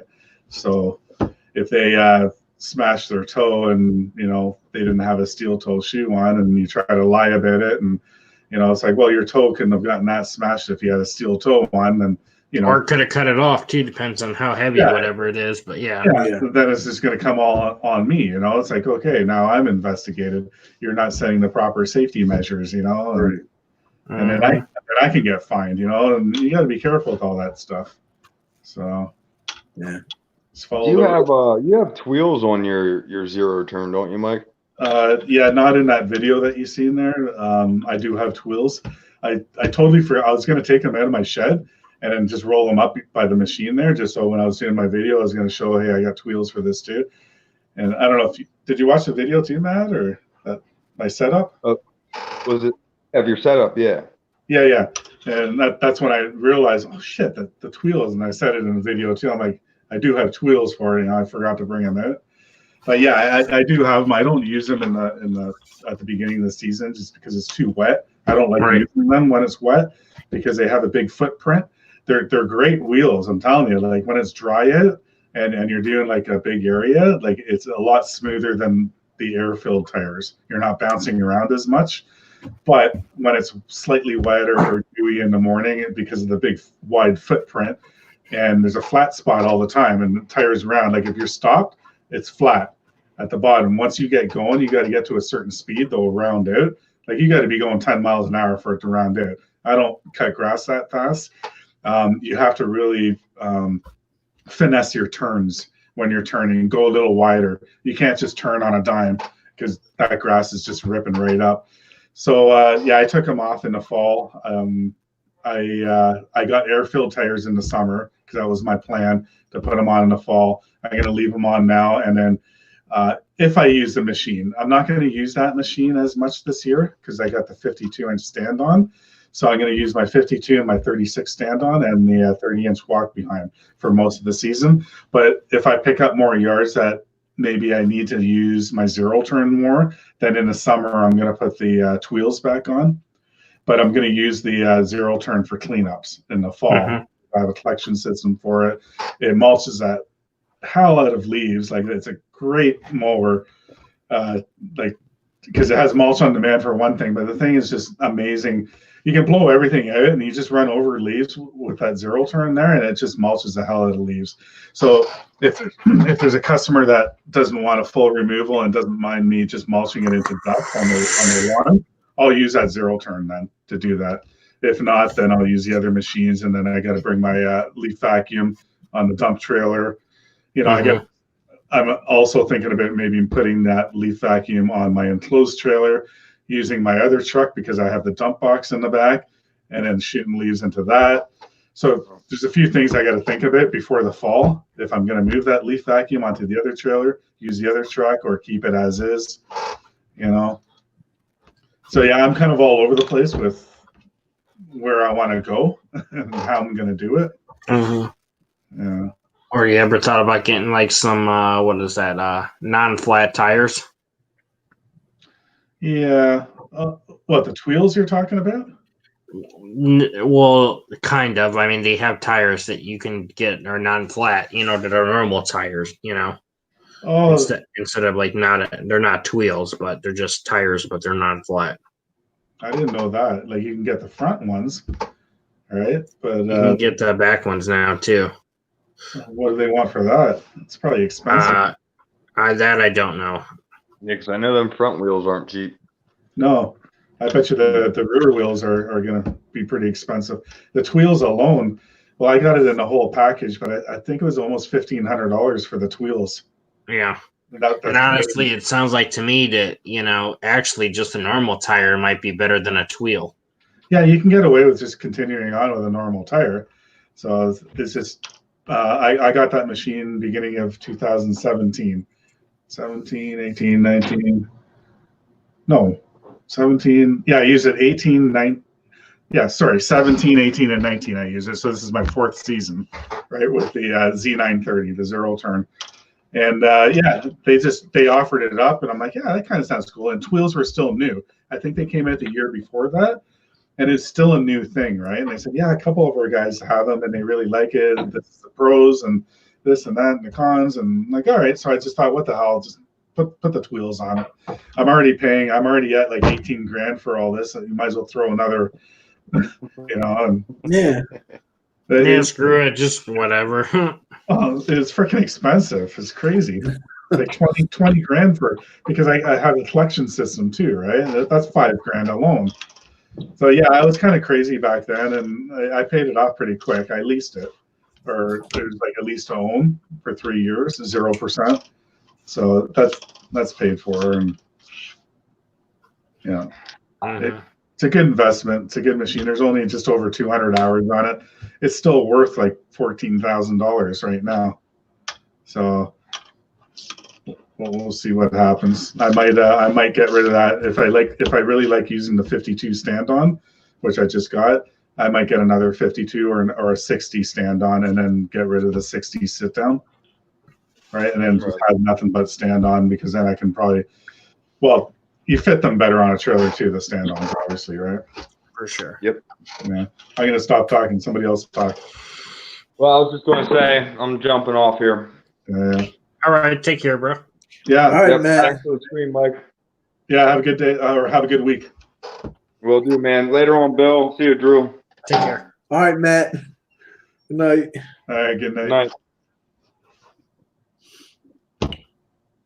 Yeah. I'll give it another 8 minutes. My wife wants to go to bed, so I don't know, Bill. You probably don't know where I am right now. My office is just off of our bedroom, so. Oh, okay. Yeah. So when my wife wants to go to bed, then I gotta shut my mouth here, or go on my phone and go in another room. I like being on. You're almost at 4 hours, so yeah. Oh yeah, yeah. I didn't even think we're gonna go this long. Wow, 4 hours. I thought maybe I an tell hour. you, time goes by fast on these things, because when I'm in Steve's, Mhm. I used to stay till 3, 4 o'clock in the morning, Wow. and I'm like, I can't do this anymore, Oh. you know. So my Yeah. limit is basically, it's still late, but 1 o'clock. But when I start, doing the lawns more, and Hell more, no, they ain't gonna be up till 2 or 3 No. in the morning. no, I'm in bed by now. Like I don't stay up this late if I'm getting up at 6 in the morning. So I mean, there's maybe days I'll work till 8, 8:30, 9 o'clock when summer. So be it. But then by the time you get home, you get a shower, eat, and then you're just laying there wide awake, and you're like, crap, it's already 12, 1 o'clock, and then you got to get up at like say 5:30 or 6, and it's like, ugh. Yeah. Yeah, or you got to answer your voicemails, you know, in emails. emails. I don't answer my phone while I'm working during the day, and all my customers know that. If anybody calls me, my phone's in the truck. I don't carry my phone with me. I'm not going to hear it anyway, and I don't like being distracted that way. Once I stop, Me too. then once I get going and I'm doing something, I want to keep on doing it. Right. Right. And Just wait. They can wait till lunchtime when you're eating your sandwich or something. You can look at it and then Yeah, or between driving to the next one. Okay, if I got a 10-minute drive, then I'll put my voicemail on in the truck, listen to it. Okay, save it. But then later in the evening, after dinner, then I'm gonna sit down again, listen to it, write down all the information, either call people back then or call them back in the morning or on break or driving to the next one, or something. But yeah, there's always stuff to do, paperwork or something, Oh yeah. Yeah. I've had it before too, rushing home, showering, showering, changing my clothes, smell nice, look nice, go in and meet people and do estimates, like all in one day. Friends of mine that do all just gardening work and stuff, they laugh at me when I'm doing that because they'll see me, I don't have my trailer and I'm driving by just with my truck, it's like, oh, Mike's all clean, doesn't have a hat on. Now I'm going to do estimates or meeting somebody important or whatever, right? Mm-hmm. Yeah. That's what we got to do. We're the three of us. We're all working by ourselves, right? So, so we're the laborer, we're the manager, we're the owner, we're the everything, So that's how I'm going to start doing it more this year. If I'm driving to the next job or if I'm stopping for lunch or something, if I do, and then because I figured, if they call you, you want to try to answer it. You can or get back to them so you get the job. You don't want them to find somebody else. But yeah, I know what you mean. Yeah, but at the same time, they need to understand you're working, right? And when I call people back, I'm like, I apologize, I'm just calling you back right now, but I was working. I can't hear my phone when I'm working. When they hear that, then they know, okay, you're working, you're busy and stuff, and they'll check you out and maybe they'll hire you because you're a busy guy. The guys that answer the phone right away. Yeah, I can come right now and have a look. And this and that. Not putting anybody down if they hardly have any work. I hardly have any work right now, so I don't know how I'm going to be in a month from now. And I might be able to be in that position to answer my phone during the day more. But that just might show the customer that they hardly have any work, and or I don't know. You know how people are. People are funny. They judge us differently. I don't know who it was saying it. Like, Shane earlier saying, it's like, the plumber and the electrician, they got their set price and they're not judged. And they walk in your door, they're already charging you $100 just to look at it. It's like, why are we looked at differently? Yeah, well, that's going to change. You either take my price and leave it. Exactly. Like we're judged a lot differently because all we're doing is just cutting grass. And I've heard that so many times from people. All you're doing is cutting grass. I'm like, okay, well, look at my setup. Like, wait, you think it's a fly by night here, or like we have a lot of things going on other than what you see me do on your property. Yeah, they're not answering the calls and emails and doing your paperwork at late at night, and you're up till whatever 10 or 11 trying to get it done and printing your invoices out or something like that. And they don't have to do that. I know, exactly. I think my price is going to be like a minimum 45, drop gate, whatever. If I'm already done for the week and they call and say, because then you got to rehook back up and then go. And then it's like when you might have already just came from there or whatever, I know, like where I work, well, my town anyway, is I'm not really far from anything. I got pretty much all mine are really close together. So even if I did drive home and I got to go back out to that area, it's not a big deal. It's just a 10-minute drive, if that 5 minutes sometimes, so yeah. Drew's yawning now. I think everybody's tired, eh? What do I got? I got another almost minute and it's 4 hours exactly. Right on. Yeah, I got enough. After this, I'll be going in whirlies. Oh, are you? Is Steve up right now? Yeah, he's been up for a little while. Yeah. I'm kind of tired anyway. I'm not going to go into anybody else. Is Jim still up or is he done? Oh, I'm sure he's still on. I'm sure. Yeah. That's why, like, when we're all chatting there and everybody was like kind of pointing up to me when I said, and then I'm like, okay, I'll go up at 7. I thought everybody, even Jim's going to come in, right? And then Jim goes live. And like, shit, I was looking for, because Jim's never been in one of mine before. Yeah, he hasn't. Yeah. You know, and that's why I thought, okay, this is a good opportunity. Everybody's available. I'm gonna have a full house. It'll be kind of nice. Which I'm happy all you guys were here. And hey, at one point we had 5 in here, right? Mm-hmm. It's cool that Shane came in, you know, and Shane has a lot of good advice for people. And absolutely, you know, we all have good advice for each other. Yeah, I think I might do a live tomorrow. I'm thinking. Okay. So I can get some, watch hours and stuff. I need to start doing that just for the heck of it, you know. What time do you think? Probably 6 p.m. Okay. I'll miss it. I'm up 2 to 10. Oh yeah. Yeah, the weekdays I work 2 to 10. Oh, okay. Oh, okay. Yeah, because well, in the morning, are you working? Are you guys both working in the morning? Well, I do have a I'm gonna do my. I think I'll probably do my mom's garden, weed it, and then put cream down and everything. So yeah, because Jeff at Ulnar Lawn Care, he's going to be on at 9 a.m. Okay. Right? So he does every Monday and Wednesday right now at 9 a.m. So I'm going to check that out for the first time tomorrow morning. Yeah, I don't know exact time. I'll have to message you. I would have somewhere around 6 or so. You know what I mean? Send a message out. If I'm not there right at 6, I'll be shortly after. Yeah. Come check it out. That way to show my peeps I'm still around. Yeah, that's right. All right, guys. Why don't we call? Hey, take care, everybody, and we'll catch you on the next one. Yeah. All right, Drew. Thanks for the support. Thank you, Mike, for having me. Yeah, Yes. Bill. No, thanks for the support, man. I love having you. No problem. I'll probably see you at Worley's for a few minutes. I'll stop in and say what up, and then I'll be getting off. I'm not going to be on long. Yeah. All right, kind of guys. burnt out myself. I'm trying to train myself. You can't do this anymore. You got to get in the routine because it's going to come before you know it here. Yeah. All right, we'll see you. All right, guys. Peace. All right, peace. Yeah, see you guys.